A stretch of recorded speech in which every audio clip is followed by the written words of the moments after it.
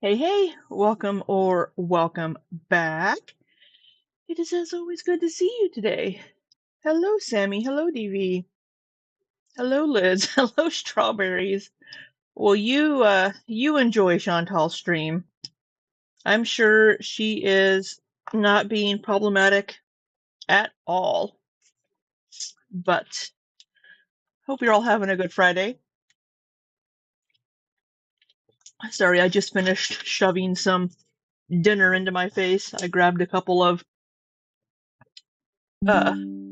vegetarian rolls at Fresh Time while I was getting a couple of grocery items. But yeah, I hope you're all having a good week. It's Friday, which means something to most people.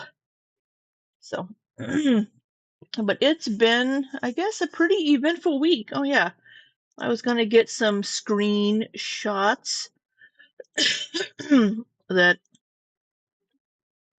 I had taken that I apparently can't get off my phone. So let me just well, I'll just show them this way because I can. Yeah. All right. So it's I don't know, it's been an interesting week, I guess. So unfortunately, Amberlynn has privated all of her lives from the last week, ever since Rachel uploaded her first video with Tommy's text messages. And I only got to watch a couple of them. She went live a couple of times, like during the daytime, which I was working and couldn't listen in. I mean, I could have, but I was busy. And some of her other ones, I think I may have seen them and watched them in my Discord, but I haven't seen them. So unfortunately, I'm not going to be able to react to or watch with you Amber's lives recently, unless somebody can pinpoint me to where somebody has them. We can watch through somebody else possibly. Unless Amberlynn wants to send me a link to the private links where they've been privated. But Rachel is still uploading. And Emily is posting. So this, I'm going to show a screenshot here. This is from the 15th. I saw this on Threads. Let me share my screen here. So this was from Threads. So this is Emily's If you don't know, Threads and Instagram are kind of linked and you can cross post. But I saw this on my Threads and it says, I want to, it's a typo. Oh, my neck. Oh, I wasn't going to say anything more, but lies don't get the last word. Feelings can be intense, but they don't rewrite reality. This isn't about taking sides, it's about truth and transparency, evidence over accusations. Anyway, at Rachel the Python, I'm assuming that's Rachel Reacts Instagram account, has an upcoming video that brings everything back to what matters: truth, transparency, and context, backed by real receipts. Hopefully, this will put an end to this nonsense. So, and this is my screenshot. You can see my little notifications up here. There wouldn't be any nonsense if you hadn't started sending shit to people. That's the only reason why there is all this nonsense. So, you're the one that started this quote nonsense. So it's kind of on you there, Emily. And then today, or maybe last night, she posted this, but I saw I saw this morning at like 6 in the morning. She posted this on Instagram. No, we are not back together. It sounds like what somebody would say if they were back together. Yeah, so I guess I saw a screen cap somewhere. I think somebody might have posted it over in Treeboy Elia's Discord. Somebody posted a screenshot, I guess, of Mr. Snowflake saying they're back together. How would he know? But then Amberlynn, as I just said, has privated, as you can see here, all of her lives that had anything to do with Emily or anything. Anytime she said anything about Emily. And this could possibly be for legal reasons. If we read this post she made, it almost reads like somebody trying to avoid legal recourse, right? The way that it's written here. Now, I don't think Amberlynn wrote this on her own. Somebody helped her write this, whether it was ChatGPT or somebody else. But here's what the post says. I need to address something that has become a topic of conversation online. As you might have seen, there has been a lot of discourse between myself and Emily in which feelings were hurt and emotions controlled. I want to clarify an important point that I think may have been lost among the chaos. Emily, to my knowledge or belief, has never intentionally caused someone's health to decline, nor has she ever intentionally caused someone to die. I do not believe that she would ever want to cause somebody's health to decline or to die. She has always shown care regarding my health and been a very caring person in that way.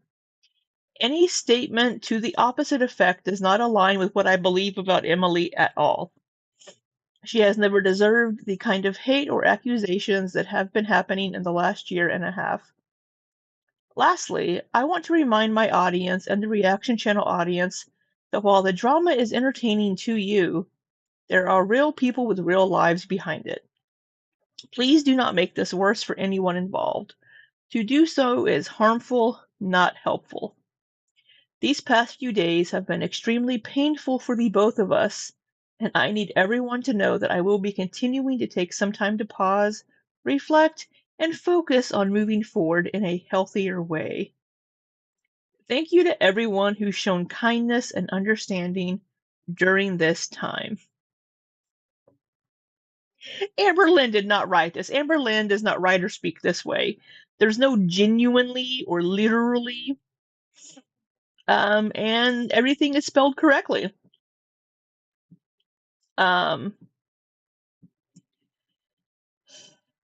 Yeah, this reads like somebody trying to avoid being sued, or like legal recourse or something, or somebody that's received a cease and desist or something. I don't know. But it seems very, very much a um, cover my ass kind of statement. Um, but it's funny because when Amberlynn lashes out, she did make some comments in her little rants on her lives, kind of taking little jabs at Emily about wanting to, or about, maybe wanting to hurt people with their Fifi community or the fertilize. I need to make little signs that I can hold up. Maybe I'll do that this week and get like some signs and write the words on it that I can just hold up the signs when I need to say these words. Oh, I did have a sticker. I had Barnaby this morning. I used to have a sticker on Barnaby that I would hold up Barnaby whenever I wanted to say the word. Um, but this doesn't sound like Amber. Uh, however, just with Amberlynn stating this, it's kind of funny that Rachel just uploaded another video like 2 hours ago. So, this is the video that we spent several hours watching. This is the next one we're going to watch. Barnaby, how cute. This is Barnaby the big bald cat. This was a birthday present from my best friend in I don't know, when was it? 2020, 2021. I just moved into my house. He sent this to me. So I think 2021 was when I bought my house. So yeah. This is Barnaby the big bald cat. Um uh Amber expecting mothers. I don't know strawberries. I haven't gotten to any of that, so hush. Go watch Chantal. Um Hey Bossy Spaghetti. So we are going to watch. Amberlynn needs to address this. We're going to watch this one. It's next in line. I don't think we're going to watch the yes. We're not going to watch the listening to your Amberlynn read conspiracy theories. But I think we can get through maybe one tonight. I did want to do some work tonight, but if I just stream tonight for hours and hours, then I won't need to stream tomorrow. And I can just work all day. So maybe we'll do that. Maybe we'll stream for all evening, and then I can work tomorrow and not have to be trying to squeeze in streaming. So hey Lizzie R, good to see you, Chicky Poo. My hair. I mean I have hair.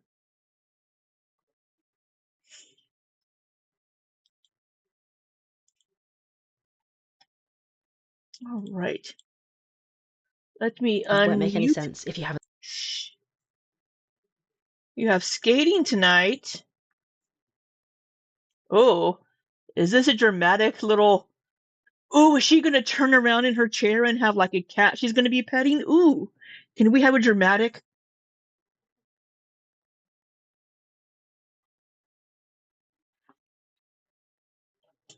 Hello, Mr. Bond. Meow.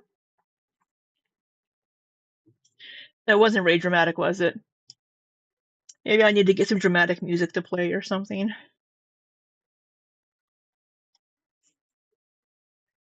I'm such an idiot. All right, we're gonna start her stream here.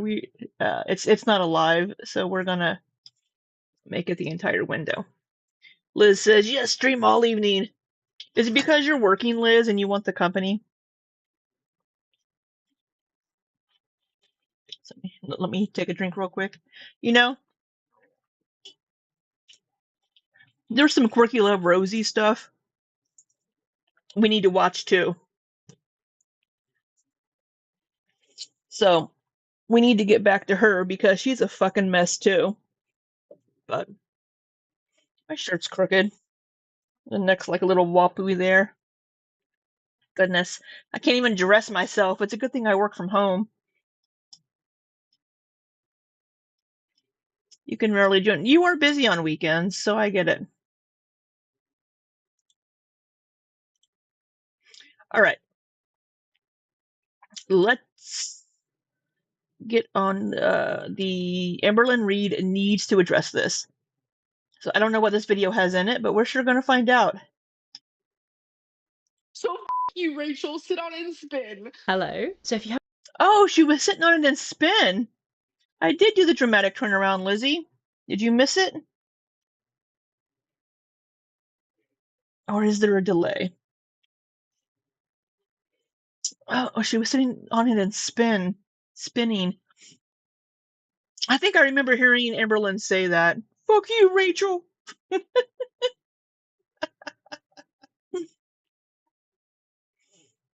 haven't seen my previous video, it's this one here. Oh, sorry, I have her. Oh no, playback speed's normal.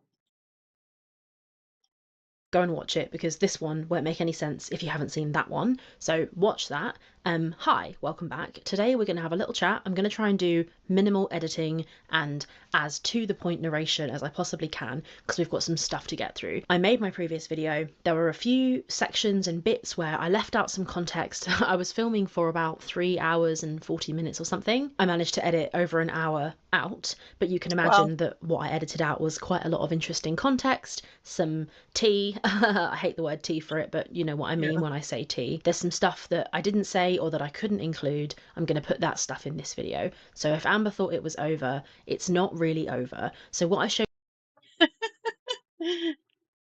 Lizzie R says, random story. When I was a kid and would try to rewind DVDs, I called it backfast because of fast forwarding. I was not a bright child. That's funny, Lizzie. Hey, Fiona's mom. that stuff in this video. So if Amber thought it was over, it's not really over. So what I showed you in that video was the screenshots, the physical proof. In this video, I'm going to tell you. So we did, in my last live, Amberlynn was sending voice notes, maybe the one before. I don't remember. I think it was the one before. And we sorted out that Emily did make those nail marks herself. Now, apparently that is addressed in one of Rachel's upcoming videos, and I wasn't aware of this because I hadn't gotten that far. But we'll see. And again, I don't know Amberlynn's responses because she privated those videos. So, only thing I have to go on is Emily's side. Some stuff that Emily said. I'm not going to show you screenshots or play any voice notes, but I am going to tell you the facts of the situation according to Emily so that you can use that stuff in your calculations when you think through this situation. First, I want to quickly say thank you so much for 50,000 subscribers. Oh my God, I did not see that coming at all. I thought it would take a much longer time than it has. And I said in my video when I hit 40,000, or maybe it was in the community post, that if I hit 50,000, I would tell you all that I love you. And I thought that it would take like a year. So I was like, oh, I won't have to worry about fostering parasocial relationships for a while. But it turns out it's come around quite quickly. So I just want to say thank you all for your support. I really, really appreciate your interesting insights. And I absolutely love a tiny piece of housekeeping, just for those of you who didn't see my community post, my previous video, after about 90,000 views, it got age restricted. However, I've seen people trying to blame Amber for this. It's not Amber's fault, it's my fault. I left a full swear word in the thumbnail like an absolute idiot, and then when I appealed it, I didn't read the little bit of information that they give you. I'm stupid, and I just pressed appeal automatically. I didn't even read it, and if I'd have read it, I would have seen that it was because of the thumbnail. And then they refused the appeal in like 4 minutes, and I was like, what the heck? But then I realised afterwards that it was because of the thumbnail, but they will not reassess their decision. So that's that on that. Doesn't matter anyway, the video is still done really well, and I'm really glad that it had such good responses, and I appreciate you all, but I just wanted to like clarify that. So hello, Rebs, good to see you. Yeah, it's funny that anytime anything negative ever happens to a reaction channel or a subreddit, everybody immediately automatically blames Amberlynn. and I'd say probably 90% of the time it isn't her. I think, was it Apathetic Facts? Again, recently, somebody had a video struck, and people were saying, or that person said it was Amberlynn. I don't remember who it was. Amberlynn, in one of her recent lives that I was able to catch, um, pulled up her part in YouTube Studio, showing that she did not strike that channel. However, Amber probably has alternate YouTube accounts. It's very plausible that if Amberlynn had an alternate YouTube account, she used that account to strike the channel or to strike a video. Or it could have just been somebody else, because whenever you get a copyright strike, it tells you in the email that you get who the strike came from. So, and it has the email address to contact that person. So, whoever whoever's channel had the strike, they know who struck them. But another issue that's come up now is the Gora World subreddit has been banned. Now, people seem to forget that after the initial Amberlynn Reid subreddit, no, this is not the most recent one. This is the one from about a week ago, called Amberlynn Reid Needs to Address This. After that initial Amberlynn Reid subreddit got banned, any subreddits that are made after that discussing Amberlynn Reid primarily are ban evading, and that's why many of them get removed. Now, the Gora World one was removed because it violated Rule 2, and I can't recall what Rule 2 is, but it was removed. Now, with the original Amberlynn Reid subreddit, people forget that it was not Amberlynn Reid that had that subreddit taken down. It was actually the Narc Alert, and people forget that. Or they just conveniently want to forget and just automatically blame Amberlynn. But it was the Narc Alert that got that original subreddit taken down. So, anyway, that's the current drama in subreddit. There'll be another one that pops up eventually, and it'll get taken down too for ban evading or some other reason, because people like to fuck up and dox people and do all kinds of stupid shit. So, Few things that I need to tell you all. The first thing, if you watched Oh Lordy. Also, real quick, in one of the last lives I was able to watch of Amberlynn, people were saying that Emily was threatening to publish to like release some videos she had taken of Amberlynn, of like Amberlynn during a BPD meltdown, or possibly when she's walking around the house half nude, because apparently Emily liked Amberlynn walking around half naked, without pants on, at least. And I guess she was threatening to release one of these videos. Some people said Emily already had released one of them. I don't know if that would be on the farms somewhere. But so it could be possible that Amberlynn has made this statement on YouTube also, because maybe she's being threatened by Emily. Who knows? I don't know. That's me speculating that they could have come to this like uneasy truce where Emily won't release a video and Amberlynn will take down her videos and retract any statement that she's made. I don't know. Geordie's live stream last night. He covered a little bit of my video. I did not, because I don't watch Geordie really. It was really funny, really enjoyed that. If you were in that chat, you would have seen that I posted this super chat to Geordie, and I wrote, also a little tea, Emily confirmed that Amber did follow her to the door, and Emily did in fact close the back door in her face, and this is absolutely true. So when I was speaking with Emily at the time, Emily told me that Amber's story about Emily leaving the back door open was complete and total bullshit. Absolutely fabricated. Amber did follow Emily downstairs, and when Emily was putting her shoes on, Amber was blocking the front door, so Emily couldn't go out the front door, therefore she went out the back door. Okay, because I was wondering, whenever this story came up, I was questioning, why would Emily go out the back door to go to her vehicle or to leave. If her truck's in the garage, she can go into the garage entrance or go out the front door. Why would she go out the back door? That didn't make sense to me. But I guess if Amberlynn is blocking the front door, that would explain why she's going out the back door. And she claims, and this is just what she told me, and you can, think what you want about it. She claims that she shut that door. She definitely shut the door. So that is another thing to factor into the whole, what really happened there. Did Amber let Rarity out? What was going on? It's been very convincing, in my opinion, that Amber definitely did let Rarity out. So this is a speculation channel. Yes, but I say when I'm speculating, when I say, I will state, here's a theory I have that could possibly, and then I will say that I'm speculating on this. Hey, Tree Boy, how you doing? So with the Rarity thing, so Emily is saying that she closed that door all the way. Now, Amberlynn would, during the day, be letting the dogs out. So I think Amberlynn's original story of letting the dogs out to go do their business and not closing the door all the way is probably closer to the truth. But then later she wanted to say that it was Emily. Oh, you missed your connecting bus. Oh no, that's not good.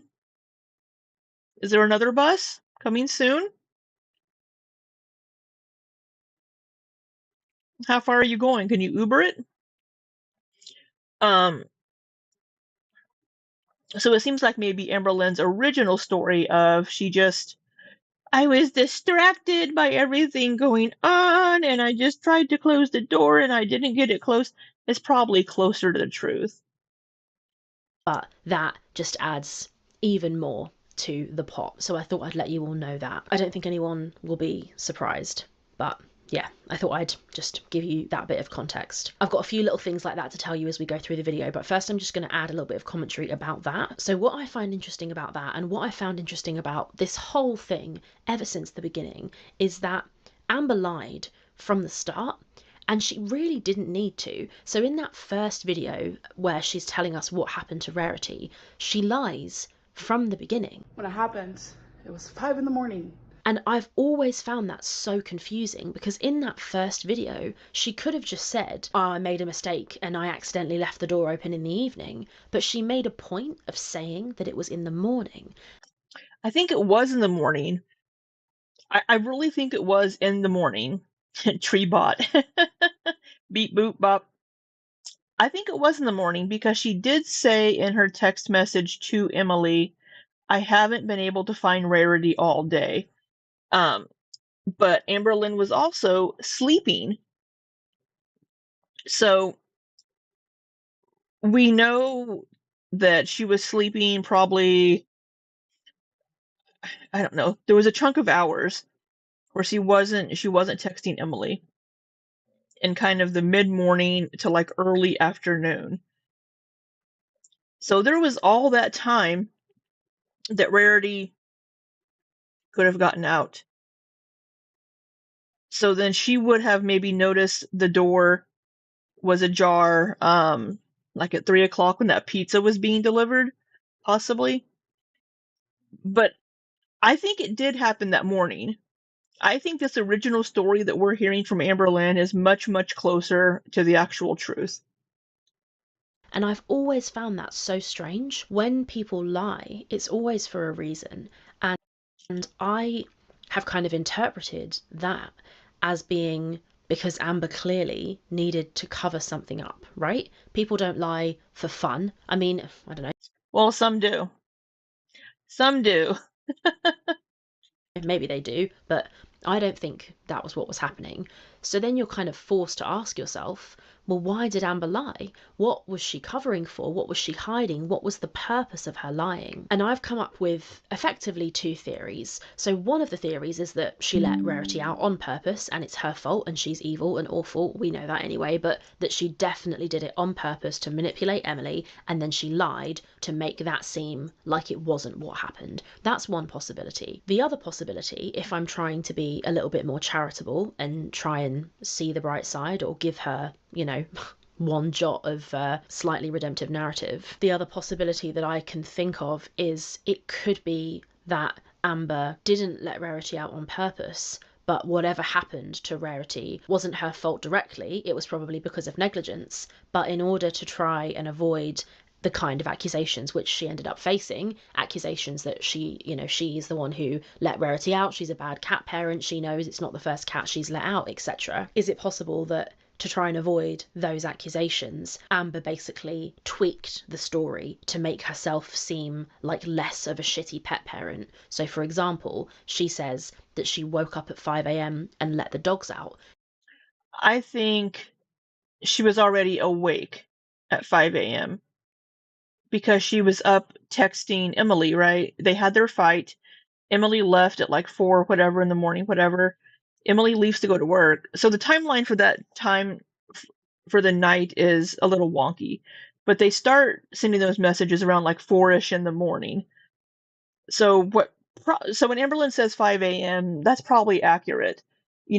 She's up, they've been up, the dogs are awake now. Well, the dogs want to go outside and do their morning business. So Amberlynn opens the door to let the dogs out to go do their business while she's, bitching at Emily via text message.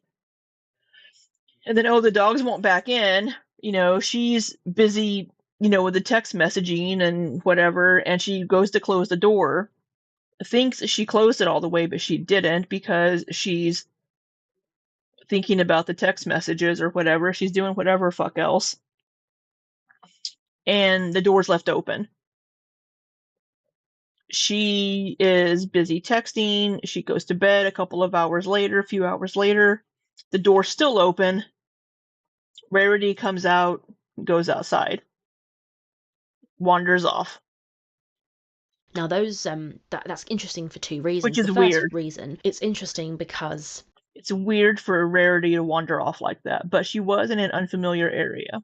Emily claims, and she's claimed again, she's reclaimed to me when we were talking, that Amber never let the dogs out. Apparently she would lie on the sofa, she would claim the reason that she never let the dogs out is because her knees hurt and she didn't want to walk up and down the stairs. So she would not let the dogs out during the day, and the dogs would wee on Emily's floor 100% and ruin the new floor that she put down. Now if that's true, then it would make sense that the reason Amber told this story was to make it sound like she does let the dogs out. So in this story where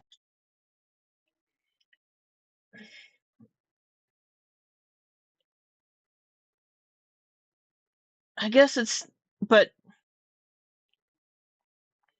if the dogs never pooped in the house, they would have had to have been going out at some point because they would have pooped also on the floor and not just peed on the floor.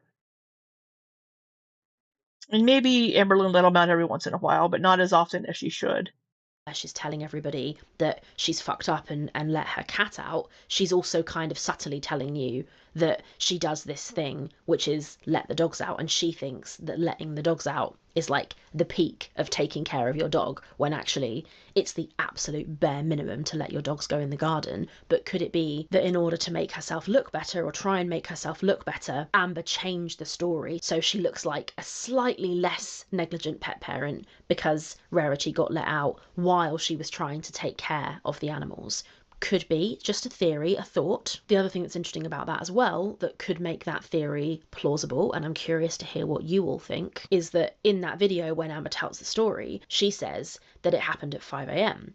Now, saying that it happened at 5 a.m. and she goes, oh, it was 5 a.m. and, I had a lot going on, or I had a lot on my mind, or something like that. So my other sort of factor in that theory is saying that it was 5 a.m. insinuated that she was half asleep, she was really tired, and it helped her avoid accountability, because it was a way to excuse what happened. Because she didn't do it during the day when she was bright-eyed and bushy-shelved. She did it Bushy-tailed, I believe. That's what we see in America, at least. Do you say something different in England? Bushy-shelved? Do you say that in England? in the morning when it was really early and she was barely with it. So that would be another way for her to kind of excuse what happened. If that is the case, it's backfired like mad, because the fact that she lied makes her look so insanely guilty. And then the other thing that makes it even worse is that when her first story was revealed to be a lie, she lied again. And changed it to being Emily. Yeah, so I would like to believe that Rarity getting out was an accident. However it happened, that it was an accident. But we're getting all of these conflicting and constantly changing stories. You don't need to try to remember and change things if you're just telling the truth. Just tell us the truth about what happened. Now, Amberlynn might address this in one of the lives that I haven't seen, but Now, why would she lie again? The only reason she would lie again a second time about the story would be A, to protect the fact that she definitely did let Rarity out on purpose, or to try and make herself look better in some other way. And it could have been to attack Emily, blame Emily, but that story was never plausible. Nobody was going to believe that Emily, who's lived in that house for many years, has multiple pets, would leave when it was cold outside and her animals were in the house and leave the back door open. That was so unlikely. All of that theory was completely it unlikely as was well, because very it unlikely. hinged on the fact that Amber would have let Emily leave without being followed, and that's absolutely so very unlikely. If you want to hear me get deep and spitball and, kind of really dig into all of those theories, you can go and watch this video. But the point is, according to Emily, Amber was following her. She was blocking her front door, which also is very believable because that's Amber's MO, and Emily did leave out the back door, but she shut the back door behind her. So I'll leave that with you guys. You can think on that, let me know your thoughts. The other thing is the kick. So I watched a Hector Kana video, and in this video Hector Kana wonders and questions, could it be that the reason that in the All right, well, be safe, Ilya, and I hope you find your way to where you're going. Please be safe. messages when Emily says to Amber, I didn't do shit to you, and Amber says all the stuff that Emily did, but she doesn't mention being kicked. But she does mention 2 other times in the text messaging Emily kicking her. She does mention that twice during the text messages, and Emily says, I didn't kick you both times. I mentioned during those videos that maybe, you're going to have 2 different people having 2 different views of a same situation. Maybe Emily's foot did come into contact with Amberlynn in some fashion. Amberlynn felt it was a kick. Emily did not. Who knows? I don't know. But either way, Amberlynn is saying that Emily kicked her, and Emily is saying, I didn't kick you. Could it be that it's because the kick happened on a different night? But that's not the case. So I spoke to Emily about this as well, and Emily clarified that what happened with the kick was this. Putting the mouse down because this is serious business. So they're having this argument. Emily's trying to get out of the room, and by the way, apparently, according to Emily, she says she does have a rug in her bedroom, but it's nowhere near where they were. So that's another thing for you to just think about and process. Back when I was talking to Emily, she clarified that as well. They weren't in the bathroom as well, is another thing. And Emily was trying to get out of the room. Amber grabbed her with both hands, grabbed both of her arms with her fingers and said, you're not leaving. And also, Amber admitted that evening before they started texting that she did do that, and she apologized for it. Amberlynn did admit in the messages that she grabbed Emily, yes. That night. But then when they started texting later, she said that it never happened. She was being very flip-floppy. Well, I grabbed you, but I did it because of this. Oh, well, I did it because of this. That's just another thing for you to take and think about. But as Amber was coming at Emily in her rage with her anger, Emily put her hands and her knee up to defend Amber. This is what Emily told me. Amber's coming at her, and in an act of self-defense, Emily went, whoa, like that, hands up, knees up, to protect herself. And Amber, when she came at her, barged her stomach into Emily's knee, which was the altercation, part of the altercation that caused Amber Emily to to fall. claim that she was kicked. So I just wanted to tell you that as well. So I had mentioned that as well, that maybe if Amberlynn was chasing Emily into the bathroom, maybe Emily put her foot up, in this case apparently it's her knee, up to kind of be like, hey, stop, and Amberlynn ran into it. So that seems to be, according to Emily, what has happened here. She put up her knee, and I can see somebody feeling like that's a kick if they bring something up as you're coming at them. But it wasn't like Emily was like, doing the Karate Kid, the swan kick thing at her. In a funny kind of way, this is a different sort of detail because there's no proof for it, right? And I have to say, Right. this is hearsay, this is Emily's version of events. Could be untrue, I really don't know, but I would be remiss to not clarify these few things because I've watched some videos and, I have some more context, so I'm sort of just going to give you that. The other thing is, people were asking about security cameras on Emily's property. According to Emily, she does have security cameras, but she said she's not very good at changing the batteries, and at the time, they were out of battery, so there was no recording of that happening. Okay. I'm not sure what to say to that because that's one of those situations that it could well be true. If Emily's security cameras had no battery, then fine. If they did have battery, then Emily would have a video of Amber putting Rarity out, which she may well have been able to share to prove it, but she doesn't have this video according to her. On the topic of videos as well, I asked Emily for that video where Amber is raging, the one that Amber mentions in her live stream. And I just got a text from Oh. her saying, I'm going to release the video then to prove how you are. I'm literally half naked in that video. So this is what I was talking about with Emily saying she's going to release the videos. So we do have some clips from some of Amber's lives mixed in here. So please don't. I would appreciate that. That was me in a BPD meltdown. I'm literally half naked. You threatening me repeatedly. Like, literally, she's threatening me as I'm on here, you guys. Like, as I'm on here, literally threatening me. Like, this is the shit that I have to deal with all the time, and I fucking go crazy. I genuinely would go crazy. I know that I included this clip to make commentary about the video that Emily claims to have about Amber, which I am going to mention in a second, but I just couldn't let this go. How insanely fascinating is it to watch this individual? Because Amberlynn is threatening Emily in this text message. She's threatening to freak the fuck out. How could you? If you don't call me the second you wake up to speak about this, I'm literally going to ruin your life, just like you ruined mine, publicly and privately. Will sit here and cry and make a big flap out of allegedly being threatened when we've got screenshots now like this one you're looking at right here where Amber literally threatens to ruin Emily's life both publicly and privately and says things like this and cries and goes, Yep. She's literally threatening me right now. It's just fascinating that she can actually behave this way. And Emily actually claims that there are 3 videos.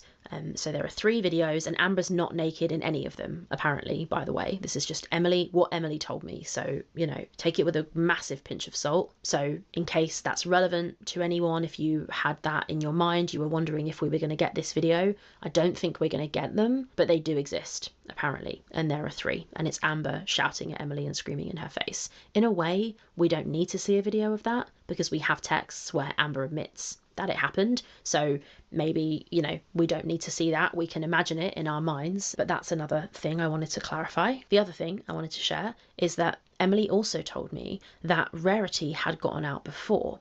Now, I don't think this is public. Okay. It could be. But Emily I don't think we've been told this. Amberlynn would say that Rarity would get out, or she would let Rarity out of the apartment back home, but not here. Told me that there had been previous times where Rarity had got out of the back door and she had always hung and lingered on the wooden framing outside Emily's house. Emily said that one time when Rarity got out, she had to go out and grab her. Rarity was rubbing her face on the stairs and just kind of rooting around. But Emily said that she was really surprised and kind of confused because she didn't understand why when Rarity had gotten out before, she had lingered and stayed around the back door.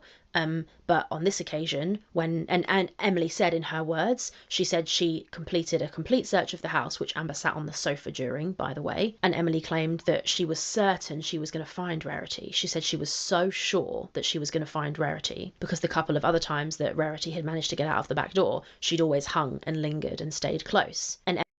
But they probably caught her very soon after she got outside. If Amberlynn had went to sleep and Rarity's outside for hours and hours, maybe a bird tried to swoop down and Rarity went out to catch it. Maybe there was a bunny. I don't know. But I doubt she was going to sit there for hours and hours and not wander off.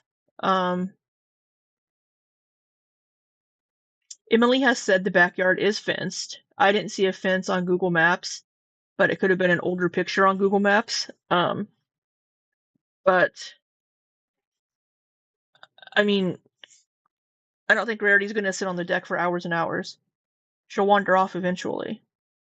Emily said that she was confused and suspicious and she didn't understand why on this occasion Rarity seemed to disappear. This also relates to the whole Rarity being a clingy cat thing. So another thing that Emily said was that Rarity absolutely was a clingy cat, that Rarity would follow Emily Oh yeah, we always see Rarity all over Amberlynn in the videos. and Amber around the house. She said it's not believable that Amber wouldn't have noticed that Rarity was missing for hours because wherever you were, Rarity was there. She said the cats did not eat in the basement and they did not go in the basement apart from one of Emily's cats called Princess, who was really shy of other people. All of the other cats weren't in the basement all the time. So Amber claimed that that's why it was totally normal to not see a cat. Emily has a massive house, and a lot of the cats, like her cat Daniel, Princess, Wasabi, Rarity.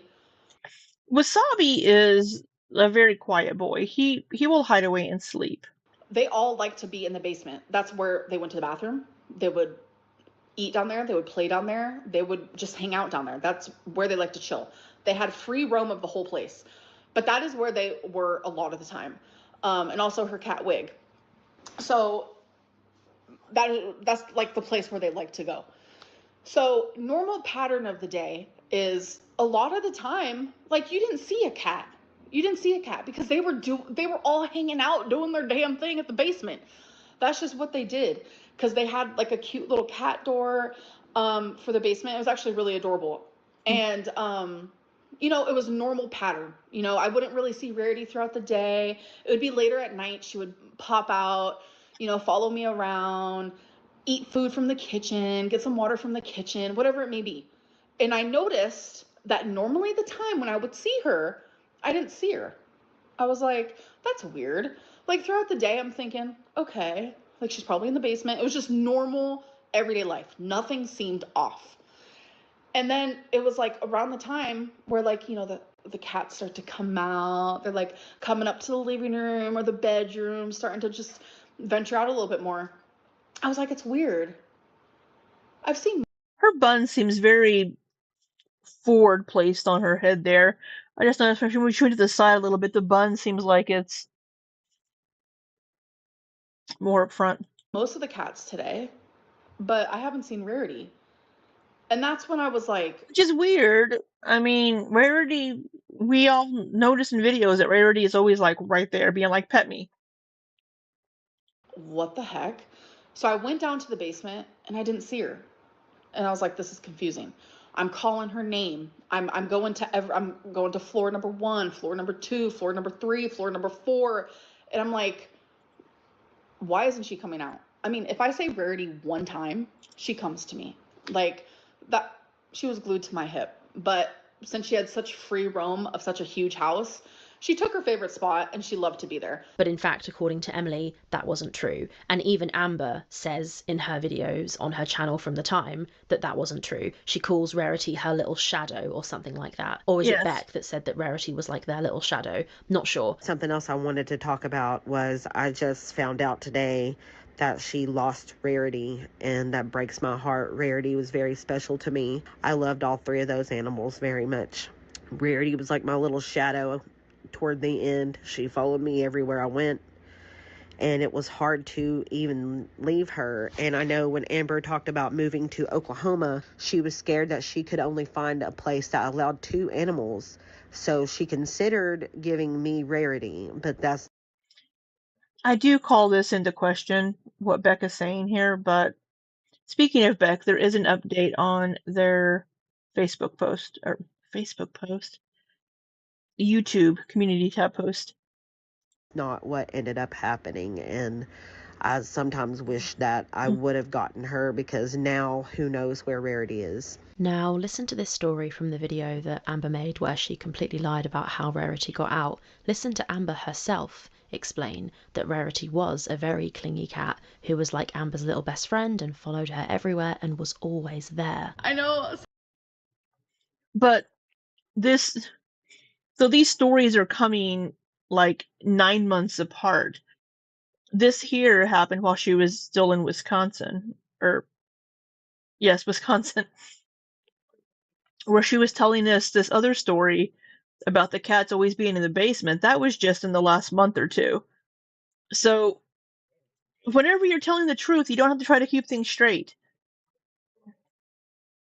Some of you guys would joke around that Rarity was my favorite of the 3. That's not true. I don't have a favorite, but you guys would joke about that. I loved her a lot. She just like followed me everywhere, literally everywhere. No matter what room I was in, no matter what I was doing, she was there. So in vlogging moments, you guys saw that because she was always there. Like, she just was attached to my hip, and she was just my little best friend. And to not have her, and to like, the hardest part of it all is the unknown. Rarity was a very clingy cat, and it's not believable, apparently, that Amber wouldn't have noticed that Rarity was around. And it's very hard to believe that she wouldn't have noticed that Rarity wasn't around. I've alluded to this already, but according to Emily, all of this is according to Emily, that when Emily got home, she spent the whole night, the entire night, looking for Rarity. She had a flashlight, she drove around, she looked in all kinds of random places. When she first got back, she said she conducted a search of the entire house, and Amberlynn sat on the sofa on her phone and didn't help. Now, I just think that that is very, very, very telling. It could be a physicality problem, but if you love an animal like you say you do, you would be willing to put yourself through some difficulty to find the animal. But Emily also said Amber sat in the truck and did not help with the searching. So yeah, that's also something for you to put on the hob. The other thing that I spoke about, so I said in the video that I would talk about Emily deleting the nail mark photos. So in the screenshot that I show that Emily went back later and deleted the nail mark photos. I forgot to cover that again, so I said I was going to, and then I hadn't put it in the script and I ended up missing it. So just to explain for everyone the sort of details of that, basically Emily was messaging Amber, sent her these nail mark photos, and then as they were texting, Emily says that she realised that Amber was using the photos to show to her mum, and she was lying about the photos to her mum. So that's why Emily deleted them from the thread, because she didn't want... Yeah, Liz, I would wonder, the only thing that I could think of for the inside search would be that Amber would be like, I've already searched, I'm going to stay out of her way while Emily searches. I would, if I were at a girlfriend's house with pets and I couldn't find my cat, and then my girlfriend came home and started looking, I would at least stand in the doorway of that room or something. Now we do know that Amberlynn does have maybe some slight mobility issues. Emily's house does have stairs. But I would at least be in the room if I wasn't actively assisting, because maybe I don't want to get in their way. But yeah. So yeah.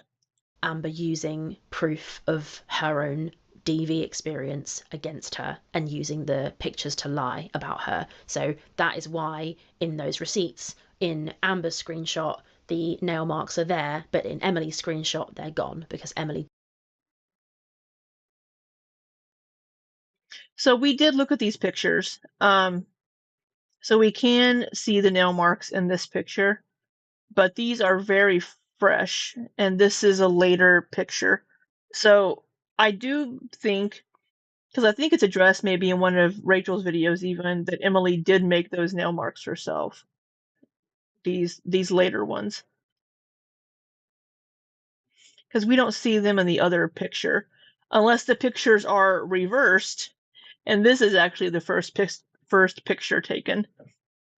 Deleted them later, which is corroborated by what Amber said in her live stream. I have a picture that she later deleted months later. Probably the one thing that is corroborated by the proof. The other thing is when Amber is telling this story, and I have mentioned this once before, Amber very, very confidently says, Emily and I both have ADHD. So her room, like, I'm not gonna lie, we both... So Amberlynn hasn't been diagnosed with ADHD, but I think she probably does have ADHD. She hasn't been diagnosed, though. like have ADHD and ADHD piles. So Emily actually does have ADHD. Amber does not. She's never been assessed or diagnosed with ADHD, but she confidently claims that she has it. Now, I think it's interesting because if you go back on Amber's channel, there are no videos from her history where she claims to have ADHD. There are She said she was supposed to be evaluated. They wanted her to be evaluated, but the evaluation was several months out. couple of videos with Beck, a couple of live streams where Amber goes, oh, people have said I might have it and I want to be assessed, but I've never been assessed. And then all of a sudden, after When she was with Jade, whenever she started seeing the therapist early in 2023,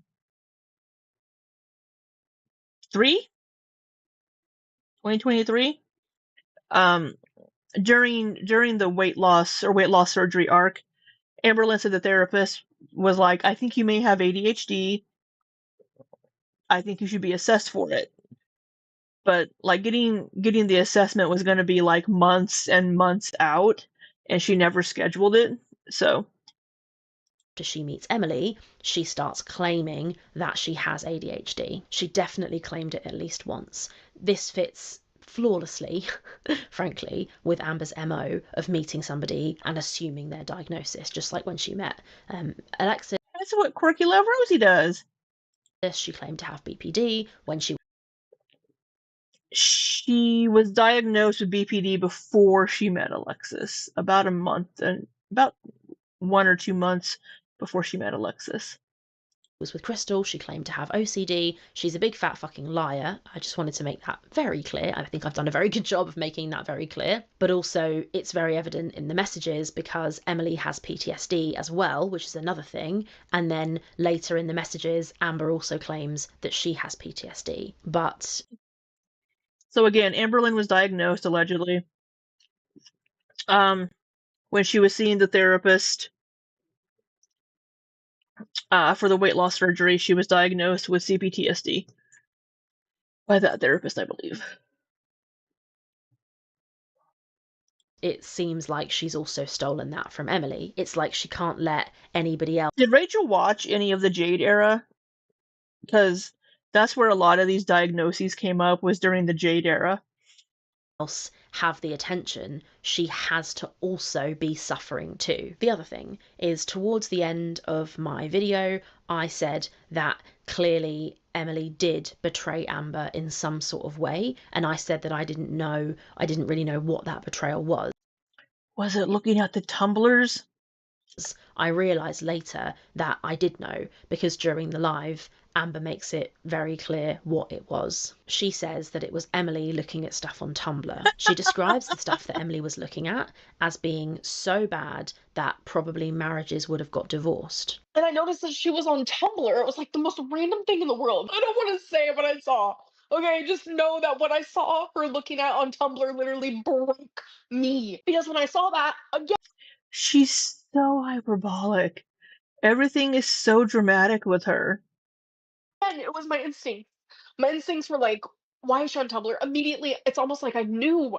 So I instantly went to her Tumblr app, bam, in my face. Okay, I don't want to go into detail. Genuinely, I don't. Oh, I don't want to talk about it. Just know that I saw things and read things and seen things that literally broke me and destroyed me. Okay, like look at me, I look like a fucking freak. I just found out a Well, million different things that literally broke me. Like genuinely, I felt like I was in a different state away from my mom. Like I was like, this cannot be real. I got really fucking upset. Obviously, anyone, even mentally well people would have been pissed, would have been so fucking hurt. Probably marriages would have been divorced, like that type of deal. Okay. Now, this people were imagining like the worst thing ever, and it's like she was looking at women on apparently like oxygen in hospitals.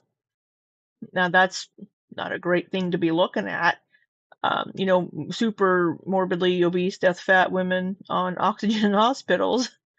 Not my cup of tea, but you do you, boo. But for Amberlynn to be so dramatic about it, made me and everybody watching think that it was something really, really awful and really, really serious. However, Amber later clarifies, I believe in the same live stream, that it was just big women.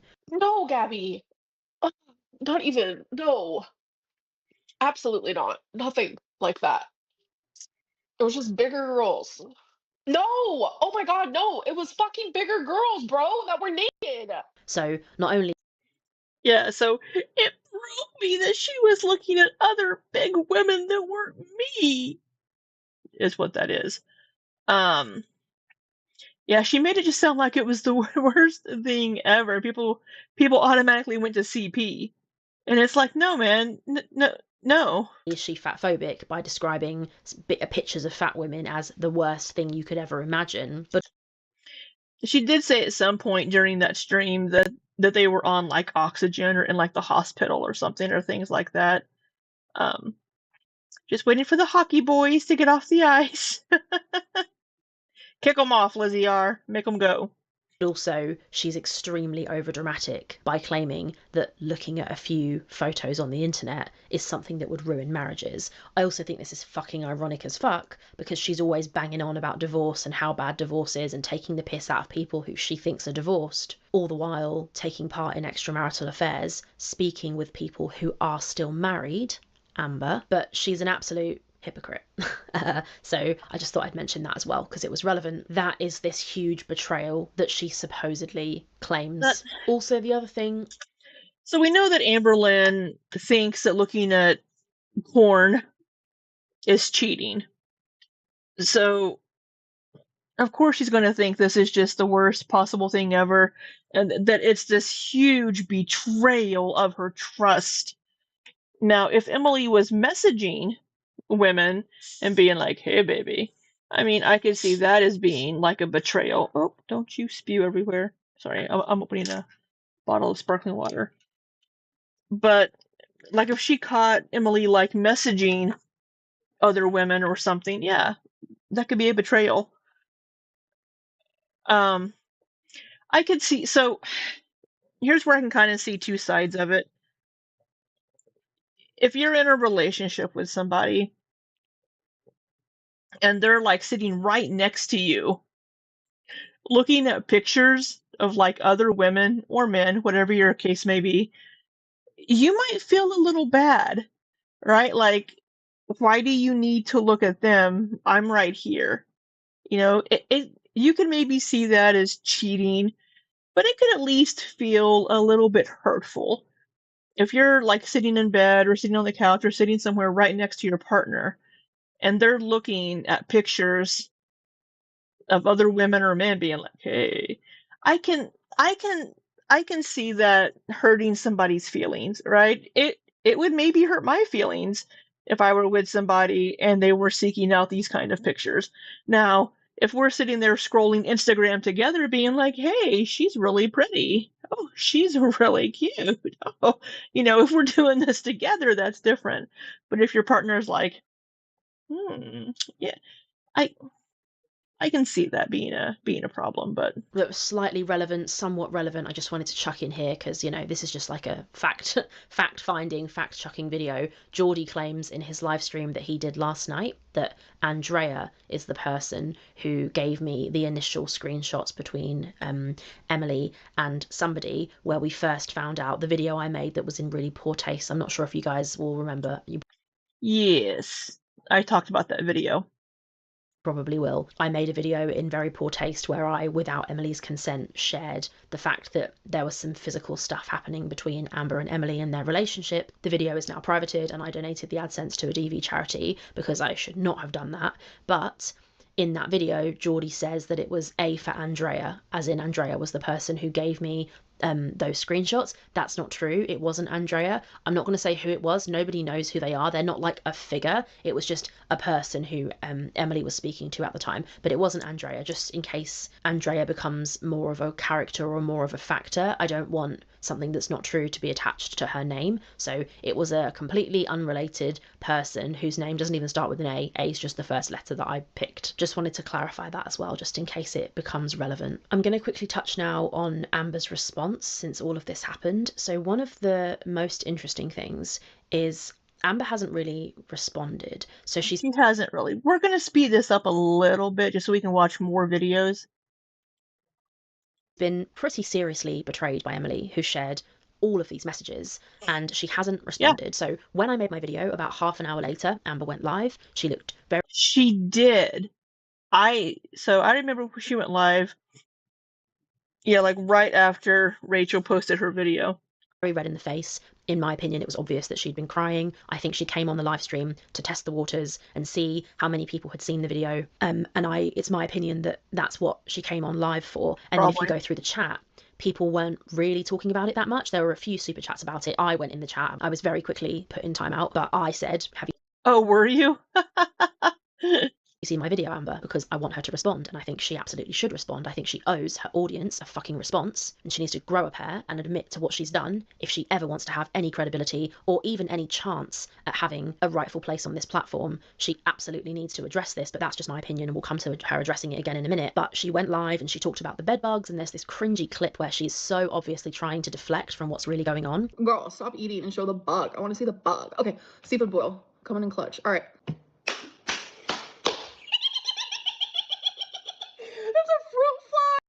It obviously wasn't a fruit fly. Fruit flies aren't that big. Hey! Oh my god, I told you guys in a recent live stream that I have fruit flies from the fruit. I'm fucking dead. It's a fruit fly. Same, Liz. I can't stand that laugh on her. I had literally like 5 fruit flies literally? in my apartment. I'm probably going to have fruit flies downstairs soon because I have some bananas that have seen better days. This fucking fruit. I literally talked about it in a live stream. She's so performative and overdramatic in that live, and she tries, sorry if you can hear Molly, she tries really hard to make it seem like this bug that's crawling on her is a fruit fly. I've had fruit flies in my house. Everyone's seen a fruit fly. They don't crawl on you. They don't move like that. I've never seen a fruit fly crawl at all. The bed bugs of it all is the least of my concerns right now, but I just wanted to highlight that it was exceedingly obvious to me that she was trying to deflect in that live. There's also a bit in the live where she addresses what I think might have been my comment. So I made this comment. I said something like, have you seen the video, or have you seen my video? And Amber responds, and I can't tell if she's responding to me or not, but it sounds like she is, maybe. And she says, yeah, I've seen it, or yeah, I saw it. And the moment I saw it, I knew exactly what it was. And her eyes go all red and she looks like she's going to cry. I did see him. And I knew exactly what it was the minute I saw it. So that is one of the ways that she responded. The other way she responded was by messaging Emily and telling Emily that she was in the hospital. I don't think she needed to go to the ER, but she did. Oh, I missed that live about her being in the hospital. I don't know why she went to the hospital. But that would have been a manipulation tactic to tell Emily, I'm in the hospital. Why? Why are you telling Emily this? She later was posting on Snapchat because she doesn't have a pair of balls and won't post anywhere where there's anything other than 12-year-olds. And I didn't see the Snapchat either. I'm so bad at this. I don't live and breathe Amberlynn world or girl world because I'm busy working. So I've missed some of these things, unfortunately, because I haven't had the time. to give her love and support. Here are some of the Snapchats that she posted. So they are Oh, all here we just, go. I Thank don't know you, what she's Rachel. doing. It's like a 12-year-old. One thing I noticed, Doing particularly God's in this work. one here, which apologies if you've just eaten. What the fuck is this? Ugh. Her eyes are very clearly red, and this is her trying, in my opinion anyway, trying really hard to make it look like she's unbothered. She's an That filter is doing some very heavy lifting.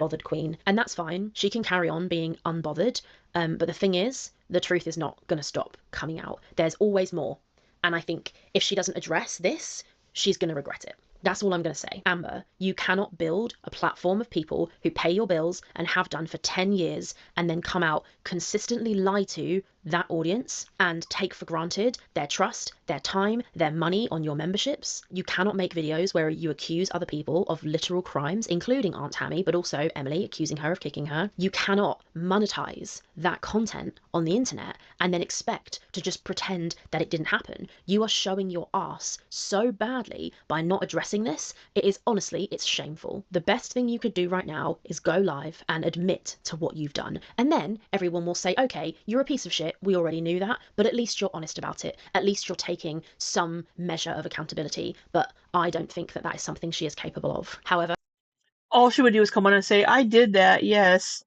But Emily yelled at me too, right? That's the only way Amberlynn knows how to take accountability, by justifying it after she's like, yes, I did this.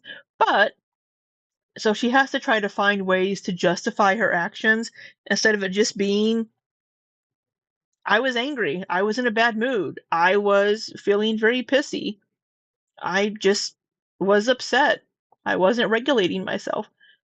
You know, instead of doing any of that, it's I have to justify it by blaming somebody else for making me do this. But you're in control of your own actions. You're in control of how you react and what you say. I mean, yeah, somebody could push and push and push and push and provoke you. I mean, like kids get bullied at school, and then sometimes they just snap and they'll just wail on their bully. But that's a choice they made. They just couldn't take it anymore, and they let them have it. So Amberlynn's constantly deflecting responsibility. Okay, Sammy, it's no problem. I know and I trust that the audience are not going to let her live this down. Every time she goes live, she is going to be bombarded with messages about this. And you can block and block people and put them in timeout, myself included. It will not stop it from coming. What you have done is absolutely awful. And if you have any kind of defense or any kind of response to what you've done, you must address it. Her defense is Emily did bad things too. You have to. If you've got any humanity, you owe it to your audience to address what you're being accused of. Anyway, that was a bit of a rant. So these are the sorts of things she's posting. You can see, I think in this picture here, it's pretty obvious. I'm excited. I adore Vlogmas. The drama means nothing to me. Live your life in peace and you'll always be unbothered. Somebody said, are you excited for Vlogmas? Blah, blah, blah. Obvious to me that this is a picture she's posting to make herself look unbothered, and you can see she's been crying. Her eyes look really red, unless it's the filter. I'm not sure. She says the drama means nothing to me. Because her cheeks look red too because of the freckles. But that filter is really doing some hard work. Live your life in peace and you'll always be unbothered. I mean, this is vomit inducing, in my opinion. You cannot do this. You are deeply mistaken if you think you're going to be able to come onto the internet and behave in this way and keep making your money here whilst you're doing this. I think the fuck not. She's not unbothered. I promise you that. She is not. No, she's very bothered. Hey, Stitch and Stream. Oh, thank you. It's kind of flying everywhere at the moment. Unbothered. Then there's this one. Someone says, I hope you're doing better. She says, doing so much better. Thank you. Oh, the filter's slipping a bit there on the chin. But these filters are these filters are working hard.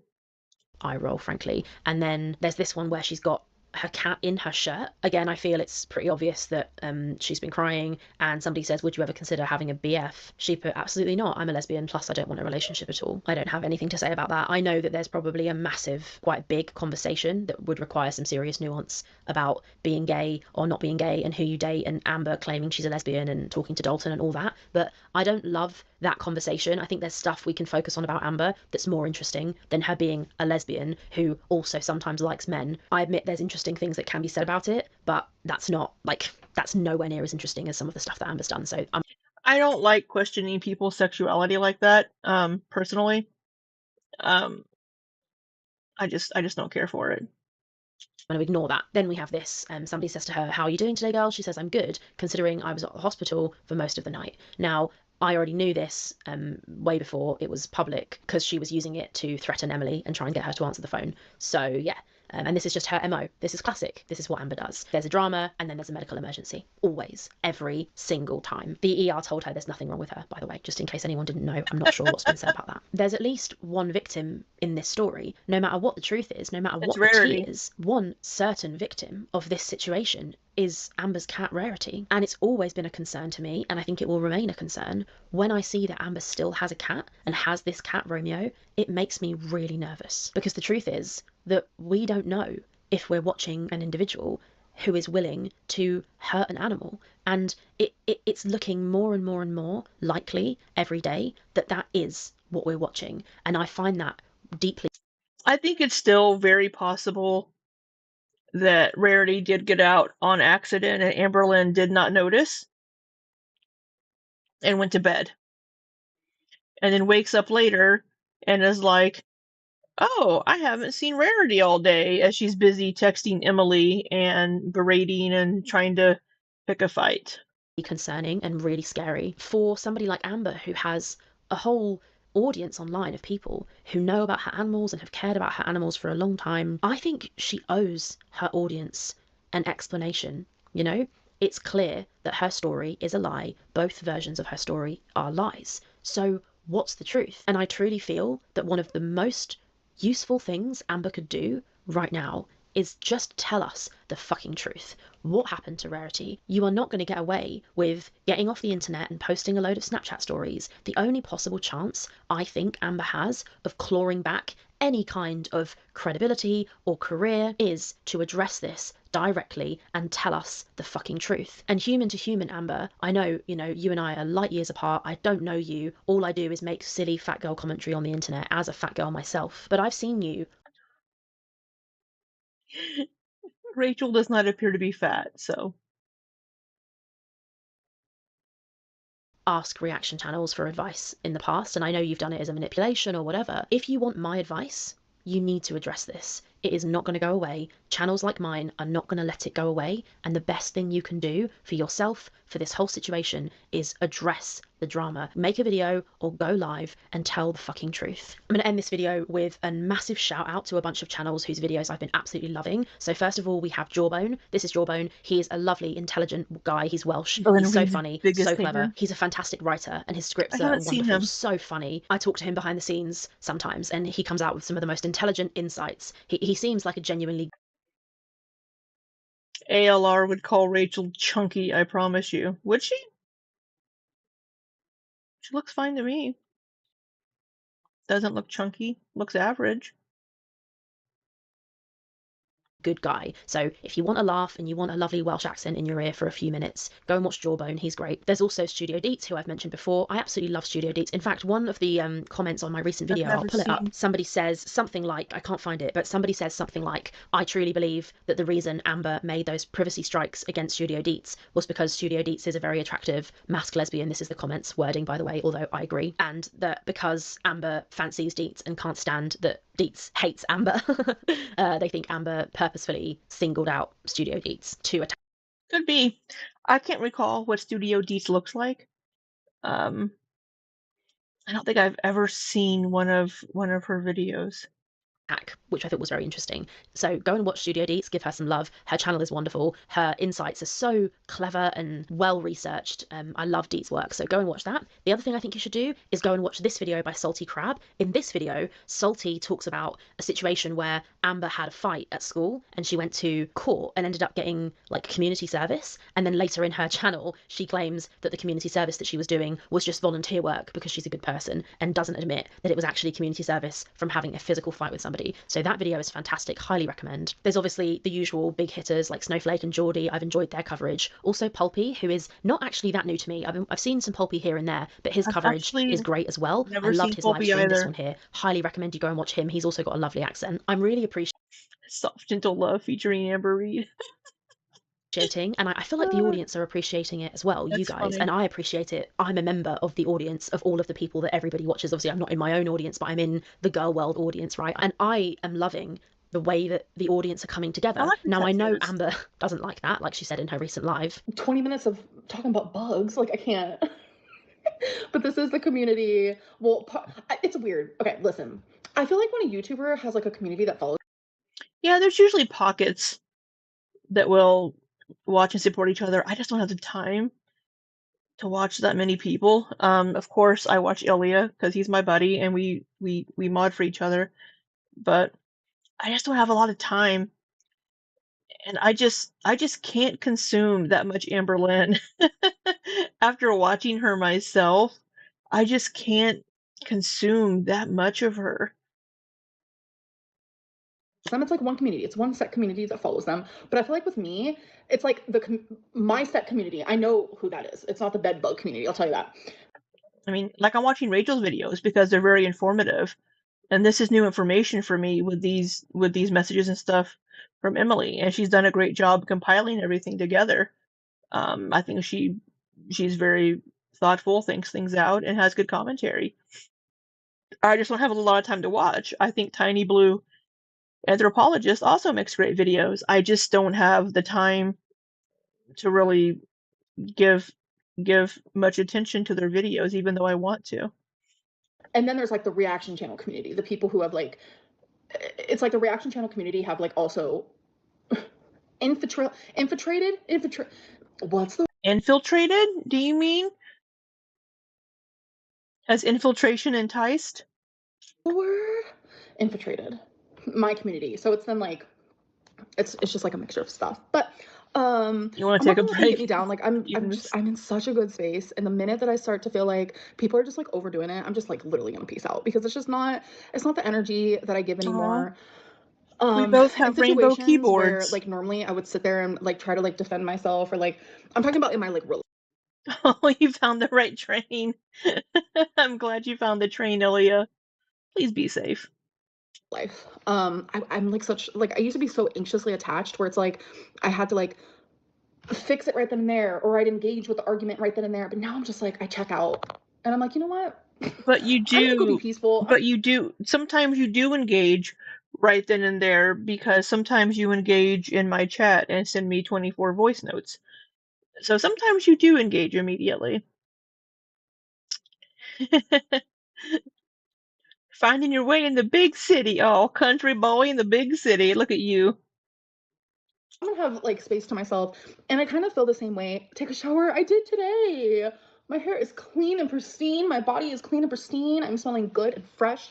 But yeah, I kind of just like peace out. I feel like, you know, with therapy and just working on myself and awareness and Zoloft and like the whole nine, like I just feel so much better, and I just feel really good. So I love that. She thinks that we're hijacking her community. I think we're building a nice community of people. Not everyone is nice, not at all. No, not everyone is nice, Rachel.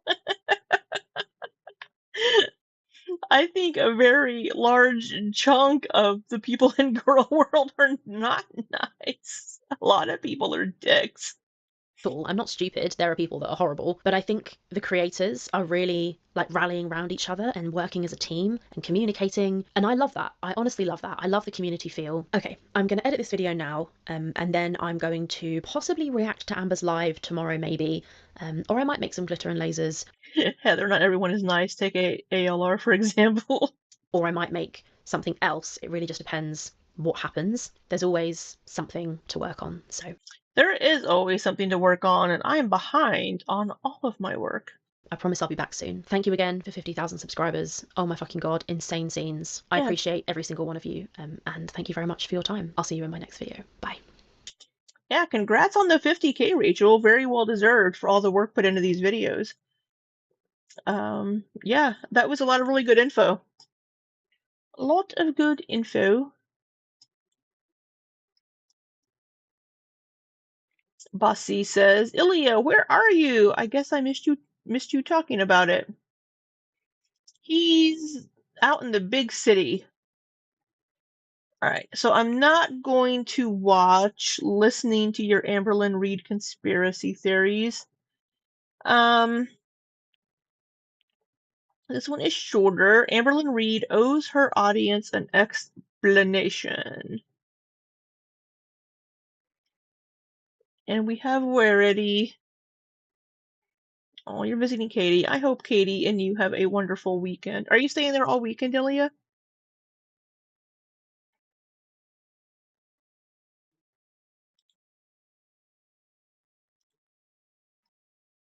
Going on, This one is titled Amberlynn Reed owes her audience an explanation.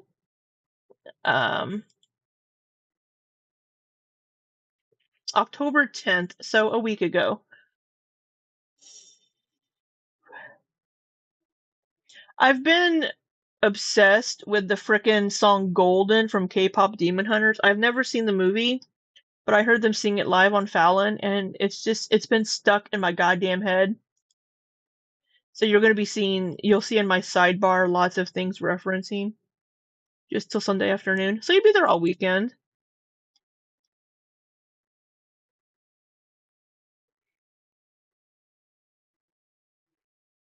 All right. Be safe, Ilya. Smooches. Oh, she has the septum pierced too. I've always wanted to get my nose pierced here, but just never did it. I probably shouldn't do it now, but we'll go ahead and start at 1.25. Just for time's sake. Hi, today we're going to be covering the fact Hi. I do love her accent. that Amberlynn has completely failed to respond to the recent screenshots that were revealed, and She my has. thoughts about her response, what it shows, what I think she should do, and a little analysis of the live streams that we've had. I understand why Amberlynn might not want to address the recent drama that's been going on. She faces accusations of lying about how her cat got out, about being kicked by Emily. Right, before we continue here, you should do it, get your piercings. Well, I used to have my ear pierced up here. You can probably see where the hole was. And I used to have my tongue pierced. But whenever I had my gallbladder surgery, I had to take them out. And then I just never put them back in. So. And also, having the septum pierced probably wouldn't look very good on me.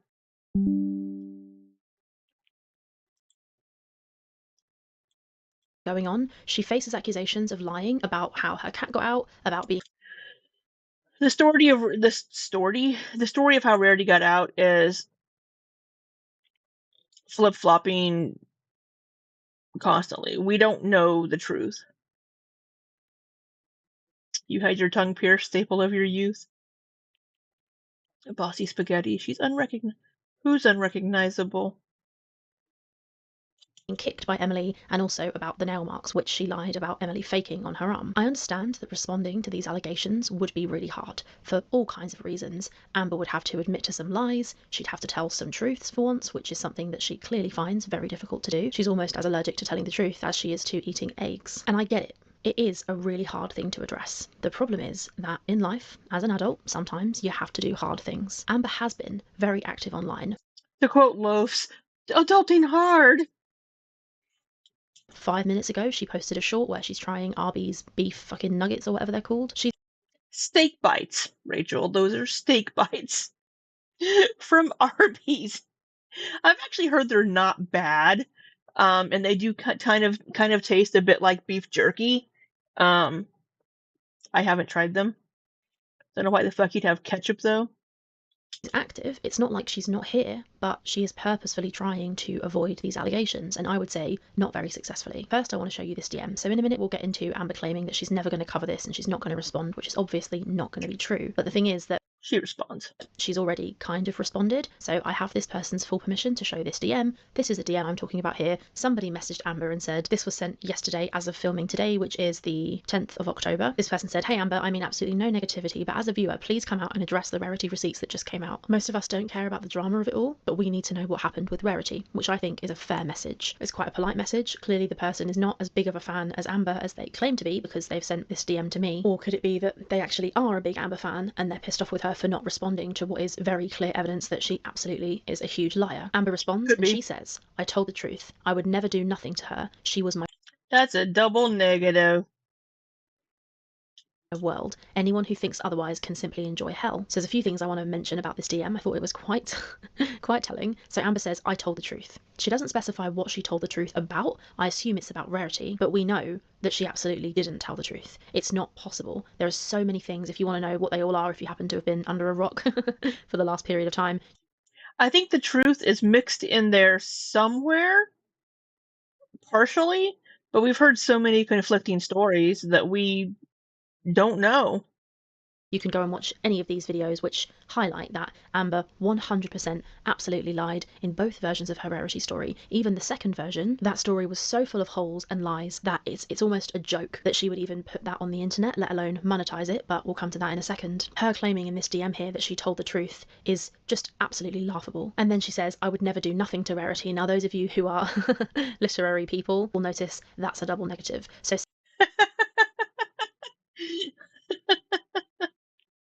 saying I would never do nothing is the same It's saying that you would do something, but as saying I would do something. So it's just a kind of funny, twisted, sick, I will admit, irony to the fact that she says I would never do nothing. But anyway, we won't harp on that. It's just her being silly. I doubt that that's a Freudian slip or the truth accidentally getting out. And then she says, it's just Amber. It's Amber. It's just Amber having poor grammar. she was my world. Notice, she was my world. She's been using past tense, and I could forgive people using it immediately after, just instead of using current tense. She's my world, this whenever you don't know where the cat is. If you're already thinking the worst, you could possibly use past tense. But yeah, she was my world. Well, obviously not, because you know where she was all damn day.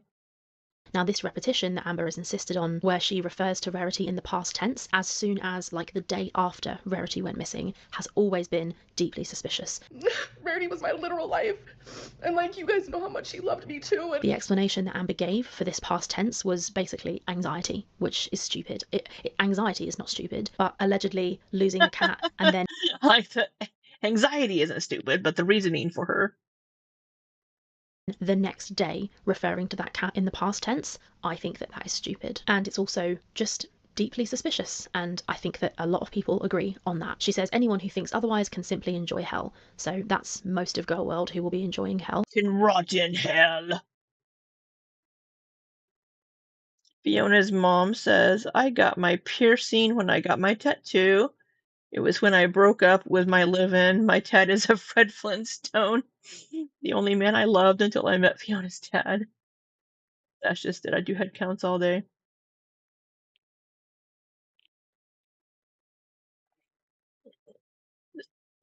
You do head counts. Yeah, I got my first tattoo on this arm and my tongue pierced around the same time. Not the same day, but around the same time. Then I had this piercing about a year later. I will also say that I think there is a certain amount of also irony that Amberlynn, Oh, head count of your dogs. Gotcha. who has done something, I mean, she's at the very least, she's lied about what happened to her cat, would sit there and say that we all deserve to go to hell when she is honestly, genuinely one of the Your cat has a tracker so you can ring her if you can't find her. Yeah, I mean, not having any of the pets microchipped is the first is the first problem, right? I know a lot of people that have their pets as indoor pets only, sometimes may not microchip their indoor pets because they think that, oh, they'll never get out, they'll never get away, and then they do, right? So even if it's an indoor pet, microchip your pet. Now, I've told this story many times that I had my Bessie microchipped before we went to South Korea.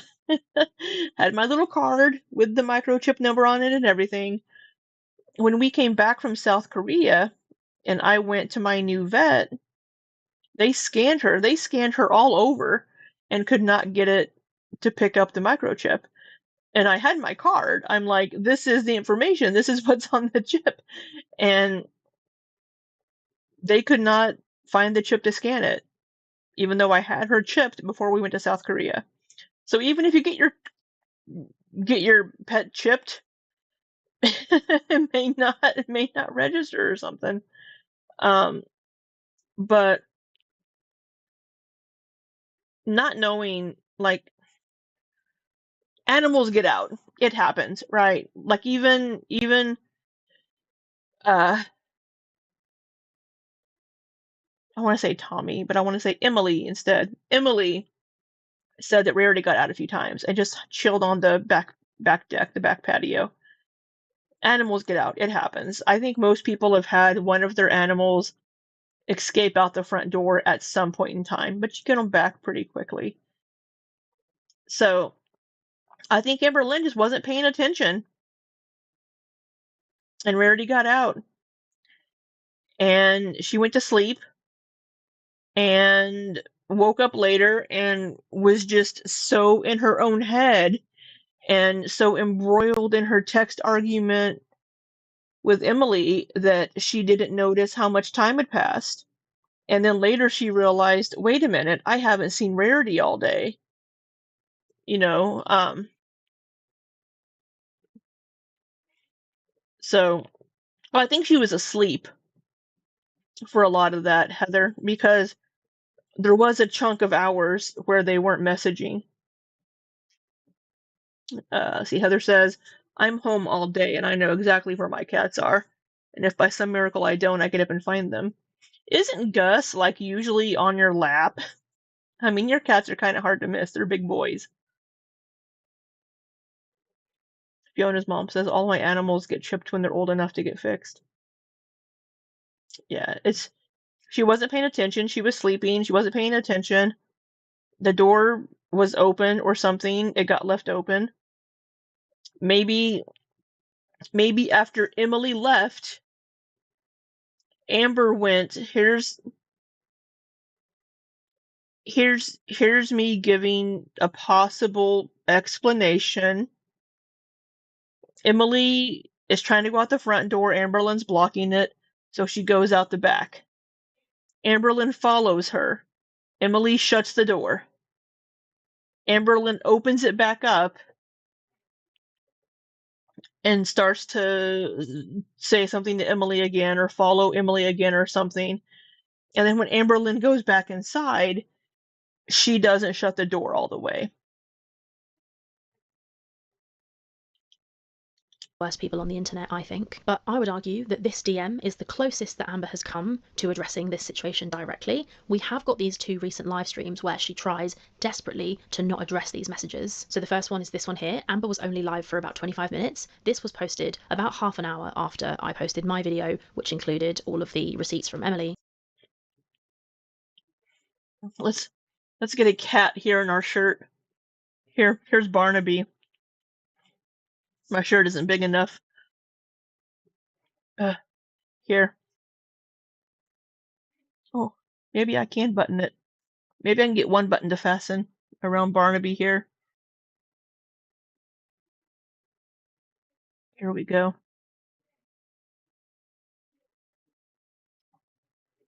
There we go. Where's my choker? I have a choker here somewhere. Here we go. And I thought that this live was Amber dipping her toe in the water and just kind of seeing what the response Romeo looks like he's watching the live too, like, let's watch TV. was going to be. When this happened, the video only had about 14,000 views, so not very many people had seen it yet, and the chat was largely not mentioning it, although there were some people who did. But I think for our purposes, and the purposes of Amber responding to all of this stuff, the most pertinent part of it... Oh my god, axolotls are so freaking cute. Freaking cute. They're adorable. Apart from the obvious bedbug deflection, which was just a fucking joke in and of itself... That's a fruit fly! is towards the end, where Amber basically comments on and kind of slags off the Girl World community. I feel like when a YouTuber has like a community that follows them, it's like one community. It's one set community that follows them. But I feel like with me, it's like my set community. I know who that is. It's not the bedbug community, I'll tell you that. And then there's like the reaction channel community. The people who have like, it's like the reaction channel community have like also... Hello, Mistress of the Dark. I hope you're doing well. So the reaction channel communities do follow Amberlynn because we're reacting to Amberlynn or other people. Excuse me. I just burped into Barnaby's head. Sorry, Barnaby. Infiltrated? What's the word? Infiltrated. The word she's looking for there is infiltrated, and I think that it's quite an interesting word to use. Infiltrated suggests that there was an established thing, and then unwanted sources from the outside got in and wormed their way in some kind of underhanded... Yeah. A lot of people that are in reaction channel communities used to be Amberlynn fans. Now, there are some people that probably just stumbled into her through reaction channels and are like, wow, this person's horrible. But probably a large chunk of reaction channels found Amberlynn, or reaction channel community members, people in Girl World, found Amberlynn or Chantal or somebody and just kind of watched them for a while and liked them and enjoyed them. And then after a bit, they're like, wait a minute. Something feels off here. You know what I mean? And then they found the reaction channels. or sly manner. I don't feel that that's what any Girl World reactors have done. She makes content on a public platform which she monetizes. Other people are free to do the same. If she doesn't like it, she can stop making videos. If she wants the content that we make to be nicer, she can stop being horrible. It's really quite straightforward. But the word infiltrated suggests that we've kind of like dug our way in a sort of, I don't know, negative manner. I don't feel that that's what people have done, but whatever. That's kind of the least of our worries, the use of that word. But I don't think that Amber actually knows who her community are. She claims that it's been infiltrated, but does it even really exist? I mean, when you think about it, where are they? Where is this lovely community that she... Well, they're in her chats. Whenever she used to have her member-only live streams, so many of those people were very supportive. There were a lot of people that, were trolls, but she had a lot of supporters in there as well. Claims that she's built. If you look at her comment sections, it doesn't take very long at all to see that she's widely hated, and it's not just the top comments that are like that. If you sort the comments by newest, they are still full of criticism. So I would argue that it's not even as many as 5. So I will say that whenever do people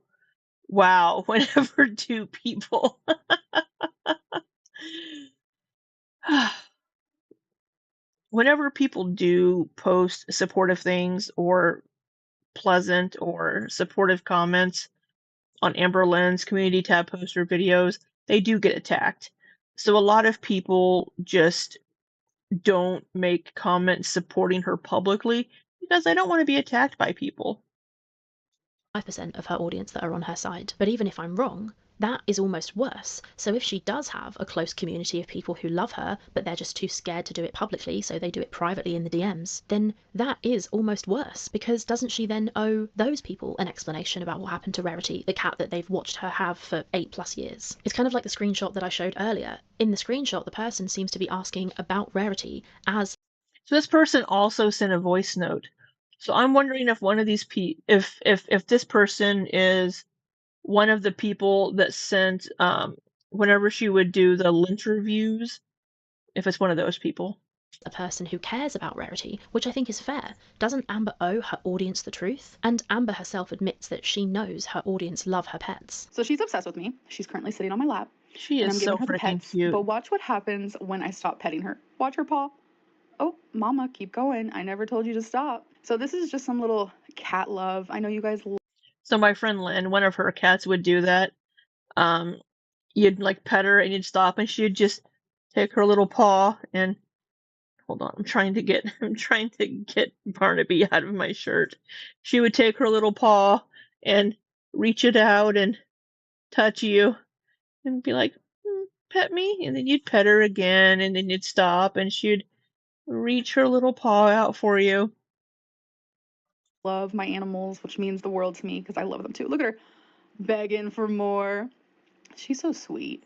You guys have no idea how much I love this baby. Amber knows her audience care about her animals, so the fact that she has been proven absolutely beyond a reasonable doubt, completely with evidence, proven that she lied about the timeline of the night that Rarity got out. She lied about the door being left open. First it was by her at 5 a.m, then it was by Emily in the evening, and it's very clear that that was not true. Emily shut that door, and we have that from Emily, who, granted, could be Not the evening. Rachel and Amberlynn are both getting times confused here, I think. Amberlynn said that Emily left it open that morning whenever she left the house. And that would have been like at 4 o'clock in the morning or so, or 3:30, whenever she was leaving to go to work. After they had their argument and fight and Emily left the house, it was around 4-ish in the morning, I think.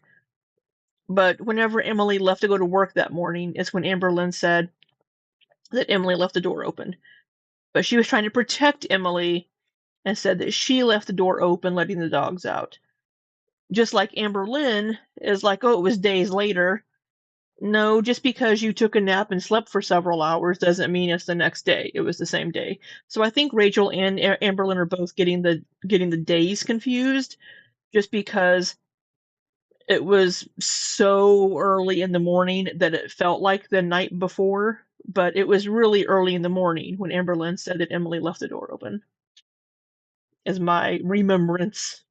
lying, but I don't think she is, because all of the other evidence points to that not being a lie. So doesn't Amber owe her committed community, if indeed they exist, an explanation? And yet she seems content to pretend that everything is fine, that she is unbothered, that we couldn't possibly disturb her peace. You feel peace but keep pretending to be unbothered. It's because I'm not bothered. Hey, Laura's a liar either way. We're definitely not getting the truth on any of the situation from Amberlynn. I'm not bothered. That's the thing. Like, I'm genuinely not bothered. I She's know so for sure unbothered. that she is not peaceful and has not behaved peacefully whatsoever during this situation. So when Amber did this first live, the one I mentioned a second ago, she received loads and loads of messages asking her to address the unfolding drama, many of which she ignored. There were messages like this: threatening to ruin Em's life is unhinged. I mean, she has pages of texts of her behaviours leaked. Got to get that story straight. And that's what I thought. So when Amber first went live, I thought maybe she's not going to address it yet because she needs to straighten out her new story, because of course, why tell the truth? Somebody else posted, I can't believe the text you sent to Emily. Awful. Everyone watch Rachel. Big up.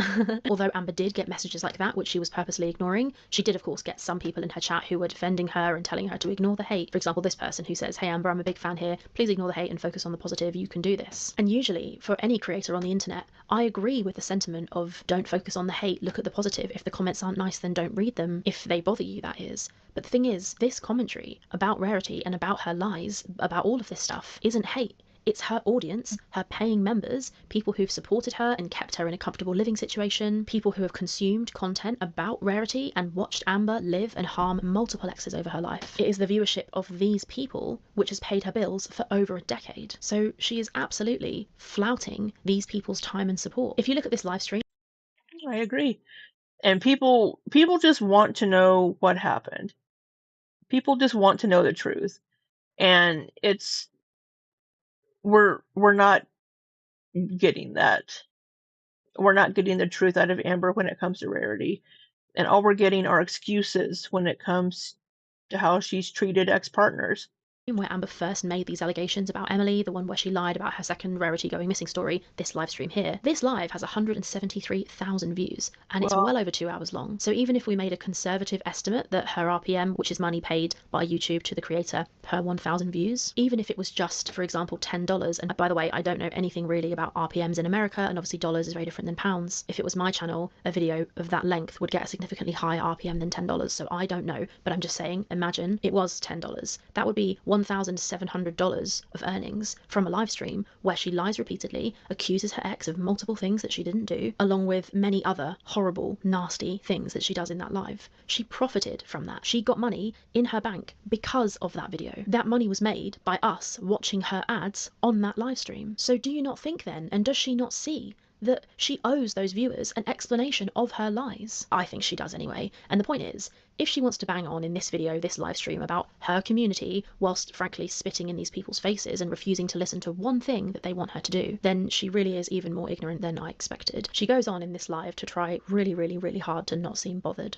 I'm not gonna let them get me down. Like I'm in such a good space, and the minute that I start to feel like people are just like overdoing it, I'm just like literally gonna peace out, because it's not the energy that I give anymore. The irony of her saying that it's not the energy I give anymore cannot be ignored. What isn't the energy that you give anymore? Addressing the things you're accused of. Amber, that is all you do. That is what your brand is. You've had a series, multiple videos, a whole career made out of addressing the rumours about you, things which had no basis, many of which weren't true. So why now, when there is actual proof of you being horrible, do you suddenly want to change tact and not address it? Seems...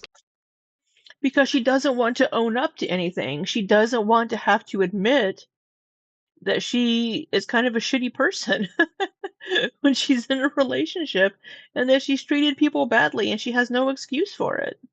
Convenient to me. She tries to make it sound like she isn't addressing it because she's just so very mature now. In situations where like normally I would sit there and like try to like defend myself, or like I'm talking about in my like real life, I'm like such like I used to be so anxiously attached where it's like I had to like fix it right then and there, or I'd engage with the argument right then and there, but now I'm just like I check out and I'm like, you know what, I'm gonna go be peaceful, I'm gonna have like space to myself. Heather. And I kind of feel the same way. I kind of just like peace out. I feel like, you know, with therapy and just working on myself and awareness and Zoloft and like the whole nine, like I just... So again, when it comes to therapy, the therapy is only as good as how honest you are with your therapist. So it's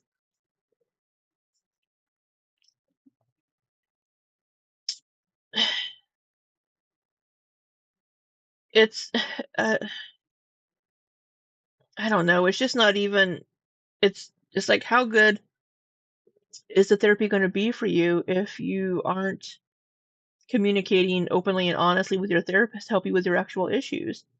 feel so much better, and I just feel really good. So I love that. She's trying to sell us this idea that she isn't addressing it because she's now medicated and her attachment style has magically changed overnight. But this is not true. She is the same as she's always been. More on that in a minute. But I sort of decided to give her a pass for this live. I thought to myself, well, this is the first live. The texts have only been out for half an hour, so I thought perhaps she would go on to address it. And I also thought that she dipped off that live after just 25 minutes so that she could go and watch the video, because it had only been half an hour since I uploaded it, so there were 2 hours of it that she hadn't seen yet. So this is why I had slightly higher hopes for the second live, which sadly was also a disappointment. This is the live stream here. It's 35 minutes long. It's called Girl Boss. It's only got 34,000 views, which is not very many for Amber.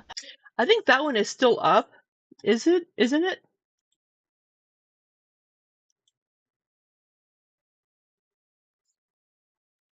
Yes, Girl Boss is still up.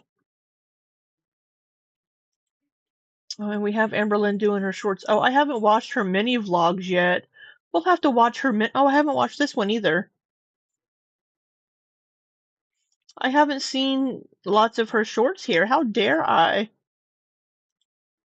Her earnings will not be great from this type of content. Amber starts by trying to sell us this sob story about her trip to the hospital, which, just to confirm, she absolutely did use to try and get Emily to answer a phone call. That's what I was referring to. Wait, I've seen the Girl Boss video. I don't remember her mentioning the hospital. Earlier, when she says she's medicated now, she's on Zoloft, her attachment style has changed. It fucking hasn't. She tries to tell us that she was just so busy on this evening, cleaning, moving furniture, etc., and that's why she got so out of breath. Her heart started beating too fast and her heart just couldn't take it. So I went to the hospital. Let me explain Oh. what happened. Like, genuinely, I was terrified. I thought it was the end. I know a lot of people think that like I need a caretaker. A lot of people think that I like need help with everything. Like literally no, I do everything myself.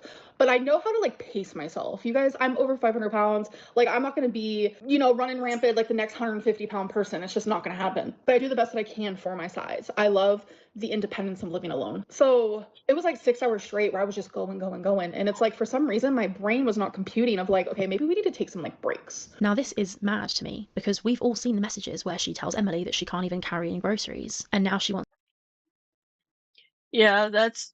I can't even carry groceries in, but she's able to go for 6 hours straight cleaning her apartment.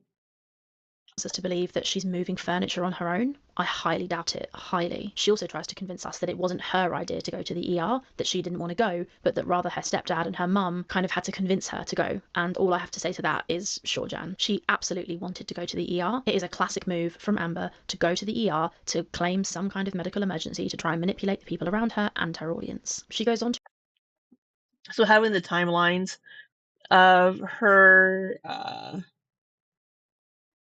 messaging Emily, like having this happen during this time where Emily is communicating with Rachel and then messaging Emily, I'm going to the hospital.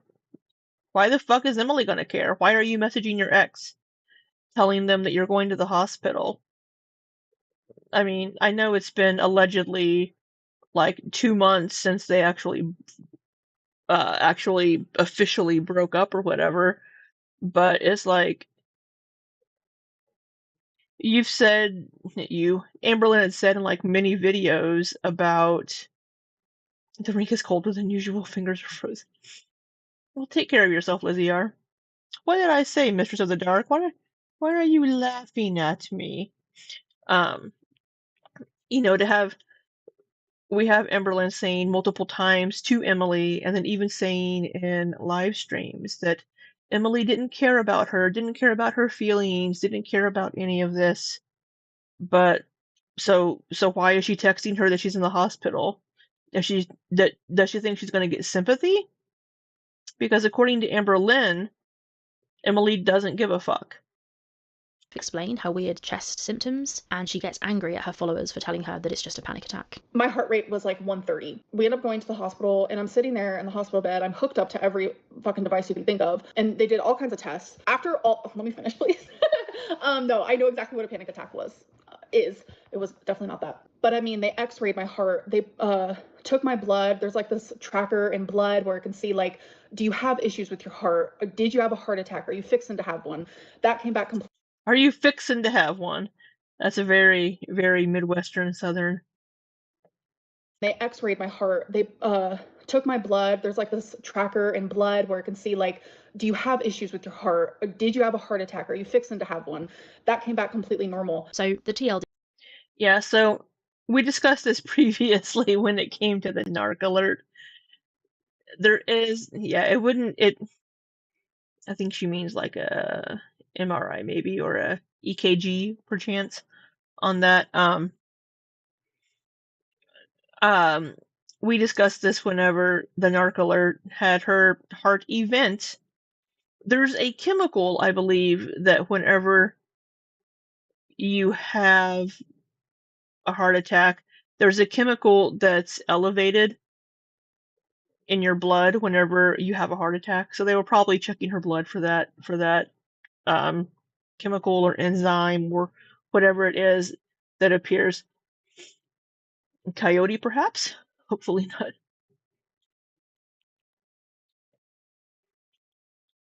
Is she's fine, they found nothing, and she can't have been that worried about herself because she was begging Emily to answer the phone while she was at the hospital. So I'll leave that with you. So after that part of the live stream, I thought, cool.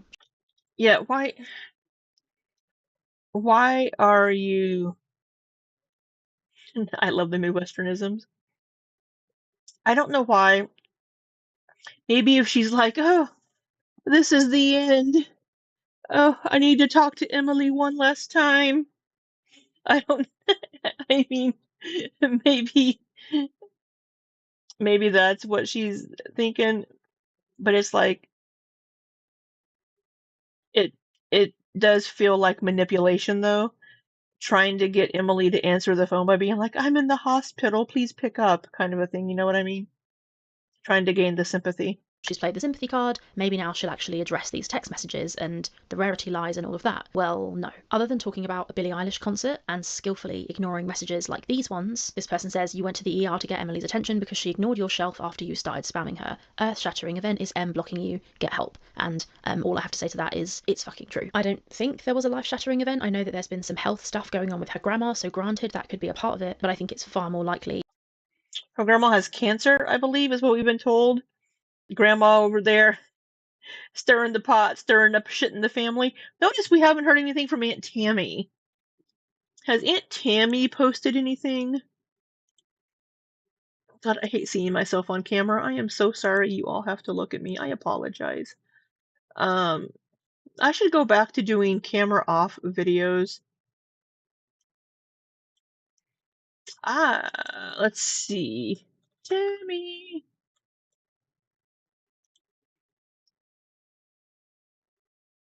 So we do have, thought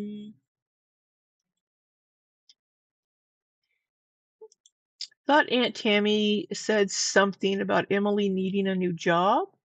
I don't know if I honestly,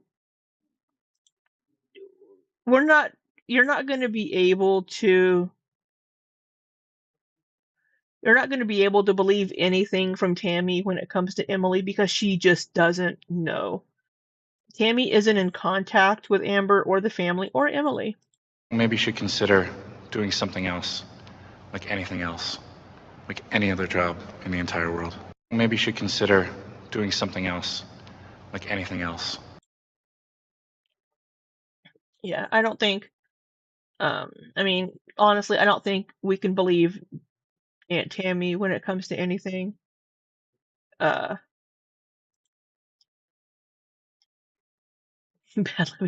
Need to see my facial. No, you don't. Oh, that's That she the. was crushing.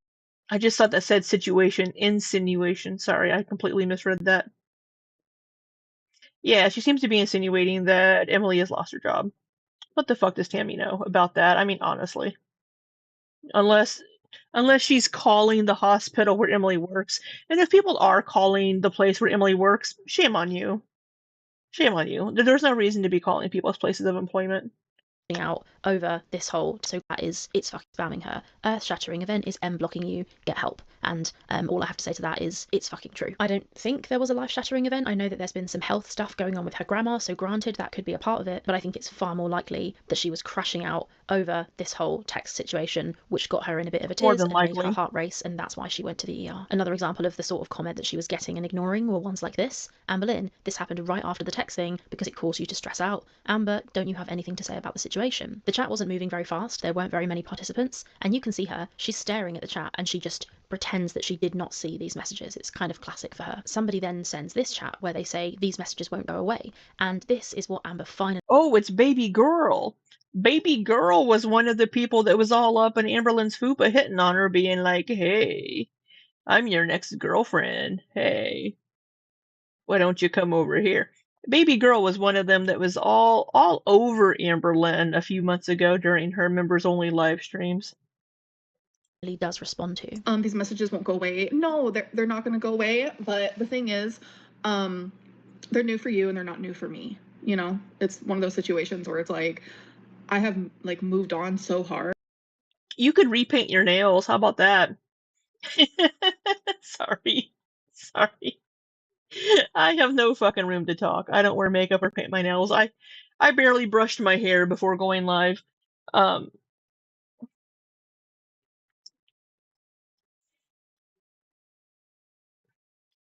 Mistress of the Dark says, I always felt that Beck really loved Amber during their relationship. I don't know. I think maybe she did in the beginning. I think it faded pretty quick. And I'm in such like a good space. But again, I mean, we never know what other people are. We never know what other people are feeling in their relationships. That like I'm not going to trigger myself into looking at any of that content. I'm not going to trigger myself into even addressing it, so I'm not going to. I respect thank this you, Heather. valiant effort to appear unbothered, but we all know that she is bothered. She's so bothered.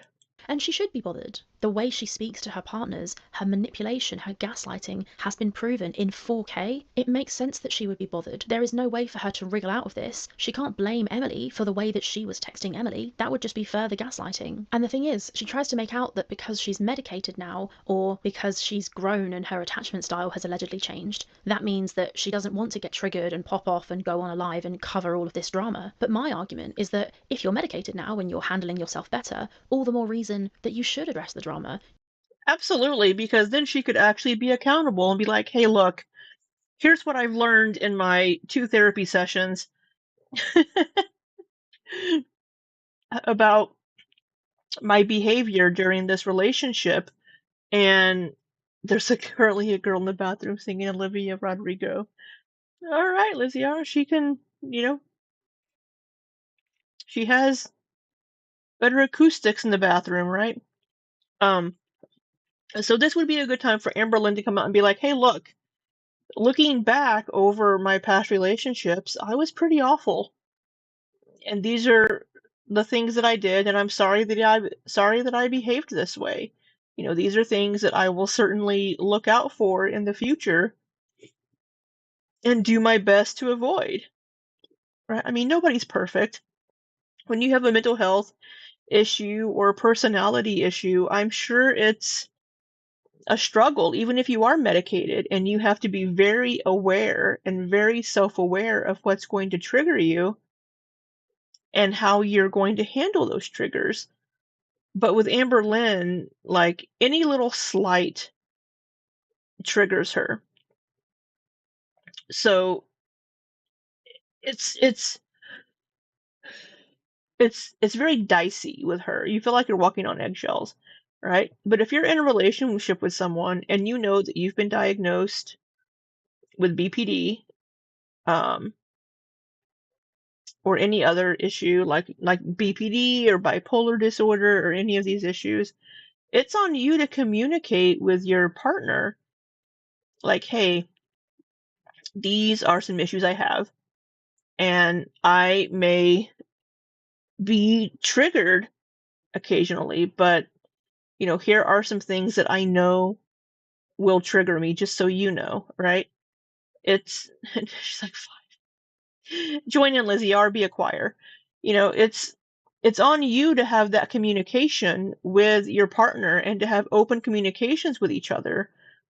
And especially if you have BPD and you're prone to lash out and have these behaviors, I think it's even more important that if you are in an argument like this, like they were having, that you give each other space to regulate and figure out what you're feeling and to be able to communicate better.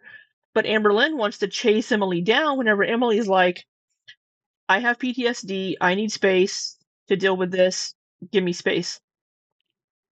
But Amberlynn wants to deal with it right then and there. And that's not compatible, right? It's, you need to give that person that space, and then you guys can come back together and have a calm communication about it. You can remain calm, do it respectfully, don't fucking tell any more lies, and use your newfound peace and calmness and maturity to make a pre-recorded video or even go live and tell your audience the fucking truth. She could do it, as I've said, in a pre-recorded video, so she would maintain full control. All she needs to do is tell her audience what really happened to Rarity. And I'm inclined to think that it's something relatively simple. I don't know that I believe that it's the most dark, most malicious narrative that it could be. I do think that it was her fault, and it's I think it was an accident. I think Rarity got out on accident. I don't think Amberlynn did it on purpose. But people will absolutely believe that Amberlynn did it on purpose because she hasn't told us the truth.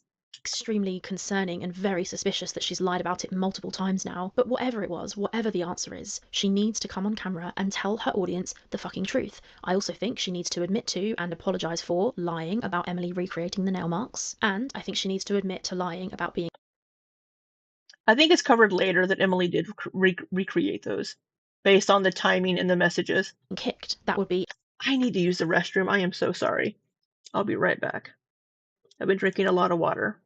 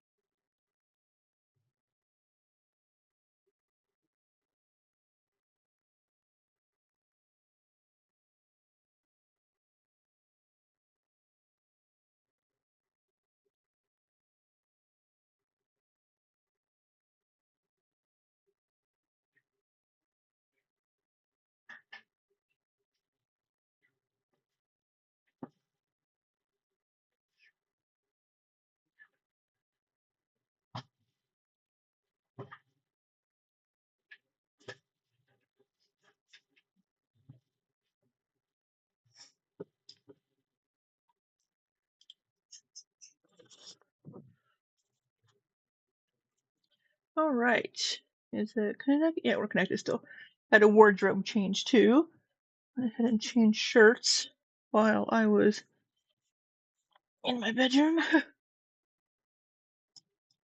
A fantastic start. You simply cannot be allowed to be on the internet making false allegations like this about people, and when it's proven and called out that you're lying, you just ignore it and say, oh well, I'm medicated now so I don't need to cover that. That's not how it fucking works. Somebody who I think No. is an Am baby addresses this in her chat and says, understood. This is after Amber gives her explanation. She says, understood. Yeah, baby girl is an Am baby. She is all about Amberlynn. This cat will I'm too fat to fit a cat in this shirt with me.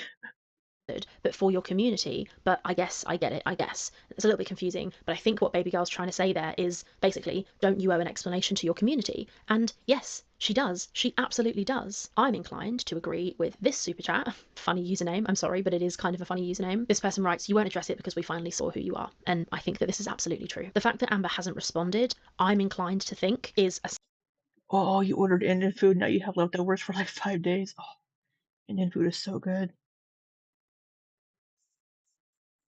sign of guilt. If you have a defense, you would probably give it. I assume that Amber thinks if she never addresses this, eventually people will just let it go.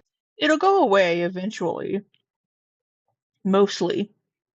But people just want to know what happened to Rarity. I mean, people cared about the kitty cat. She was such a sweet little cat. And when you have so many people that don't feel like you're being honest with them about what happened to the cat, it just causes more distrust.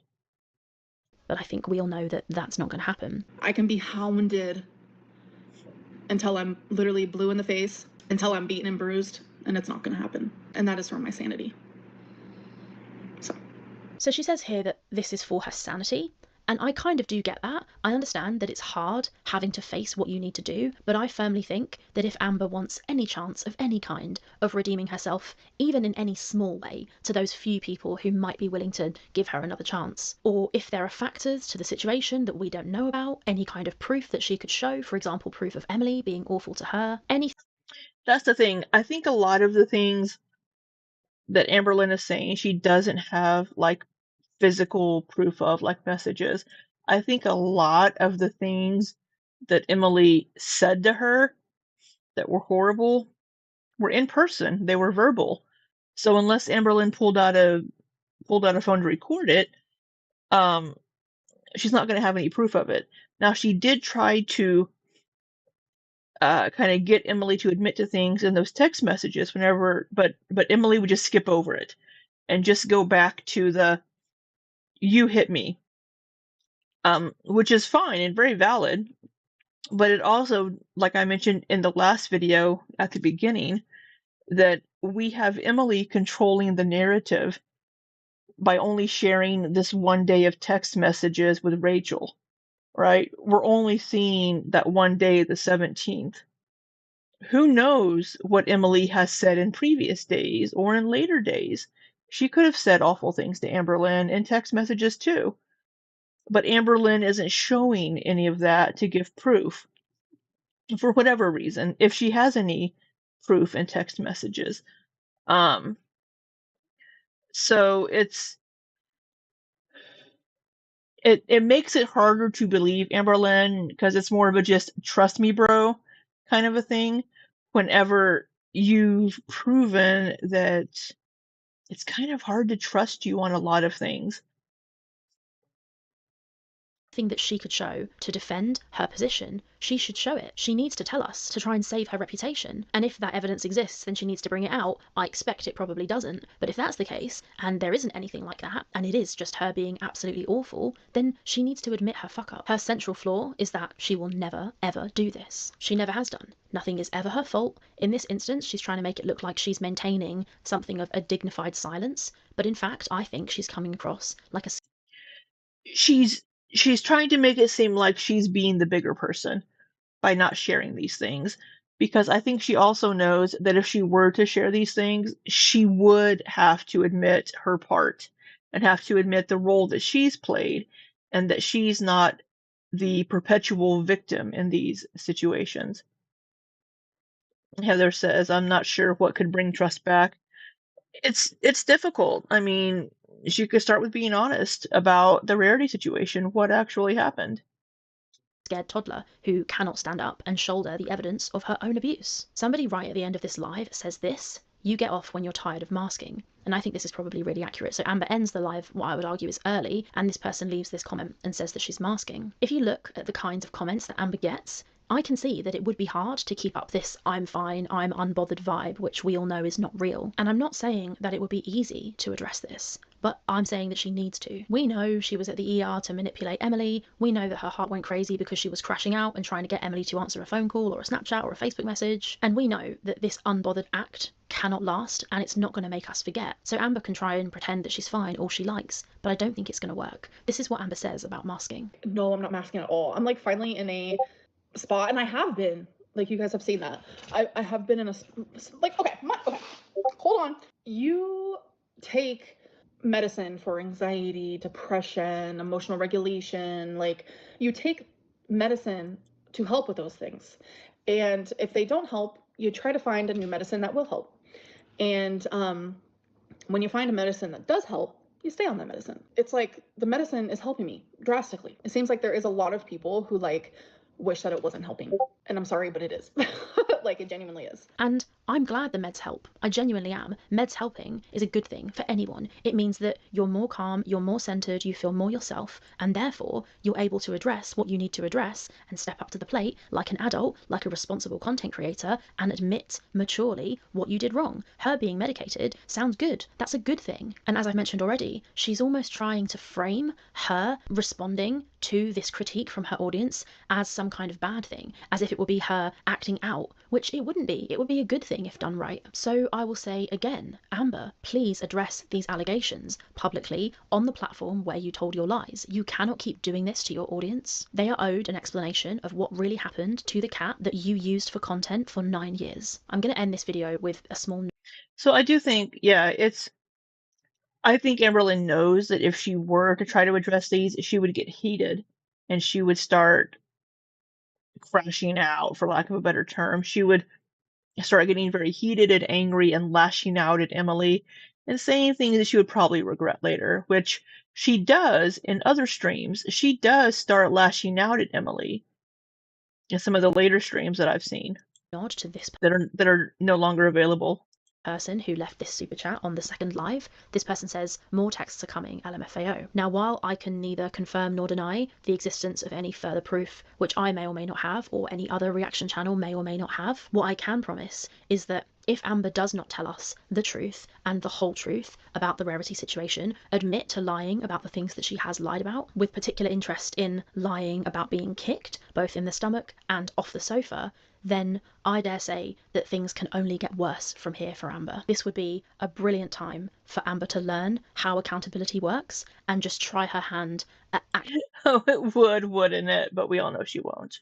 Actually displaying some for once in her life. I look forward to hearing your thoughts on all of this in the comments. I'm going to cover some of Amber's shorts and a few of her other like Snapchat stories and stuff in a slightly more relaxed, chatty video coming up soon. Thank you to everybody who enjoyed the voice note video. Thanks to all those people who let me use their voice notes. I loved that video. It was so fun. I'm going to do another one, so follow me on Instagram at Rachel the Python so that you can see my story if I ever do one of those again. I appreciate you guys all watching, and yeah, that's all for now. I'll see you next time. Bye. Yeah, it would be nice if Amberlynn would learn how to take accountability, but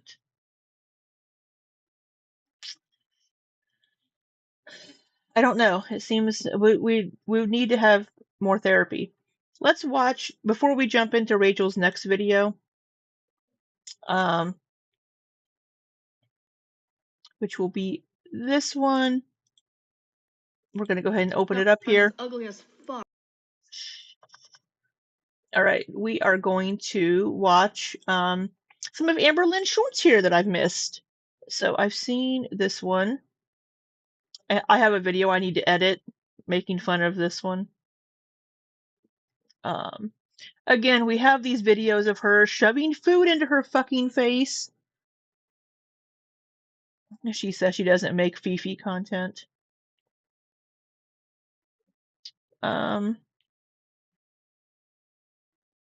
This one, I haven't seen this one.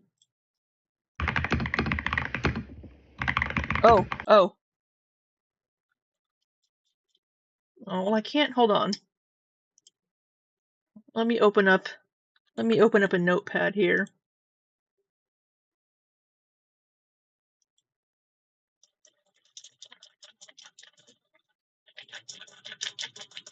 Can you see me typing?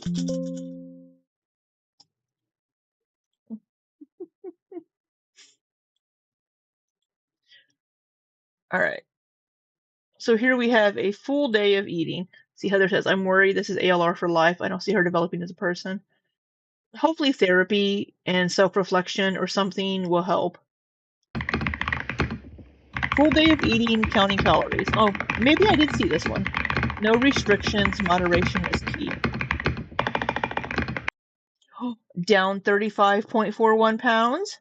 So is this down 35.41 pounds from your highest of 572.6? Because that's how she likes to count her weight loss. Liz, I'm so jealous, Heather. I've been wanting Indian food for weeks. Liz, Isn't half your family Indian? Aren't you half Indian? Make your own damn Indian food.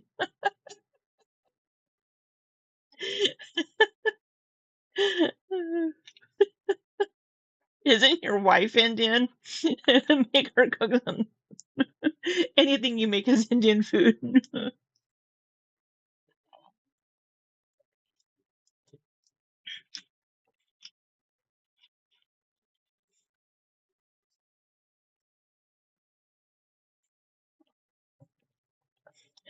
Heather says, come make me Indian food and I'll share it with you. To Liz.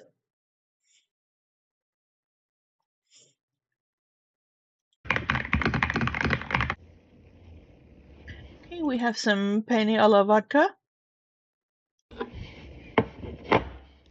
Oh god, I'm so sorry. I'm gonna turn the volume way down on this because I don't want to hear her fucking breathing and eating. Liz says, no, I'm the Indian one, but some things are above my skill level. I get Indian food on Diwali though. Isn't that coming up? Diwali's coming up, right?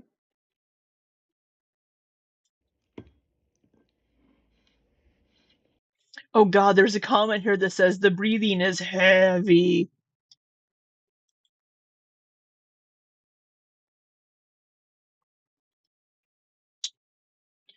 Making biryani seems, I watched a video, it looks easier than I thought it would be.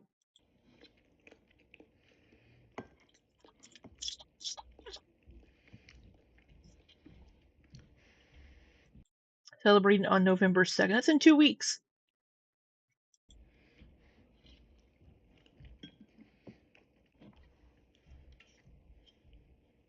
Zero sugar, wild cherry, and cream Pepsi. I haven't had Pepsi in years. I'll share that video that I just mentioned in the food channel of Discord.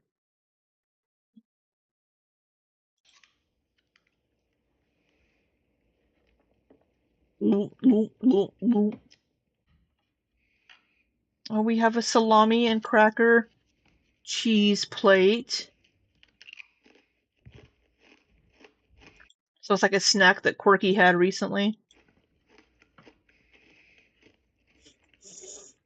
Now, I can't breathe through my fucking nose because I have so many sinus issues. But I don't think even I sound like this when I'm chewing and eating food because I can't breathe through my fucking nose.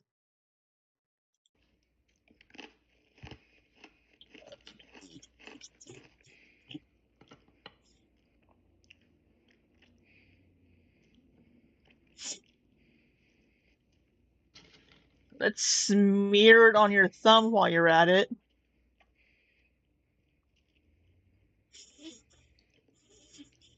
I can't do that too much because I will blow snot everywhere. Oh, we had the white eyes. The white eyes of that was good. Got some egg rolls. Getting egg rolls at bingo. That was so attractive. If I didn't want Amber before, seeing her eat that egg roll and dribble it all down her front, man, she's so smexy. B5, 066, 062, 069, and Why are they reading the numbers so fast? Go back and watch her eat that cracker. Which cracker? She had a few crackers.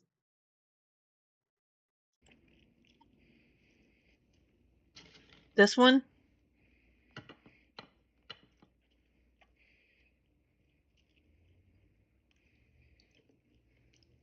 With the olive and then just shoving that all in her face. Man, I've never wanted anybody more in my life.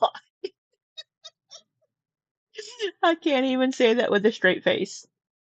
B5, 066, 062, 069, N42, G60, I27, B6, 07. Oh my god. Oh, just take a bite. Just take a bite of the egg roll. You don't have to, like, eat it like Bugs Bunny eats a fucking carrot. 71, 068, And then it dribbles all down her front. 070, 072, I-21. Spinach paneer with rice.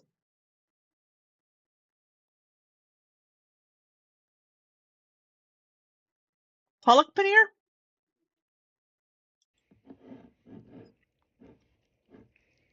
Maybe they labeled it white person names on the menu, but I think that's palak paneer, right?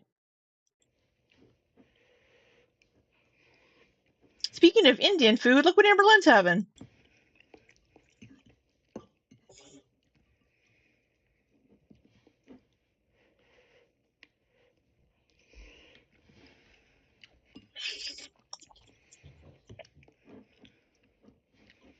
I do love palak paneer. It's one of my favorite Indian dishes. Thanks for watching. You are so welcome. Here's where she had Indian food too. Oh, you had a massive garlic naan. This fucking screenshot right here. This screen cap right here. Have y'all seen Amberlynn's taste test of the Arby's nuggets? Alright, you guys, welcome to a taste test. The new Arby's steak nuggets, like, excuse me? I've heard people say it tastes like Like, excuse me? roast beef. I've heard people say it tastes like jerky. We have a cat. Yes. Hello, Romeo. And you get to choose between sauces and such. I literally just chose ketchup because I think I'm gonna need sauce, but who knows. And I like roast beef. I like jerky. So if it tastes like either of those things, I might like it. So this is what it looks like. It does not smell like steak at all. All right. It does not smell like steak at all. I will say mine doesn't look as good as other I should totally go get some Arby's steak bites and remake this video. people's I've seen try it, but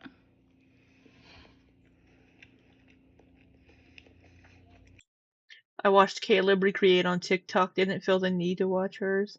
Oh, that Caleb guy. Oh, he makes funny, but did he do this one? He does such a good job at parodying Amberlynn. That's good. So it's super dry, which is what I love. I know that's not very common to like that. He's funny. But that's how I like it. And it absolutely does not at all taste like steak. I'm going to try a little ketchup on it because why the hell not? Oh, that's good with ketchup. When I was younger, I was never really a ketchup girly. I was also never a steak girly. So if my younger self saw me eating this right now and actually enjoying it, she would be very confused. This is good. And it is very flavorful. Hello, bees or strawberries. I am fabulous. How are you? How was Chantal's stream? I have no idea what they season it with. I literally can't even pinpoint it. I feel like this is really good for people who are very high protein focused. Super simple. A lot better than a chicken nugget in my opinion. So you do have the option of getting this as a full meal with a side like fries and also with a drink, but I literally just wanted the steak because that's just what I wanted to try. But out of 10, I'm going to give it a 9, so it's a winner. All right, you guys, welcome to a taste test. All right. Pizza streaming? I didn't know Pete was streaming too. All right, we have the first mini vlog. I haven't seen this yet. Hello, hello.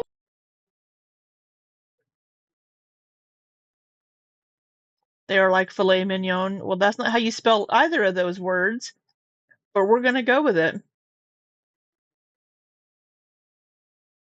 Oh, so people miss vlogs, so let's do a mini miss vlogs. Vlog. Literally the first thing I do every single morning is I make take a big poop. That's what I do every morning first thing. Take a big poop.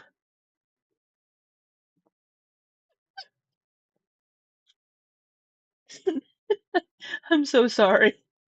So sorry. To-do list it just helps me like remember what I have to do throughout the day. I like marking stuff off. It makes me feel super productive. So now I'm doing Indeed. You know, I have my Barnaby. Come over here, Barnaby. I do have my Clever Fox. I haven't filled it out for a couple of weeks because I've just been doing work. But I do need to make my schedule my day tomorrow and my weekend. You're supposed to be right here is where you're supposed to be. Tucked in there. a little bit of work. A little bit of work. What the fuck? She's working on a journal, right? Making a journal.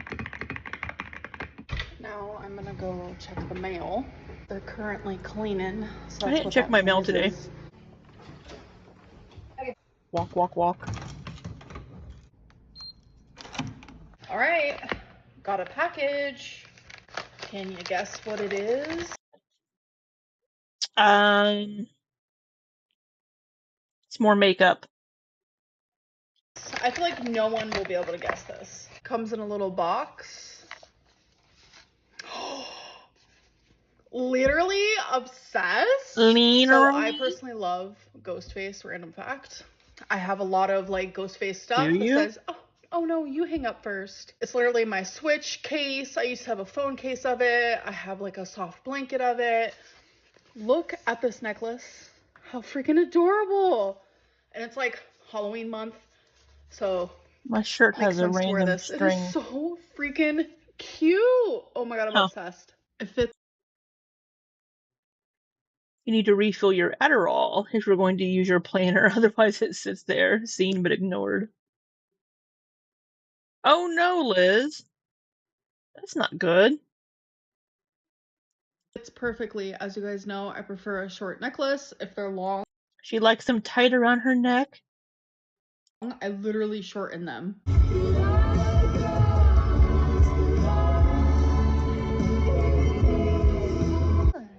Drive-wise. Visiting grandma. Oh, visiting grandma. Is grandma gonna start some shit? New choker unlocked.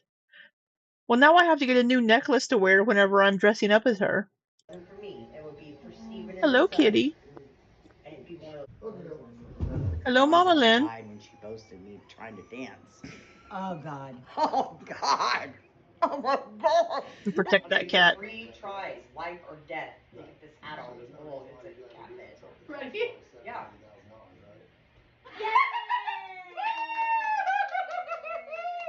So now I'm home Okay. swatching these jelly roll gel pens that I got. I used to use these as a little girl. I hope that you enjoyed under 3 minutes of my day. From me and Romeo, Wasabi and Twinkles. Bye. Hello. Well, we didn't see the other animals, but sure. Here's a Saturday mini vlog of her. What were they doing?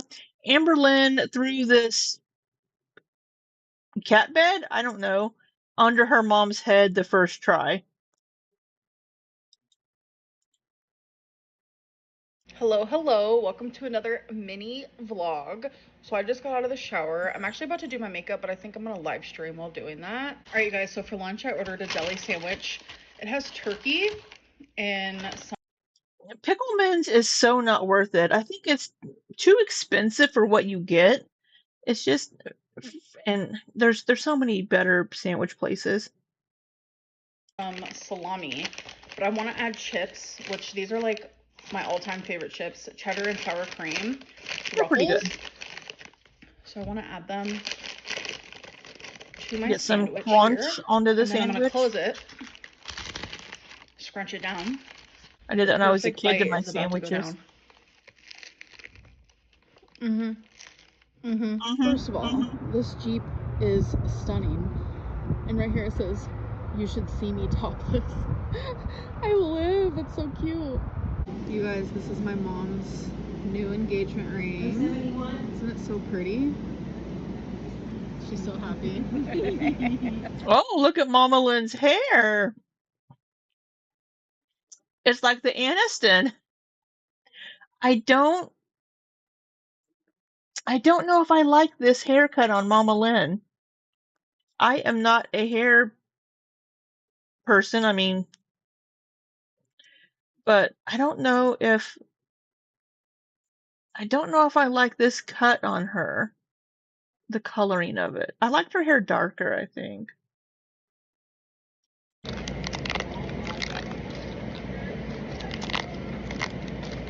Jesus, that's a huge fucking stack of these pull tabs. My God.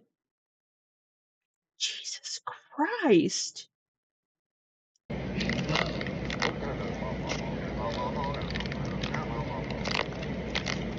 You guys, it is the next day. I do not plan on keeping my hair like this. What did you win on those fucking pull tabs? You had a stack. Jesus. It was that fucking thick. I just want it out of my face right now. I forgot that I was filming a short. It's out of my face right That now. literally happened. I was editing it today and I was like, oh, I didn't even like complete it last night. By the way, we're moving on from my click clackety and I'm just gonna use the keyboard that my iMac came with because I actually type even faster on this guy. Hard to believe, I know. Oh, even faster with only how many mistakes each word? If you guys remember in my live stream, I painted my nails. I thought they were dry. I went to put on my pants and look what happened. I don't have the luck when it comes to the nails, I'll tell you that. But I do paint them really good. I had a lot of people telling me that I did really good. Thank you. I'm very precise, I will say that, but now I have to fix them again. But anyways, I hope that you guys enjoyed this short and I'll see you in my next one. Bye. Hello. All right, well, that was Amberlynn Shorts. All right, back to Rachel's videos. Okay, so Rachel's wearing makeup in this video. Was she wearing makeup in her other ones? I see some shimmery eyeshadow.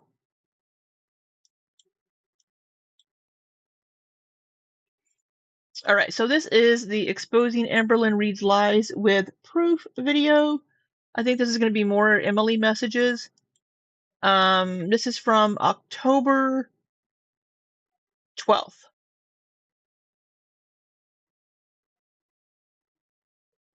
Oh yeah, Amberlynn read some things from her journal in one of her lives as like proof or something. I didn't see what she read. Doesn't matter. Toes. Somebody showing their feet there, Sammy? Why do we got toes in the chat? Hello, welcome back. Today I'm very sad because last night my favourite YouTuber, Amberlynn Reid, called me ugly. Rachel, love, you fucking ugly. Yeah, and I said ugly because everything you've done is ugly as fuck. It's okay though.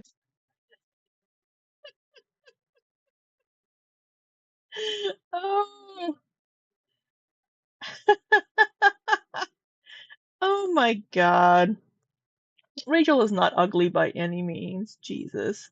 She's very pretty. So if things that you do and your actions make you ugly, then Amberlynn must be just fucking hideous because she's done some very ugly things. Because she has a reputation for being a little bit of a liar, which brings me to the topic of this video.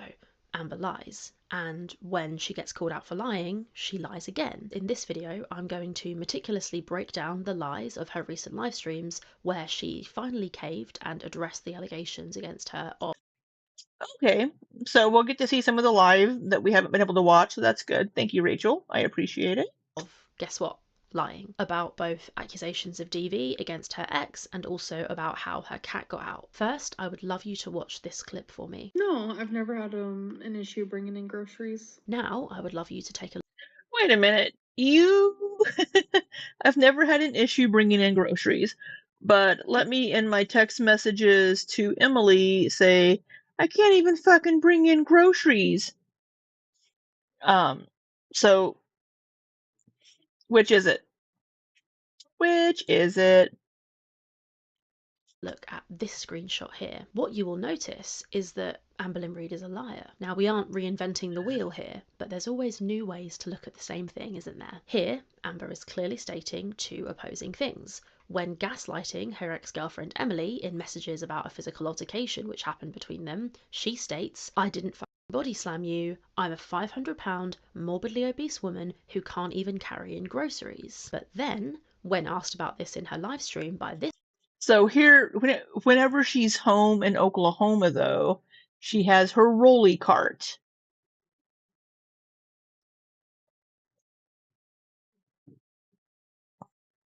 ALR's fingers remind you of toes?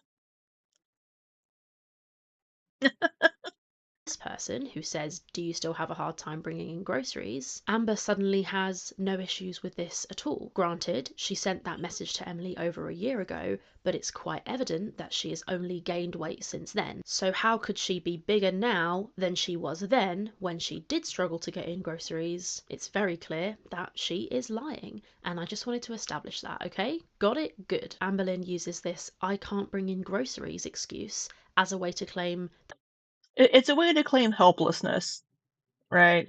Oh, I can't do this or this, so I couldn't do this. I need your help, Emily. that she didn't body slam Emily. So if she can carry in groceries, does that mean that she did body slam Emily? No. That is an example of a logical fallacy, but let's not get philosophical. Don't It threaten me is, with a good yes. time. Anyway, the way I see it is Amber's lies, the most egregious of them anyway from all of this drama, fall into two categories. We've got the Rarity lies and the Emily lies. Both of them are awful in their own way, and Amber tries to wriggle out of both of them in this live. I've said from the start, and I'll say it again, I believe the proof. Obviously, I have a gut feeling, of course I do, I'm a human, but I try to keep the gut feeling of it all to a minimum in favour of looking at evidence, which is why when Amberlynn Reid said this, Rachel, you're a girl. I'm not saying gender has anything to do with it, but like, you're a girl. How could you look at me and think for 2 seconds that what I'm saying is not real? I laughed. What does being a girl have to do with anything? What does being a girl have to do anything with believing Amberlynn or not? And I typed haha in the chat because it doesn't matter if I'm a girl. What matters is there is proof that you're lying, which I cannot ignore.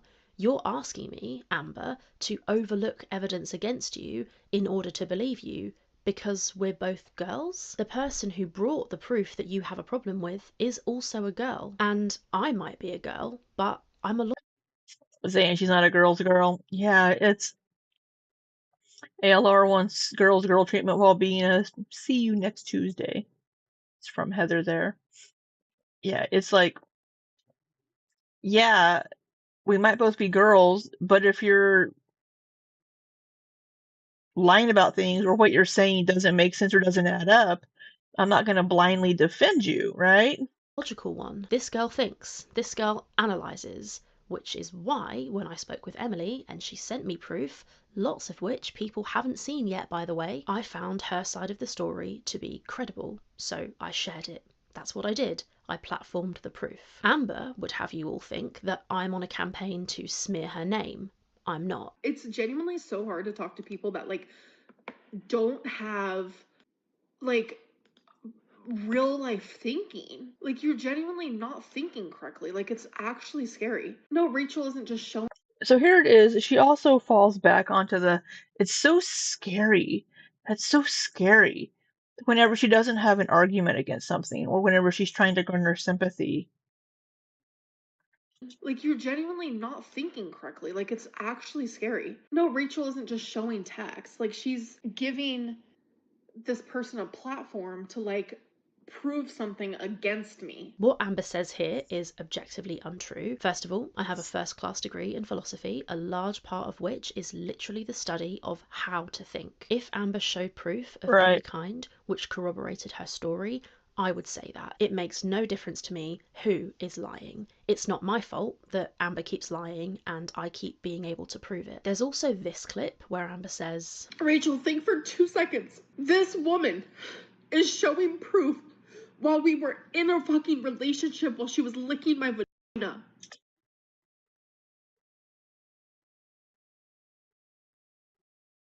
Not necessary.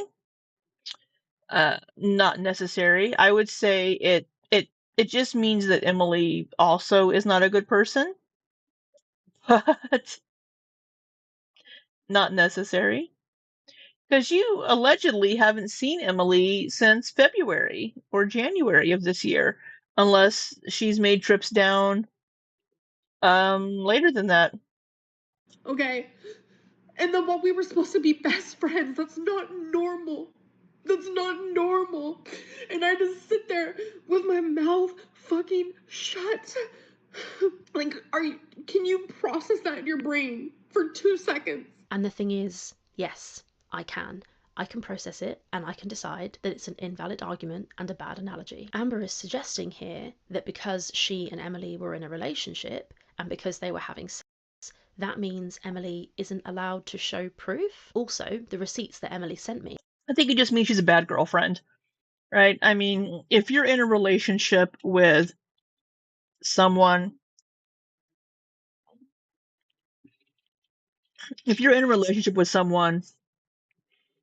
and you're also trying to publicly expose them by giving text messages between you and your partner to a reaction channel or various people, it just means you're a shitty girlfriend, really, in my opinion. I mean, it's like, why do we need to make why do we need to make this public? ALR is such a weirdo. Who the fuck even talks like, I don't know. Liz says, we know Emily also has issues. No one is denying that, Amber. Yeah, I think it's weird that Emily is doing that, but Heather, no ma'am, the hair should be down. It looks so nice, but okay if you insist on the ponytail.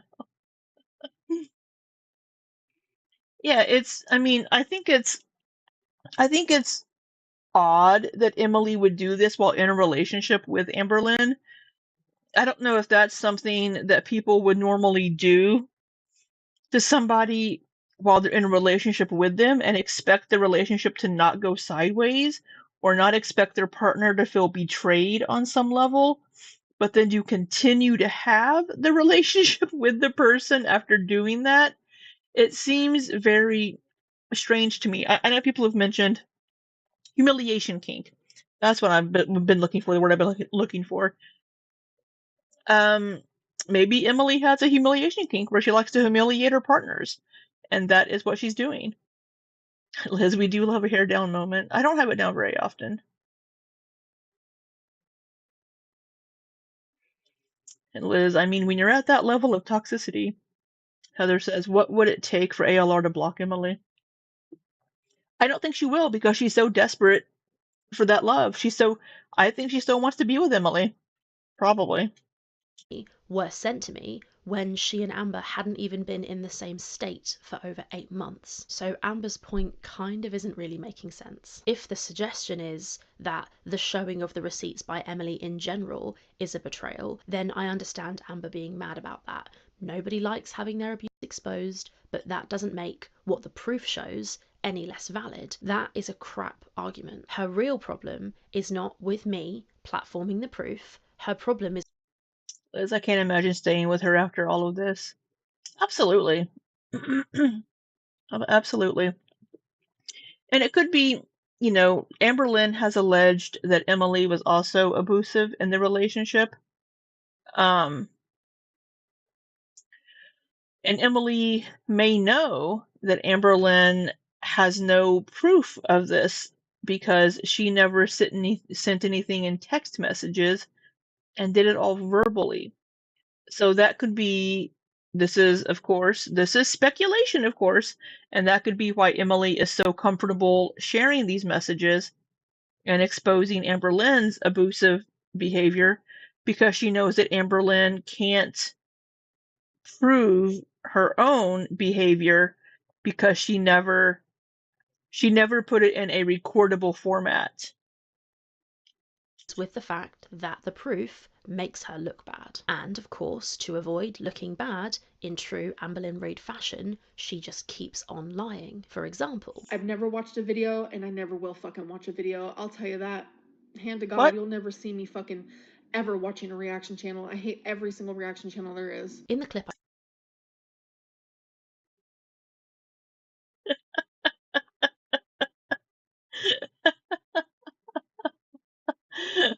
I know she hates all of us, but she's probably watching my video right now, or has at least watched part of it this evening. She was watching me the other day. She's been watching my videos.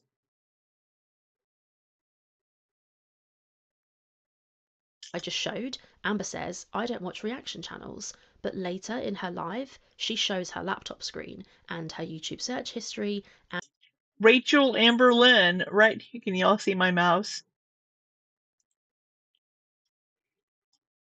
Rachel Amberlynn, Hecticana. Amberlynn Reid, she's searching for her fucking self.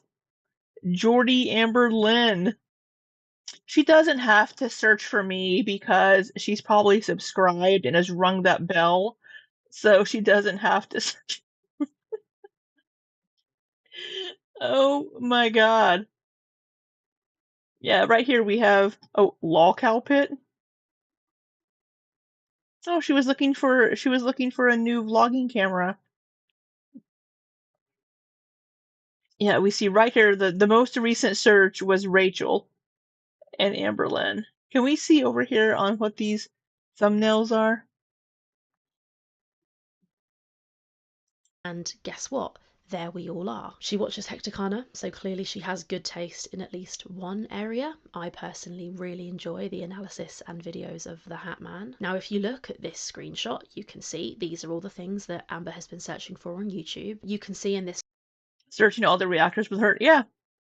Because she probably didn't know Rachel's channel, so she's like Rachel Amberlynn, and it'll come up. screenshot, you can see these are all the things that Amber has been searching for on YouTube. You can see in this list of people, my name is right at the top. Now that is there because a second ago, or prior to this part of the live, she searched for my name, so that's why I'm at the top. What do I type in? Rachel Amberlynn? Probably. Mistress of the Dark says they might be together again, considering the fact Amber took down all the videos regarding Emily's abuse down. I am sorry, Mistress of the Dark, but I'm going to hide that message. Just because of using the word abuse in there. Feel free to put in numbers in place of letters. But yeah, that's the only reason that I removed that message. Yeah, so I know the post, to me, the post that Amberlynn put on her community tab reads almost like a legal cover my ass kind of thing, so I don't get sued. If they're back together, then you know what? They deserve each other and can be unhappy together. It's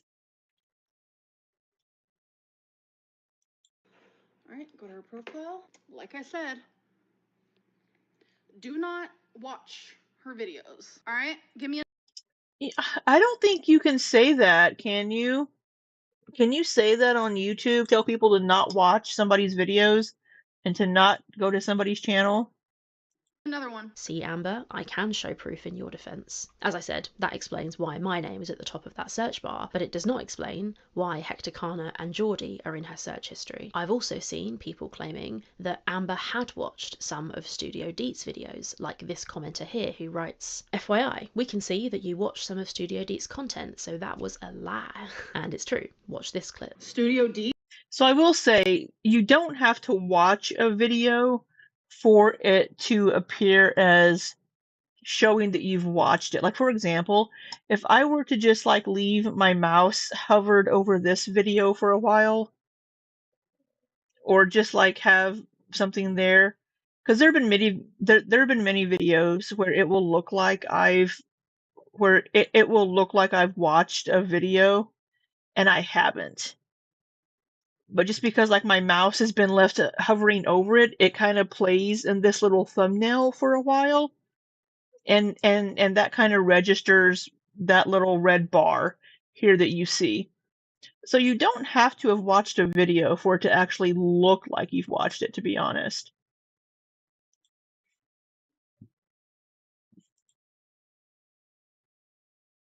Deets? Who the fuck is that? Studio Deets? I've never even heard of this person, I don't I hate when it does that too, Liz. It drives me nuts. think. Wait, yes, I have. I have heard of this person a while ago. I've heard of Studio Deets, but I haven't watched any of her videos. But nope, nothing. As Amber is scrolling, you can Again, it's a see there is time. a video which she has seen, at least one, this one here. You'll notice that the progress bar is a good way through on that video. So she has seen it. I looked for So I will say once again, just to play devil's advocate, you don't have to have seen a video to have it do that to you. But maybe Amberlynn did watch this. Maybe she just forgot. Amberlynn deleted Rage, but with the live chat context and questions. Maybe she did watch it. from my own browser, and I've also watched some of this video, but all of Deet's thumbnails have this coloured bar along the top of the thumbnail, just like these ones here. So I thought at first glance, because I gave Amber the benefit of the doubt, because I'm not just an angry, hateful reaction channel, that maybe this was just Deet having a red bar at the bottom of her video thumbnail. But that's not the case. The bar on this video is green, so Amber has watched at least one Studio Deets video. So Amber lied. Now this is not a severe lie. It's nowhere near as You were watching Studio Deets. This is Liz, by the way. Says I was watching Studio Deets, and then she started reminding me of one of my exes, so I had to stop. Oh no, I'm sorry. big as the lies we're going to get into in this video, but it's just important to lay the groundwork to show that even when she's trying to prove that she doesn't lie, she still lies. And that matters. That matters a lot. And it matters for far more serious things than So I will say that video from Studio Deets was 8 months ago. It's just possible she forgot she'd seen the video. But Amberlynn will have videos pop up in her like the YouTube homepage, and she'll go watch a video. She may forget who it was if she doesn't like it or whatever. But as far as like her not watching reaction channels, she's been watching my channel recently again. So that I don't know when that live of her was. It was in the last week, and she's been watching my videos within the last week. whether or not she watches reaction channels. It's not my fault that she doesn't lie, she still lies. And that matters. That matters a lot. And it matters for far more serious things than whether or not she watches reaction channels. It's not my fault that I think her feed is just herself at this point, Heather. It's all herself, H3, and Trisha Paytas, and maybe Pink Sparkles.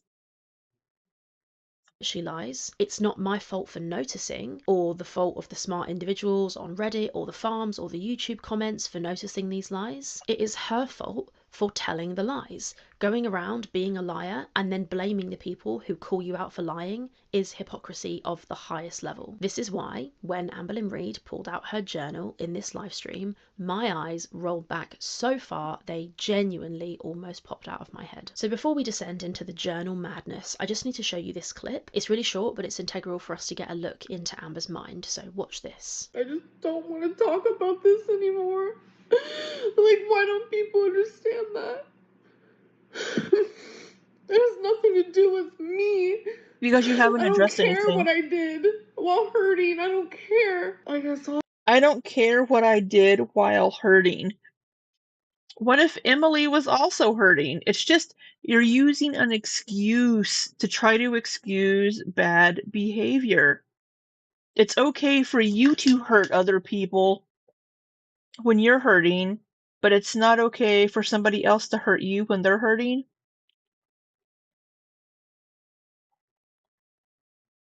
It's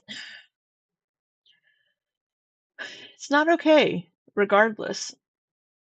Something today. Sorry I was being so crazy. I'm hurting, I don't care. Like, I saw something today. Sorry I was being so crazy.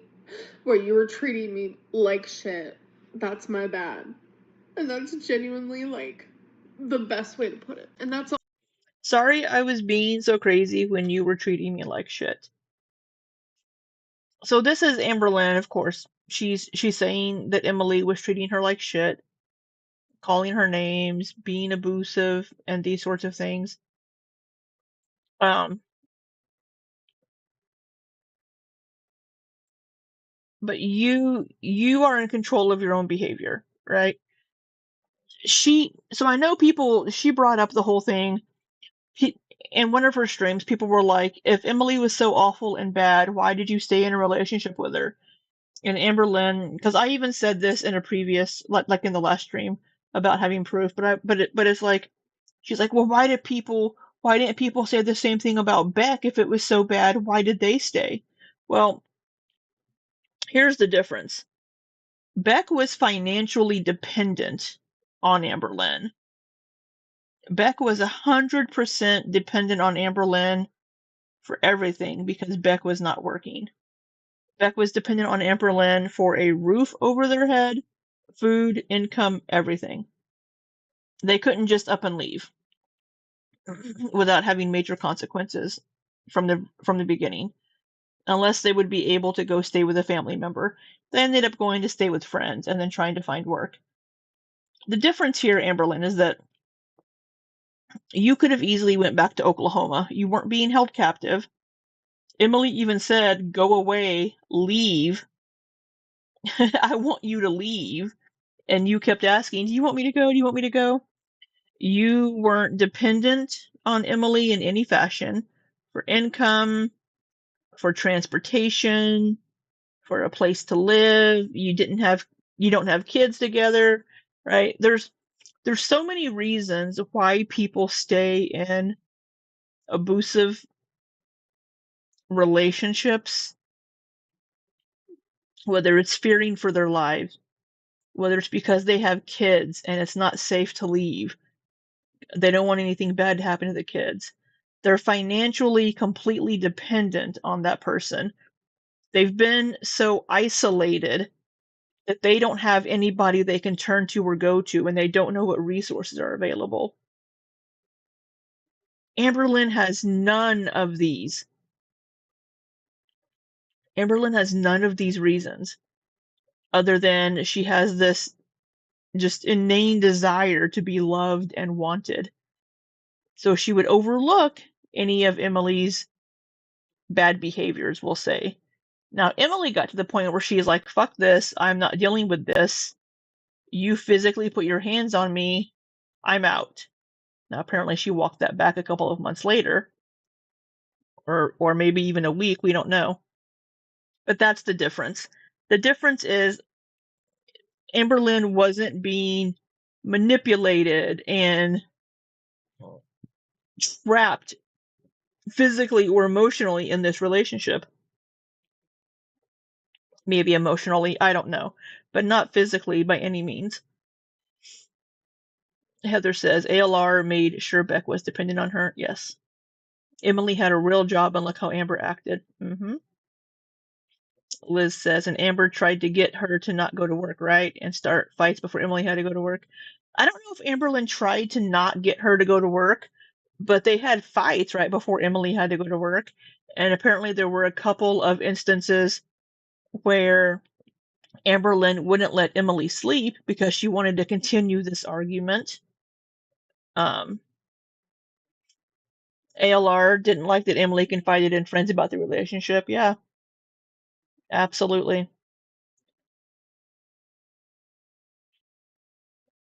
So it's very, very much a. I mean, Emily even drove her ass back to Oklahoma. So you can't tell me that she was physically being held. Plus blowing up her phone while she was working. Liz says lack of sleep is a form of control. Absolutely. We know that Amberlynn has to be in control. She wants to be the one in control of the relationship. whether it's by manipulating through the text messages, trying to make you feel bad by playing the victim with her partner, or constantly blowing up the phone. Constantly. It's how much she reminds me of my ex-girlfriend is so fucking scary. There I am saying something scary, but it's like, so I hope Amberlynn can get into therapy and work on these things. I really hope so, because she will not be able to have a healthy relationship if she does not. Emily is also messed up, but I do feel kind of bad for her in some instances. Yeah, I think Emily is also toxic. I think Emily has things she needs to work on too. I mean, like I said, none of us are fucking perfect. None of us are perfect. But Emily probably, I mean, Emily was going online saying horrible things about her girlfriend on forums whenever she would get pissed off, calling her Porcahontas, saying she would look like a melted ice cream cone if she lost weight, sending their text messages to reaction channels. If you love your partner and want to be in a healthy relationship with them, those aren't things that you're going to be doing, right? So Emily isn't innocent in this either, but we don't have any proof of Emily being verbally uh, abusive to Amber or physically. So we don't have any proof of these, and unfortunately, we need to see proof. We can't just take Amberlynn's word for it, because she does exaggerate so many things, and unfortunately, she does lie about things to make herself look like the victim. And I hate to say that, because I would like to be able to believe people when they bring these things up. But like I said before, or whenever Amberlynn was in the chat and sending the voice notes, whenever I said, unfortunately, we have to have proof.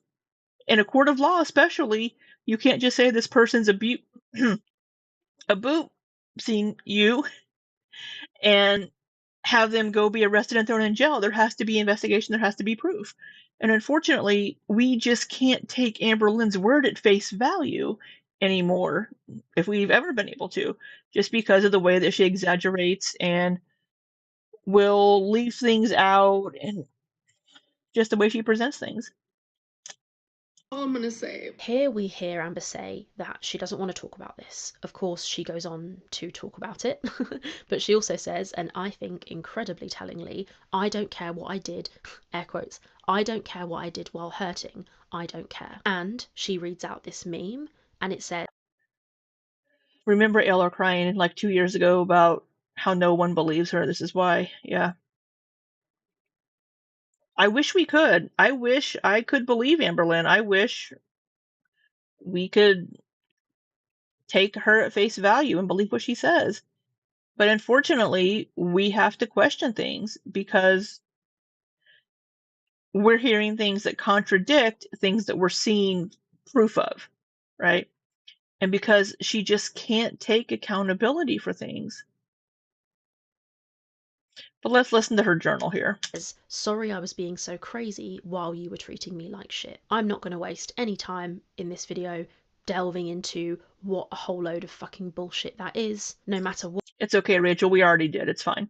what somebody does to you, you are still responsible for your actions. If you can't understand that, Amber, you are so out of touch with reality that I agree, Rachel. I agree.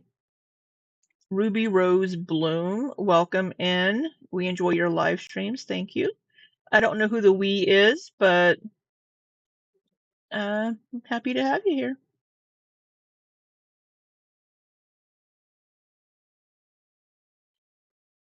I genuinely don't think I can help you. And of course, friend of the channel and everyone's favourite Welsh. Oh, Rachel, nobody can help her.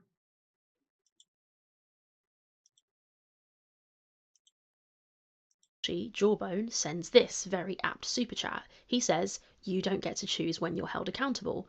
And he's bloody right. We hear Amber respond to this comment. She says this. But I'm just done talking about this. Oh, your daughter and you. Okay. Like I am. I'm just Well, hello, Ruby Rose Bloom's daughter. done talking about this. Like I am. I'm just done. So, can we I'm done, but I'm not. please just move on? I don't want to talk about it. There's nothing to hold me accountable with. That's the point. That is the actual point. She gets to do all of this, and I'm not allowed to mention her, not even a little bit, or she fucking flips the fuck out, and then I have to deal with it. Amber thinks that she shouldn't be held accountable. She thinks she's done nothing wrong. She says, there is nothing to hold me accountable for. This is hilarious because there already were things to hold her accountable for before this live, and over 4 There have been things to hold Amber accountable for years. I'm sorry, that was almost like the breeze. My ears.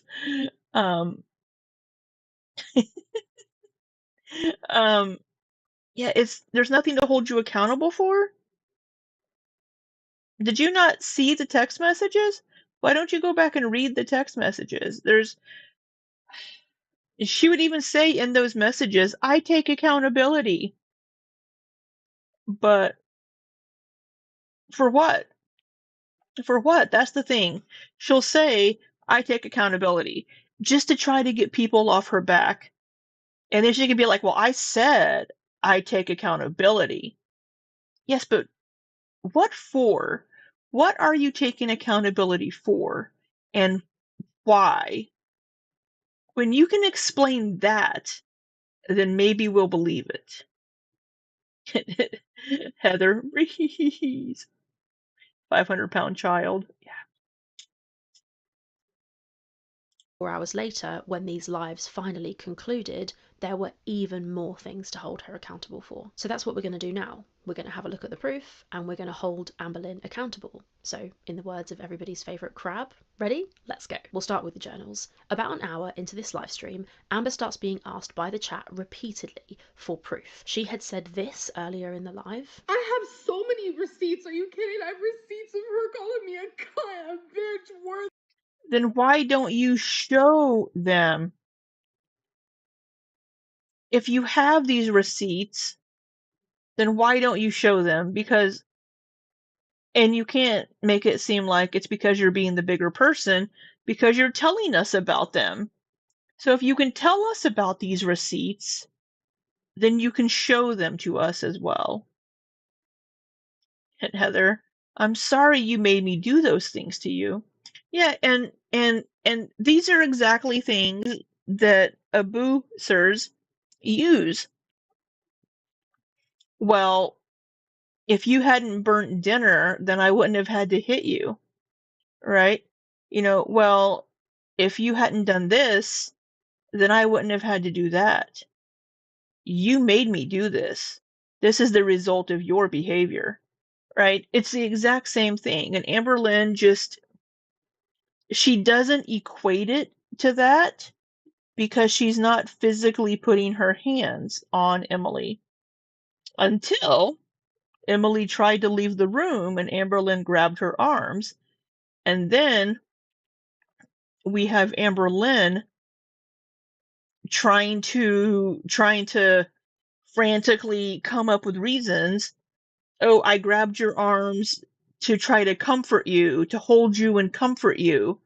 And then it was I tripped over the rug or the blanket and fell into you, and I was trying to grab you to keep you from falling. And then it was I was trying to pick you up off the ground. That's why I grabbed you. Which is it? None of the above. You grabbed her to try to keep her from leaving, and you apparently squeezed a little bit harder with those little Vienna sausage fingers, harder than you meant to.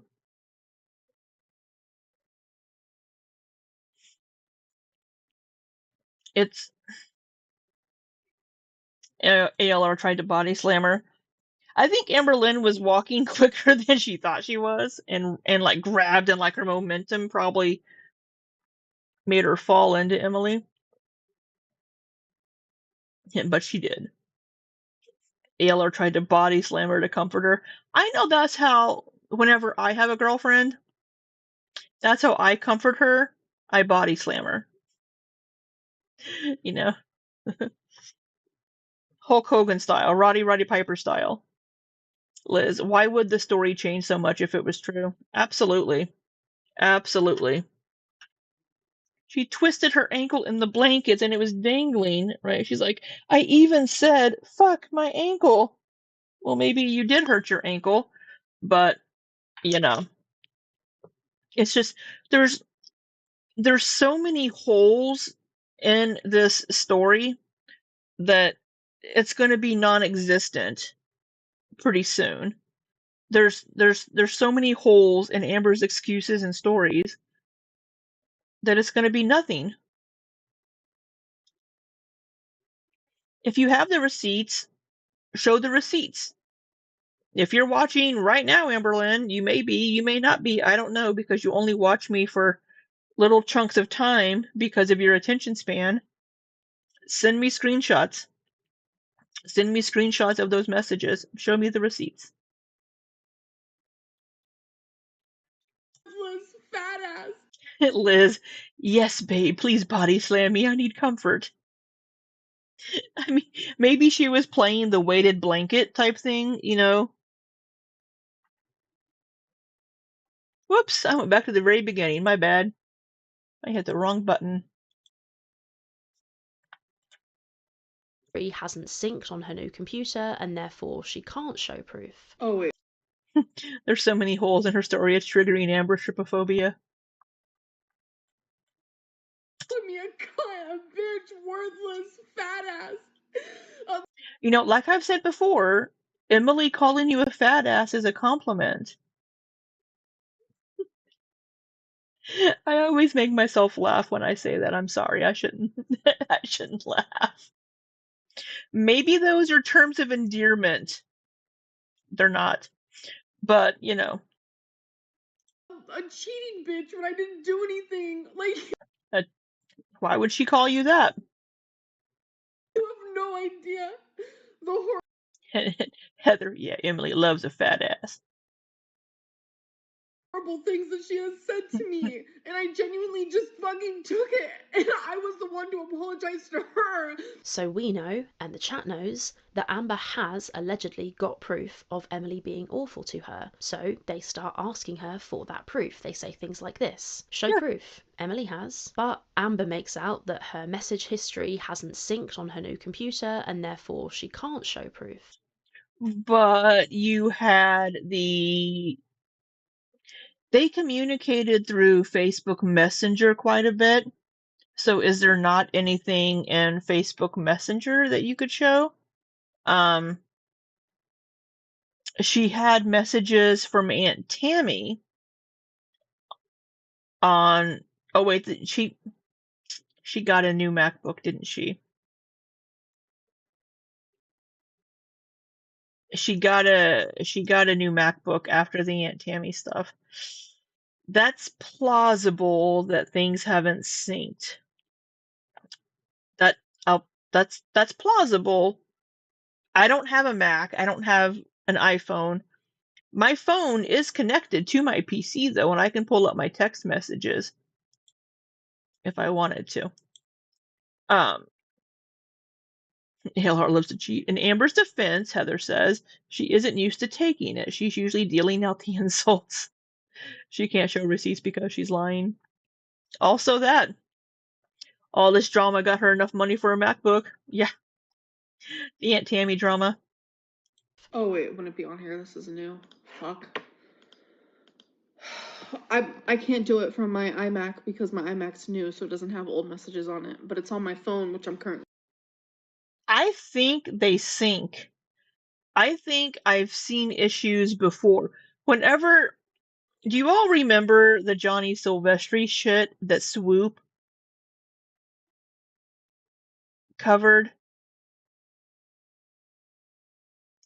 I want to say that the old messages will sync. Oh, I am making quite the face in that. Again, I am so sorry that you all have to look at this. I really need to go back to faceless videos. Let's see. How long does it take old messages? Oh my god, I'm on caps lock.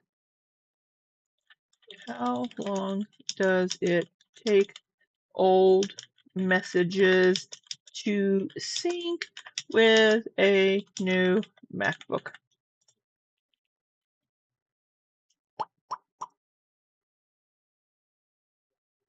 Okay, the time it takes for old messages, this is according to AI.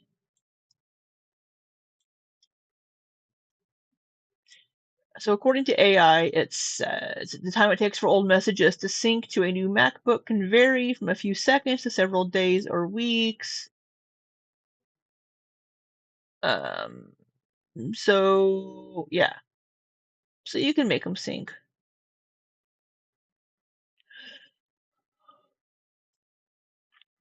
We love your face. Oh, what do we have here from Tiny Bit Shit Show? We'll have to watch that later. She is so cute. All right. We love your face.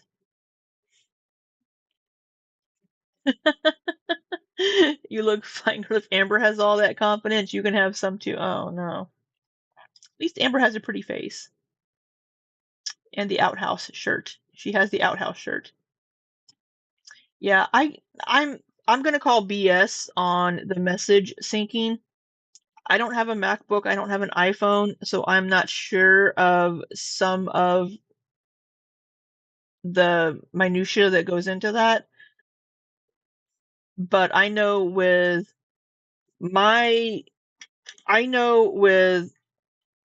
Google phone and my PC, they're synced, and I can pull up my entire message history on my computer here somewhere. One of these icons. Maybe somebody has to text. Oh, phone link.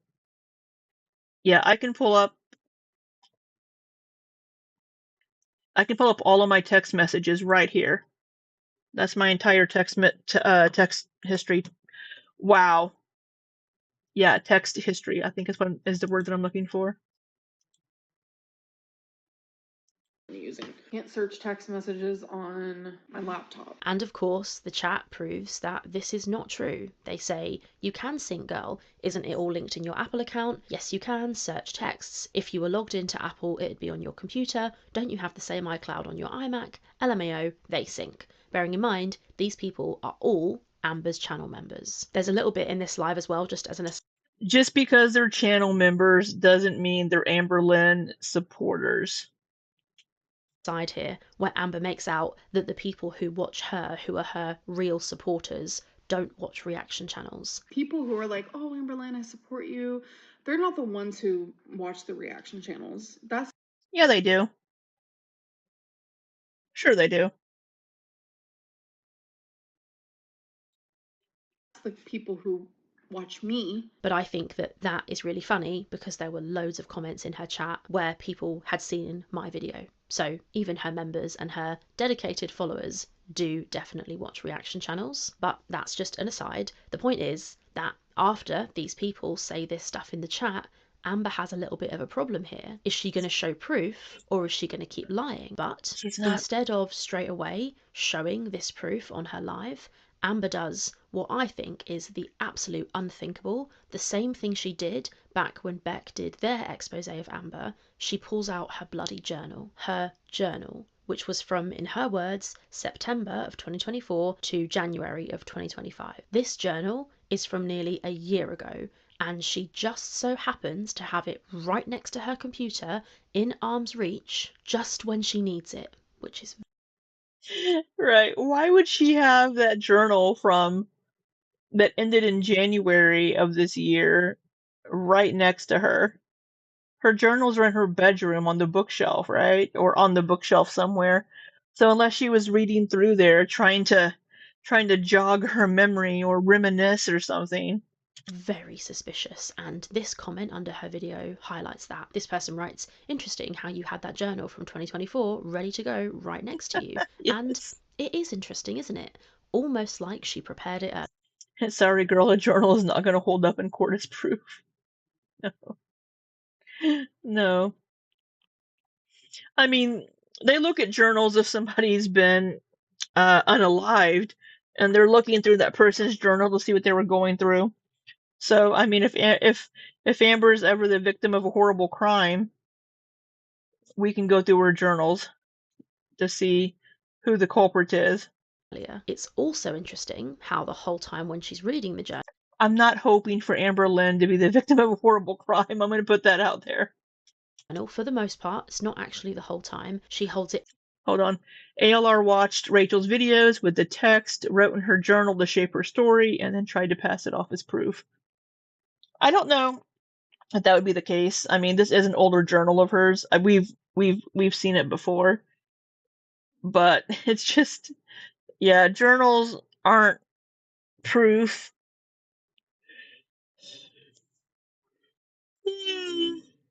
Up straight in front of her face. Yeah. And I think this is to stop us from seeing A, how many pages through she is at any one point, and we'll come to the pages in a minute. B, the absolute state of her handwriting, which we end up seeing anyway, and I will also cover in a minute. And it also conveniently, C, hides the dupe as the light, which was almost certainly all over her face while she was reading. Amber has used her journals as proof in the past, notably when Beck came out and told everyone that she wipes with a washcloth. Amber got on her live and showed us her journal. And you can see that the writing in this journal, which Amber shows, is relatively neat. It's actually, I would argue, quite neat. We'll come to the neatness and the writing in a second, and the content of the journals in a second. But first, I just want to nod to the absolute insanity of Amber claiming that her journal is any kind of reliable piece of evidence at all. It isn't. That is what a 5-year-old would do. Oh, I promise it's true because I wrote it in my journal. It just displays her childish mindset so stunningly. It's actually genuinely kind of shocking. Anyone can write anything they like on any bit of paper whenever they like. It's not proof of anything. She tries to make out that it isn't supposed. Right. Whereas, so here's something. Amberlynn also keeps a digital journal, right? She has said before that she types things out on her computer first and then transfers them to her paper journals. So if she does that, if she saves these journal entries in separate files in a folder, we can look at the properties of that file and see when it was created. Right? So if she has these typed out journals, they have date and timestamps for their creation date. I mean, that would be something she could show, possibly, instead of a handwritten journal. Because at least with digital files, there's records of date and time and editing. To be proof. It isn't meant to be proof. It's meant to show her mindset at the time. These were my true emotions while I was there. Amber's fat fucking bullshit of a body. I have said repeatedly over and over that this is not proof. This is genuinely just how it was for me when I was there. Liz, tell me you have too much time on your hands without telling me you have too much time on your hands. Types them and then writes them. Why? Because she can type quicker than she can physically write, so she can get her thoughts out quicker. But it doesn't even do that, because we've fallen at the first hurdle, the first premise, which is the idea that it was even written when she says it was written. It would have been so easy, completely easy as anything, for her to write this with hindsight, which is what I believe she did. We will give her the benefit of the doubt in a moment and show that even if the journal was written at the time, it's still bullshit. But let me tell you. But then why do you need to write them down after? Because she likes the act of writing, I think is what it is. I don't remember her reasoning. Why I don't believe that this journal is from this time period at all. Number one, she had it ready. That is very suspicious. Why, in one reach, having it ready is very suspicious. No sign of fiddling in books or having piles of books. She reaches out and has it. It's right there. literally as if it was prepared. She doesn't have to go and get it. I'm sorry, but it's just too convenient. Number 2, the handwriting. According to Emily, she knows for sure that this journal entry is not real because in her words, and this is Emily's description that she told me after this live stream, Amber would write on her MacBook and then spend hours transcribing this onto paper. She would do it really neatly and say that it calmed her down. So that is Emily. Heather, it calms the beast. Yeah, apparently that's the reason. Arguing that Amber's diaries were very, very, very neat. Yeah, we've seen that in other entries. They're very neatly written. Now Amberlynn can make the argument that she didn't have her MacBook with her in Wisconsin. She did because she did video editing, and I think she used her MacBook for some of that. And I think she went live and did videos on. Well, she didn't go live while she was in Wisconsin. I don't think. But I'm pretty sure she had her computer with her in Wisconsin. Because she would spend hours doing it to calm herself down. And this got me thinking. So I went onto Amber's channel and guess what I found? So people are a bit confused when I say this, but I am behind on my journaling because I do journal first on my MacBook. It's how I've been doing it for these last few years. I find it weird that Rachel didn't already know this. Because I type quicker than I write and my brain works really fast when I'm journaling. So it's easier for me to just get it out really quickly on my MacBook and then I write it down in my journal, which is honestly so relaxing to me. For a lot of people it's weird and confusing, but for me it is honestly the best journaling process I have ever had. It's relaxing, it's therapeutic, and it truly has helped me be more in tune with myself, especially as of recently. So it's true. In Amber's own words, this is how she does it. Emily said she would spend hours. Yeah. How long has Rachel been making videos? And I thought this was something that was common knowledge. I don't remember every single thing about Amberlynn.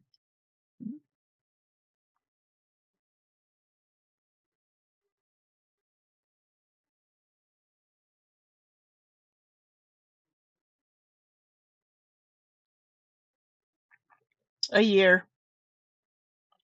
11 months. Yeah. Hours on this. She said it calmed her down. She uses all different pens. She did it slowly as a practice to relax herself. Yeah. And Amber herself calls it therapeutic. So it's very weird to me that the writing in this journal is an absolute mess. If these journals were written. Oh, that is a mess.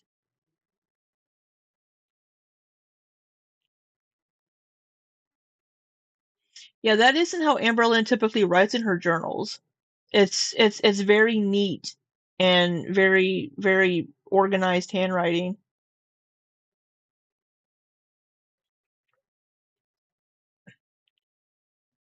So here's an explanation that Amberlynn will probably give for why this one is so messy. She'll probably say, I did this one in the journal first because I was just feeling so many emotions and I just wanted to get it out first, or my MacBook battery was dead, or my battery was dead and I wanted to journal and I was so upset and I just wanted to get it out on the paper. Look at me giving Amberlynn ready-made excuses to bring to people because we know she watches.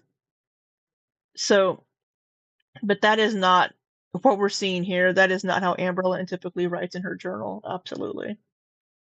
When Amber claims they were, it was a time when she was sat at home, bored because Emily was at work, chilling out and relaxing at Emily's house. She had nothing better to do. She wasn't in a rush. She had There's all plenty the of time time. in the world. So why are these journals so fucking messy? Why is the handwriting such a... It's very messy. What's the top of that say?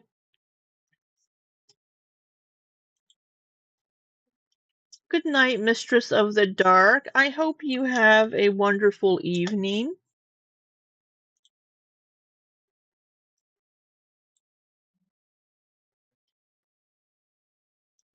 Can I rotate you? I want to rotate you.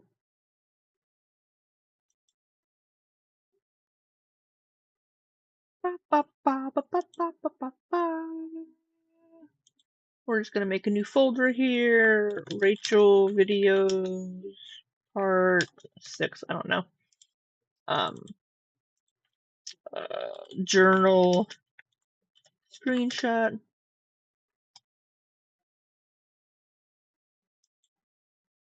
And this pause is beautiful.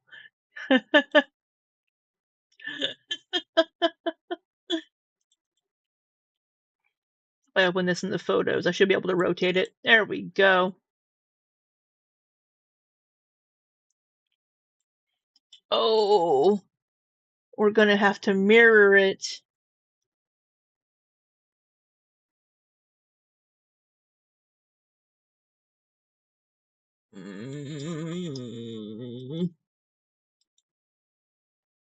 Open with Adobe Illustrator.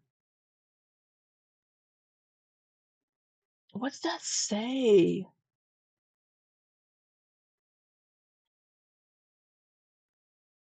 Not that it matters, but it looks like a heading, and I'm just wondering what it says. Hey, Lizzie R, welcome back.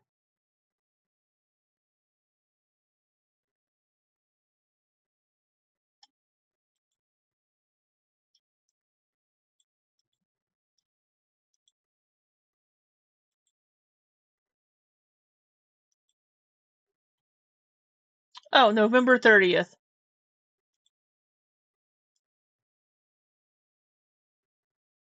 2024. Something 53 a.m. No, stop zooming in.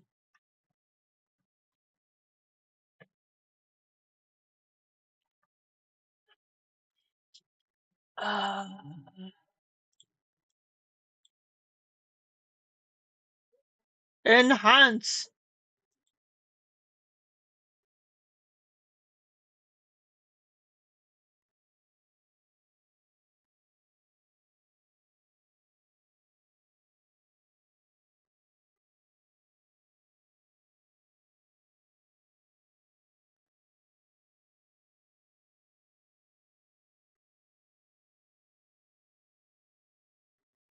You know, let's see if we can.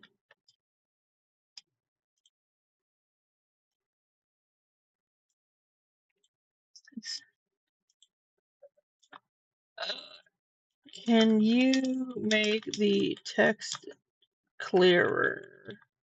Oh, I have all caps on. Yes, sharpen that image for me. Come on, AI. I could probably sharpen it myself, but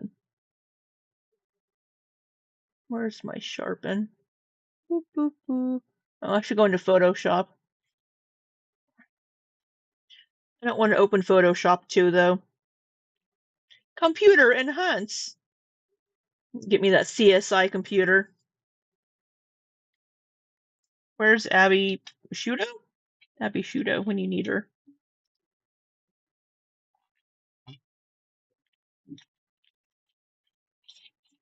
It's been years since I've watched NCIS. Oh, yes. Come on, Copilot, do your thing.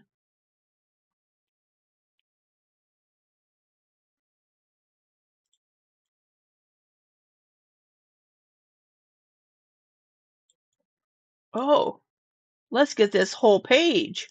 Yeah, baby. Oh, well, maybe not, because we can't see the whole thing.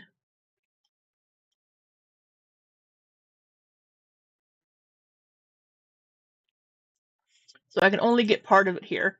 5 a.m. Now, I don't know if that time is correct. Blank on the receiving end of a call, like being refereeing tennis. So far, Birdie, it's doing the best it can.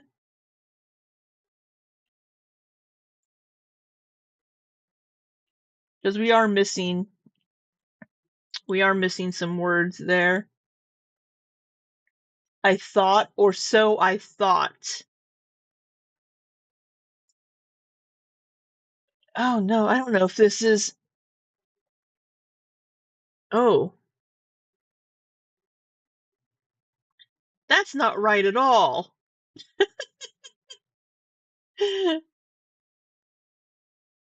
It says, or so I thought. Oh, something about made love last night. Oh, oh. Why did I have to figure that out? Right there. But what Copilot thinks it said was, I see my body move at roughly the time.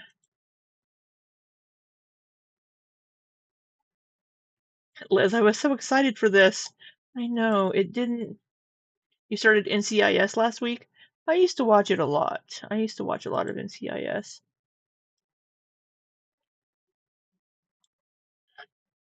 Image trace. It's not going to do anything. I should open it in Photoshop, but I don't care enough.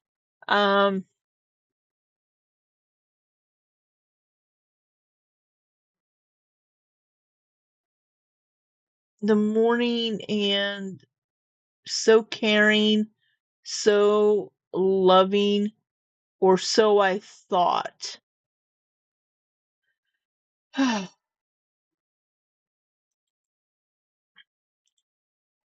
My culture shocks about the show. Bush was president, number 1. Number 2, Palm Pilots. Number 3, Todd being the only woman besides Abby. Todd? Oh my god, now you're starting way at the beginning. 4, they somehow have more clearance than the FBI. Well, they are naval, within the Navy they would have more clearance, but they are, you know, Navy Criminal Investigation Services.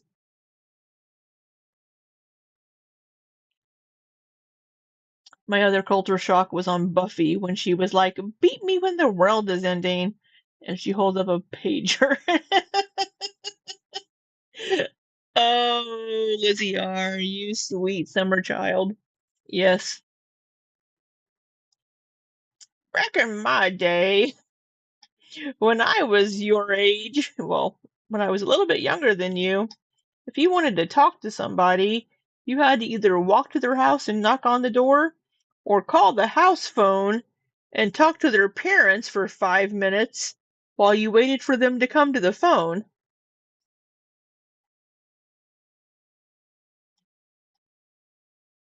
Messy scrawl. Am I so fucking messy? Why is the handwriting such a messy scrawl? Am I supposed to believe that when she had so much spare time available, Amberlynn Reid, the girl who is obsessed with handwriting, for some strange unknowable reason wrote her journals extremely messily on just this occasion? Thank you, Juliana, for being so sweet. And by the way, I literally love your handwriting. Sorry for the sloppy handwriting, but I just want.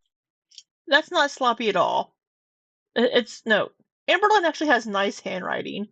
So what's in that journal was written very hastily and very quickly and very just thrown down. Rachel's roasting your handwriting. We had to get off the internet to receive yes. Yes. And remember, let's just show how old we are. I'm so much older than you guys, but back when I got my first cell phone when I was like a sophomore in college or something, or a junior in college, um the cell phones, it was like, don't call me until 7 p.m. because after 7 p.m. we had free minutes. So you couldn't, so you made all of your phone calls after 7 p.m. on your cell phone, on your Nokia brick. A recording of the dial-up noise that yeah, that whole AOL, getting those AOL CDs in the mail. America Online. You've got mail. I wanted to show you guys what it looks like. Every pen changes my handwriting. It is so odd. I noticed that 0.5 and smaller I rose prefer a pens, thinner. I have better handwriting. You have such nice handwriting. Thank you. When writing, I have about 10 different handwritings that I can do and succeed in. Like I could write one way and then write another way and then write another way. It's actually Really? kind of cool. I don't know. I Can think you? it's because like I did a lot of writing when I was younger and because I practiced a lot of different type of And my Sharpie handwritings. pens. Amber is a handwriting girly pop. It's kind of giving primary school when you all look at each other's writing and spend 10 minutes just putting down the margin and the date and the lesson title as neatly as you can. You know, in primary school when you care so much about your handwriting, it's giving that. And in a clip I just showed a moment ago, Amber calls this handwriting sloppy. So look at the handwriting. It's This not. is it here. Amber calls this writing sloppy, okay? If this is what Amber calls sloppy handwriting, then what the heck is this? This is an Oh, hey, she got the whole screenshot. And she flipped it. 12:53 a.m. It's 1 in the morning, and everything has been so done and so free, so long, so lonely, so something, or so I thought. Oh, lovely. So, or so I thought. Something made love last night, and I thought me and something, her, I can't read, like, I had families for families for something, to her families for,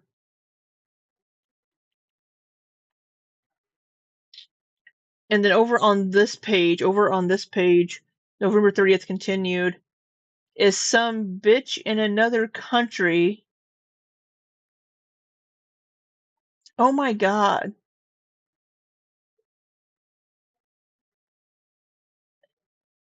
Is some bitch in another country. Something is a subscriber who after one and now she has tea on me. Something of the person who is supposedly, or who is supposed to love me. Emily lied to me straight to my fucking face.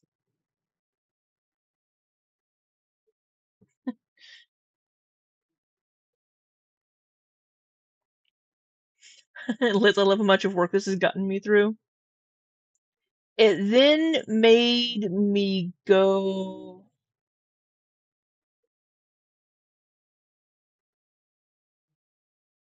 something on her. Oh, go made me go something through her phone.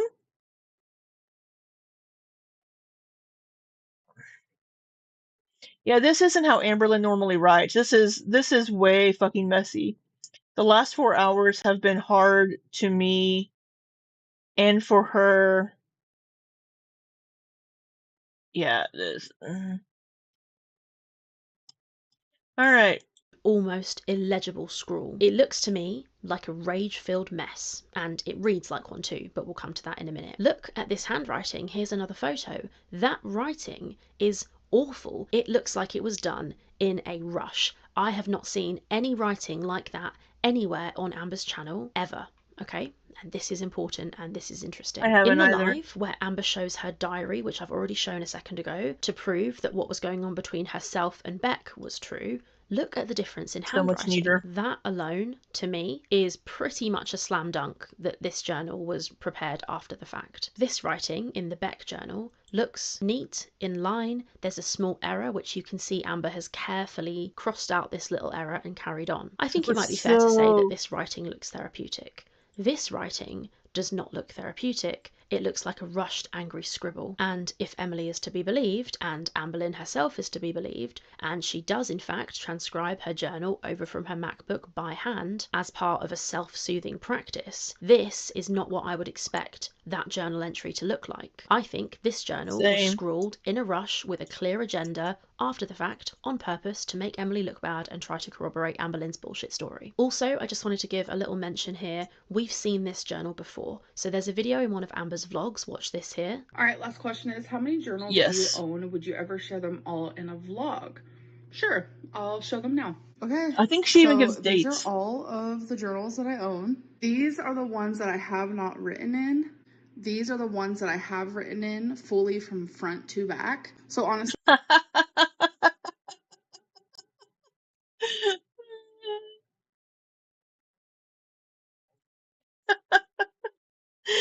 Yeah, I remember that she showed us all of her journals at one point, but I forgot that she was like, here's the ones I haven't written in, here's the ones I've written in.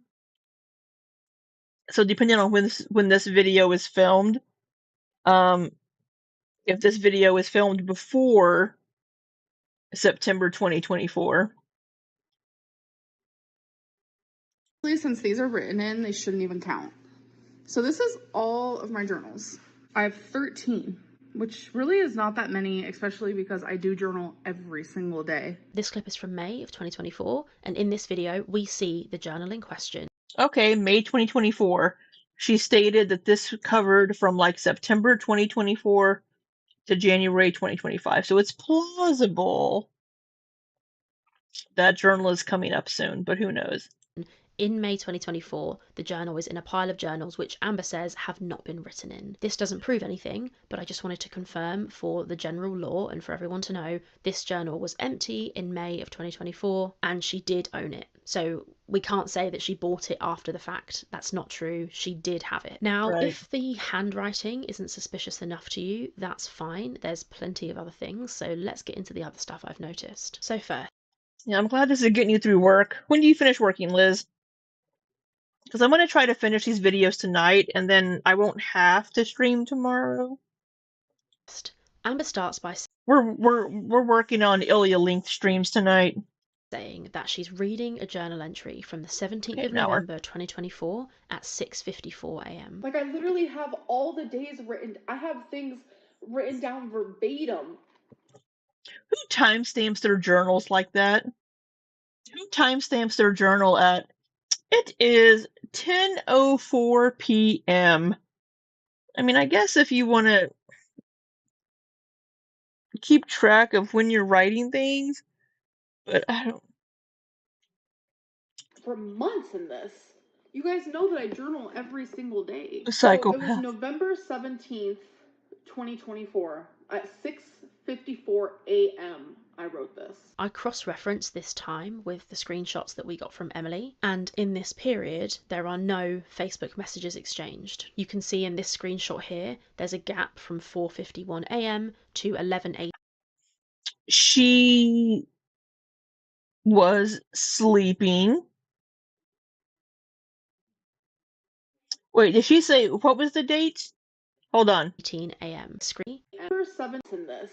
You guys know that I journal every single day. So it was November 17th, 2024 at 6:54 a.m. I wrote this. I cross-referenced this time with the screenshots that we got from Emily, and in this period there are no Facebook messages exchanged. You can see in this screenshot here there's a gap from 4:51 a.m. to 11:18 a.m., meaning that in that period of time Amber was probably asleep. If she's awake, she's messaging Emily. She's She did say that she went to bed. calling Emily constantly, as you've seen. So it's my theory that in that time chunk, Amber was probably not writing her diary, she was probably asleep. We also know she had been up all night fighting with Someone Emily trying to and lie. would have been tired. The likelihood that she decided, oh, I know, at 7 a.m. in the morning, I'm going to write my journal, I just don't buy it. Also, I find that also suspicious and not very plausible. Unless she was like riding high on adrenaline and wanted to get all of this out. But the one that we just looked at said November 30th. Why would November 30th be so messy? listen closely, dear viewer, to what Amber says in this clip here. I don't know what to do at this point. Shit hit the fan I wrote so sloppy. A few days ago when she woke up and raged at me. Did you hear that? Amber says in a diary entry allegedly written on November 17th, 2024, A few days ago. that a few days ago Emily woke up and raged at her. That's odd because in the messages that we've seen between Amber and Emily, these two here, It was that same morning.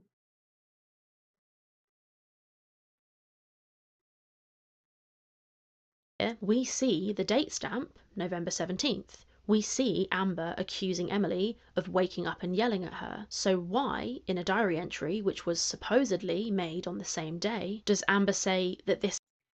To be fair, Amberlynn doesn't say she woke her up that morning, but we're all assuming it.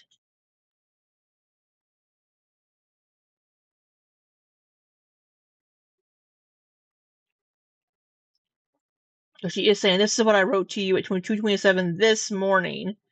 I was going to send it to you, but then you woke up yelling at me half an hour later. So it appears to be all on the same day. But of course, Amberlynn has slept since then. And whenever Amberlynn goes to sleep and wakes up, it's a new day, regardless of when she goes to sleep. happened a few days ago. These texts show that this did not occur a few days ago. We know with 100% certainty that Emily waking up and shouting at Amber happened on November 17th. So why, at 6 a.m. on that morning, just 2 hours after this fight where Emily woke up and started shouting at Amber thinking that they had been in an argument, is Amber saying that it happened 2 days ago? That's weird, right? I think that's weird. But we don't have to leave that there. That is a bit of a red flag and a cause for doubt. But that isn't all that there is. We also have this. So the way that Amber speaks when she reads this journal entry sounds exactly the same as the words that she uses in that first live stream, the one which she's trying to prove to be true in this live. In the clip I just showed you, Amber says, "Shit hit the fan." Now listen to this. And it's when everything hit the fan. And now listen to this from the supposed journal entry. Literally saying the most awful things to me. And now compare it to this. Hid things from me, said awful things to me. I'm sorry if I'm wrong, I really am, but it just sounds to me like Amberlynn has watched her live streams, read those messages that Someone tell Amber that dark time means it's almost a new day. I showed and sat down before this live and scribbled out her version of events, trying to make it match as closely as she possibly can to the version that she gave in her first live stream, whilst also throwing in plenty of digs at Emily. The wording to me is just so suspiciously similar. For example, watch this clip here. Emily ended up on the floor. She still landed on the floor. And I tripped over all the shit on her bedroom floor. Probably her rug. So when I tripped over the rug, she also said I purposely grabbed her and scratched her. No, the fuck I did not. And then she started. Emily never said that she scratched her. Emily never said that in the text messages. Yeah, this is all very suspect. Like hysterically, how come you pushed me? She ended up leaving the house at 4:30 a.m. I think it was like 5 a.m. or something. I don't even know. She ended up leaving her home through the kitchen door, which is the sliding glass door. This is eerily similar to the version of events that Amber gives in her live. Now, could this be because the story that she's telling us is true? Possibly. In theory, yes. When you tell the truth, it tends to stay the same. But Indeed. I don't think that that is what is happening here. There is too much other evidence that make me think that this journal is not legit. It's just too eerily suspicious to me that the live, which it also doesn't sync up with the text messages, with the information from the text messages at that time. She is supposedly accused of lying in, is worded exactly the same way as the diary entry, which she just conveniently happens to have prepared right next to her, written in a manner, both tonally and physically in terms of the handwriting, which is nothing like other diary entries that we've seen of her in the past. I'm sorry, but I just don't fucking believe it. And this is not the only reason I don't believe it. There is another blatant lie in this live stream. Amber is reading from this journal and she tells us that it's November 30th and she pulls down the page and shows us. This is what she does. Here's a picture of it. You can see there, November 30th. Amber then goes on to say this. But then today I caught her fucking talking to some old woman about me. She has lied to me about Some old woman. What do you consider old, Amberlynn? Answer carefully. Heather says to escape Amber. Imagine fleeing. I know. that. I've actually talked to you guys about this in my crash out. She has lied to me about this Andrea person for weeks now, saying she works with her. Well, not true. She is some bitch in another country who is a subscriber who hates me, and now she has tea on me, all because of the person who is supposed to love me. Emily lied to me straight to my fucking face for weeks about this person. It then made me go through her phone, which she allowed me, and I caught her on Tumblr today looking at other fat women. It was a woman in a hospital bed with a breathing tube in her fucking nose. So she's saying that this happened on November 30th now, and that she wrote it in her journal on Those dates, from what I can remember, those dates don't quite sync up.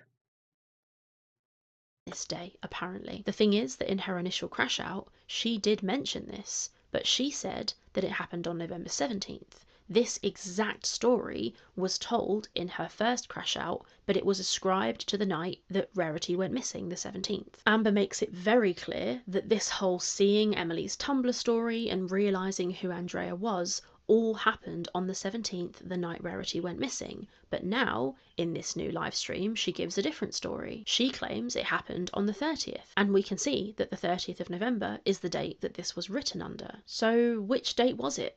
What's going on here? It's very weird. Back in that first crash out, somebody asks Amber this. So you saw what Emily was saying to Andrea, argued, and when Emily left, the door was still open and Rarity got out. And this is what Amber says. So Why is she leaving her own house? Just push Amber out.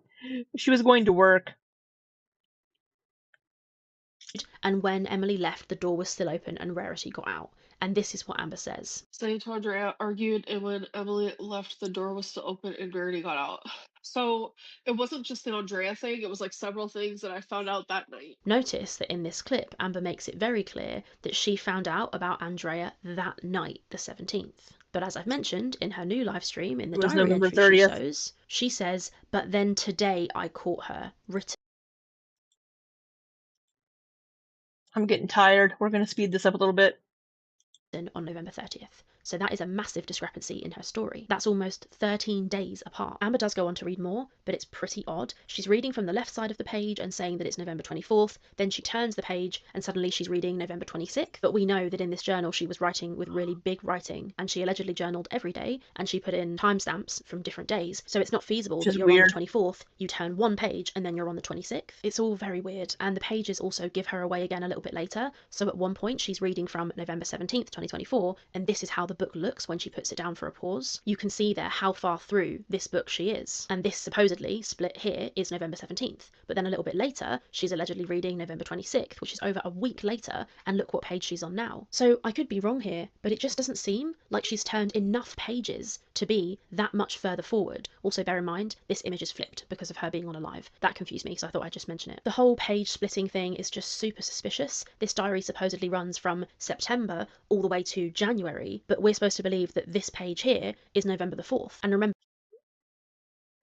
So this would be the beginning of the journal. So if that's the beginning of the journal, unless Rachel flipped it,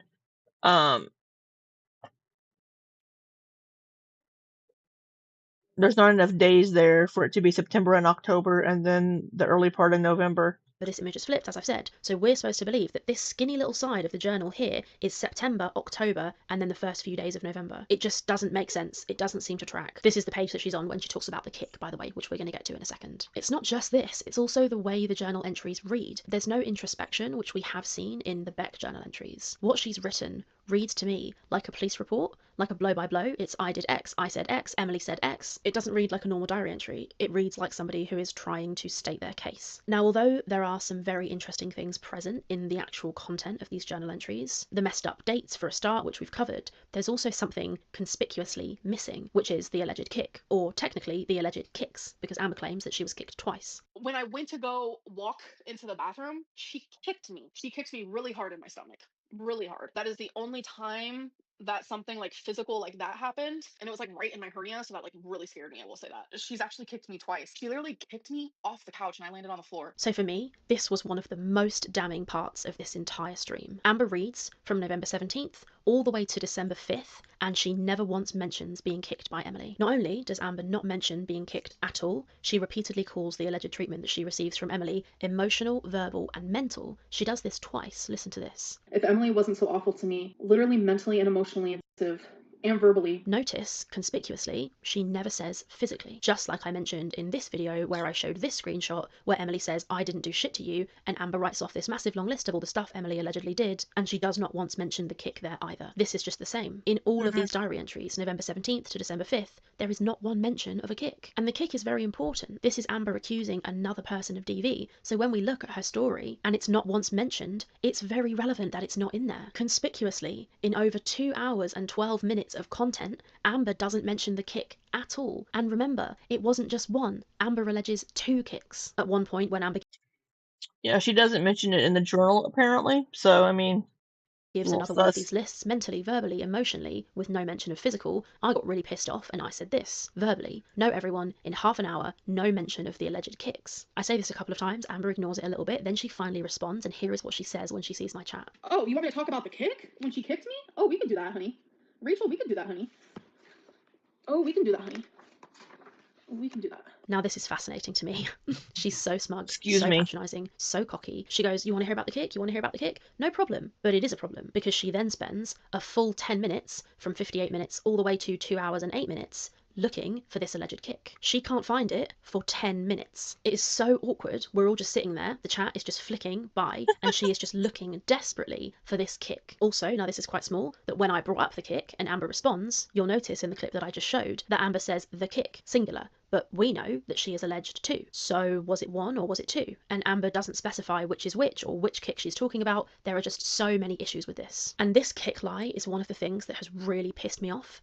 Amber tries to paint me in this live as some sort of DV apologist, which is genuinely laughable. I'll explain a little bit of that now. So I was really astonished that Amber could have so clearly remembered Emily kicking her as part of the physical altercation that happened on the 17th. In her first live stream, Amber details it perfectly. She gives a full blow-by-blow of the whole evening, and the kick is a big part of that experience. And that's the night that Rarity went missing. So Amber has already shown us that she remembers that night very clearly because she waxed lyrical about it in this live stream. But then, all of a sudden, when I push her on it in the chat, she suddenly has no idea when it happened. So that is why I made this comment. I said, imagine not remembering which night you got kicked. Now, I wasn't saying that because I think that all DV survivors should remember the date on the calendar of everything that happened to them. Not at all. What I was saying was, if you've already been online and made these allegations and said this kick as a part of a series of very clear events, and you know what date they happened on because that's the day your cat went missing, you Right. If she's remembering that evening so clearly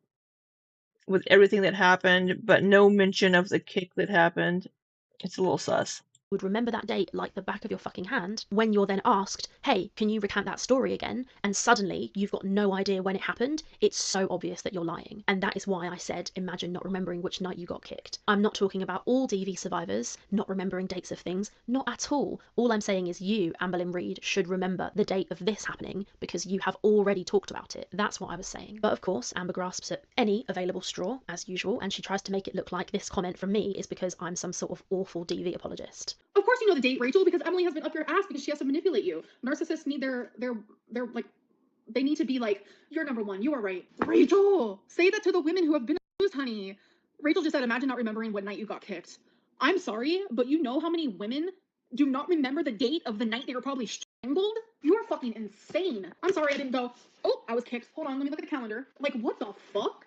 That is wild. But that is not the case. I simply remembered clearly the explanation of the kick, because according to Amber's first story, as I've already bloody said, it happened as a part of the same altercation which led to Rarity getting out. So she should know the date, but she doesn't. Amber then claims to finally, after 10 minutes of searching, find the kick, and she says that it was November the 4th. But it can't have been, because in the live stream where she mentions this kick, she says that it happened on the 17th.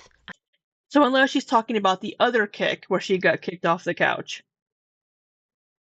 And that this was the first time. So this is another story from Amber. according to Amber's own version of events, this is not me being a dick. She said it happened on the 17th, but now, all of a sudden, after 10 minutes of awkwardly not being able to find it and not knowing the date, she suddenly It's the says that it was on 4th. the 4th. So was she lying on the 4th when she wrote her journal and said she was kicked? Or was she lying in the live stream where she said the kick was the 17th? They can't both be true. This is not me being a hater, this is me truth seeking. When I push any part of Amberlynn Reid's story, it crumbles, and that is not my fault. Even if we give Amber the benefit of the doubt, give her some grace and assume this is just an honest mistake, which it definitely isn't, and this kick did happen on the 4th, which it definitely didn't, then listen to how she explains it in the journal. Oh, here it is.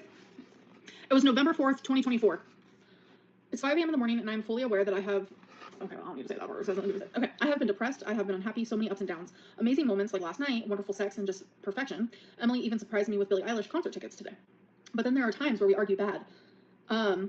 She went crazy to me a couple days ago, and I finally popped off, and I told her to fuck off. Sorry. She kicked me. She denies it, but it happened. It was right in my hernia, and I could not believe it. She says the most awful things to me sometimes, so there it was. This diary entry is extremely sparse. It sounds to me very clear that Amber has shoehorned this kick line into it. It's so weird that it took her this long to find it, and then when she does find it, she refers to it with no context in the simplest line ever. Now, this is not believable to me. If Amberlynn Reid got kicked, can you imagine the fuss she would have made, the essays she would have written in self-pity, the number of texts that she would have sent to Emily? She finally has some real, tangible, physical abuse that she can throw in Emily's face. She would have done it in these texts, and when she wrote her diary about it, she wouldn't have written, "She kicked me, she denies it, but it happened." One sentence. No way. I do not believe it. And the thing is, if it was just this, then sure, I would be being a bit of an asshole to make this assumption. If it was only the diary entry, I couldn't possibly ever tell a potential DV survivor that they didn't experience their DV because the way they wrote about it in their journal doesn't fit Right. my But there's understanding of how they should multiple. write about it. That would be unbelievably toxic. But as we all know, it isn't just this proof. I would be being an asshole if I said that, but there is reels and reels of other circumstantial evidence and physical evidence that make it very clear that Emily never kicked Amber. She just fucking lies, and you cannot get away with accusing people of DV when it's not fucking true. You can't get away with accusing people of rape, which she did to Casey. You can't get away with accusing people of defending a PDF, which she did to Aunt Tammy. You cannot, without any shred of proof, and with a story that is as woolly as a fucking mammoth, sit on the internet and make these accusations. You can't do it. Amber goes on to say this. It's so crazy that, like, I can sit here and say, like, I genuinely was kicked by someone, and people are like, nope, that never happened. But Emily can say whatever she wants, and people will believe it, even without receipts. And all I have to say... But the receipts are the text messages from Emily, because you are communicating with her and admitting to things in those text messages. You told Emily, "You kicked me," and she said, "I did not kick you." So it's... And those were even on the same night. So this November 4th doesn't seem to add up. To this is that all Emily said was that she didn't kick Amber, and Emily is the only person who has actually shown receipts. So I don't know what the fuck Amber was getting at there. So that is where we've got to on the kicking, and the storyline's not adding up about the journaling and all of that. Let's move on now to Amberlynn's poor sweet cat rarity. During this live, Amberlynn gives a third rarity story, okay? And it is becoming comical in a sick, fucked up kind of way. Amber has now established 3 separate rarity stories. We have story number 1, the one that's displayed in this video here. Amber woke up in the morning at 5 a.m. She was really tired. She was stressed from YouTube. She opened the door, let the dogs out, thought that she closed the door properly, but she didn't. Rarity got out and went missing. That was story number 1. Story number 2, Amber and Emily have a massive fight at 5 a.m. in the morning. Emily books it so fast she didn't close the door. She leaves the house in a big fight and leaves the back door open. Amber didn't notice because Amber wasn't near the door. Amber didn't go near the door, didn't feel the cold breeze, and it wasn't until she sat at the table that evening to wait for Emily to get home that she felt the cold breeze and noticed that the back door had been left open. There is also proof of her texting Emily and saying that she couldn't find Rarity at 10 p.m, okay, that day. And now we have story number 3. So this is how we got it. Somebody called Lance in the chat asks Amber this: so why didn't you say that in your messages? You don't blame her at all because you know it was you who let her out. Now that is Lance talking about all the text messages the whole day between Emily and Amber, during which what Amber doesn't say again is very telling, because not once during that conversation does Amber say anything to Emily about Emily having left the door open. And here is what Amber says in response. Lance, sweetheart, let me try to explain this for you, okay? We got in a huge fight in the middle of the night, and Emily left in the middle of the night for 20 minutes. And she left the door open. Then she... Oh no, my earbuds are dying. I think they just died. Or they're dying very soon. So we're gonna have to end this... No, I don't need Google Chrome help. Sorry, my earbuds are getting ready to die. They just beeped at me. So we're gonna have to end this live because my earbuds are dying. So we will have to pick this back up. We have 9 more minutes of this video and then this one. So we'll try to get to these this weekend, maybe on Sunday. So since my earbuds are going to die, I think you guys can still hear me right now. But thank you all so much for spending 4 hours with me catching up on Rachel's videos with text messages and things of that nature. So I'm assuming you all can still hear me. Rachel's videos with text messages and things of that nature. So no, you can't. Wait, can you? I don't know. Okay, I'll just type here.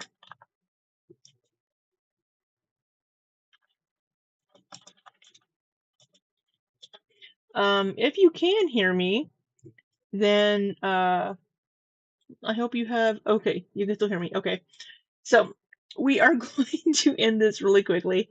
Thank you all so much for spending a little bit of your time with me this evening. We will probably I'm probably not going to stream tomorrow, so probably on Sunday we will finish up with this, and then we'll be caught up. We'll be caught up. Look at that action. Um, and then we'll get back to some quirky love Rosie. So, thank you all so much for spending your evening with me. I hope you have a wonderful, wonderful rest of your night. Have a wonderful weekend. And until next time, be safe and take care.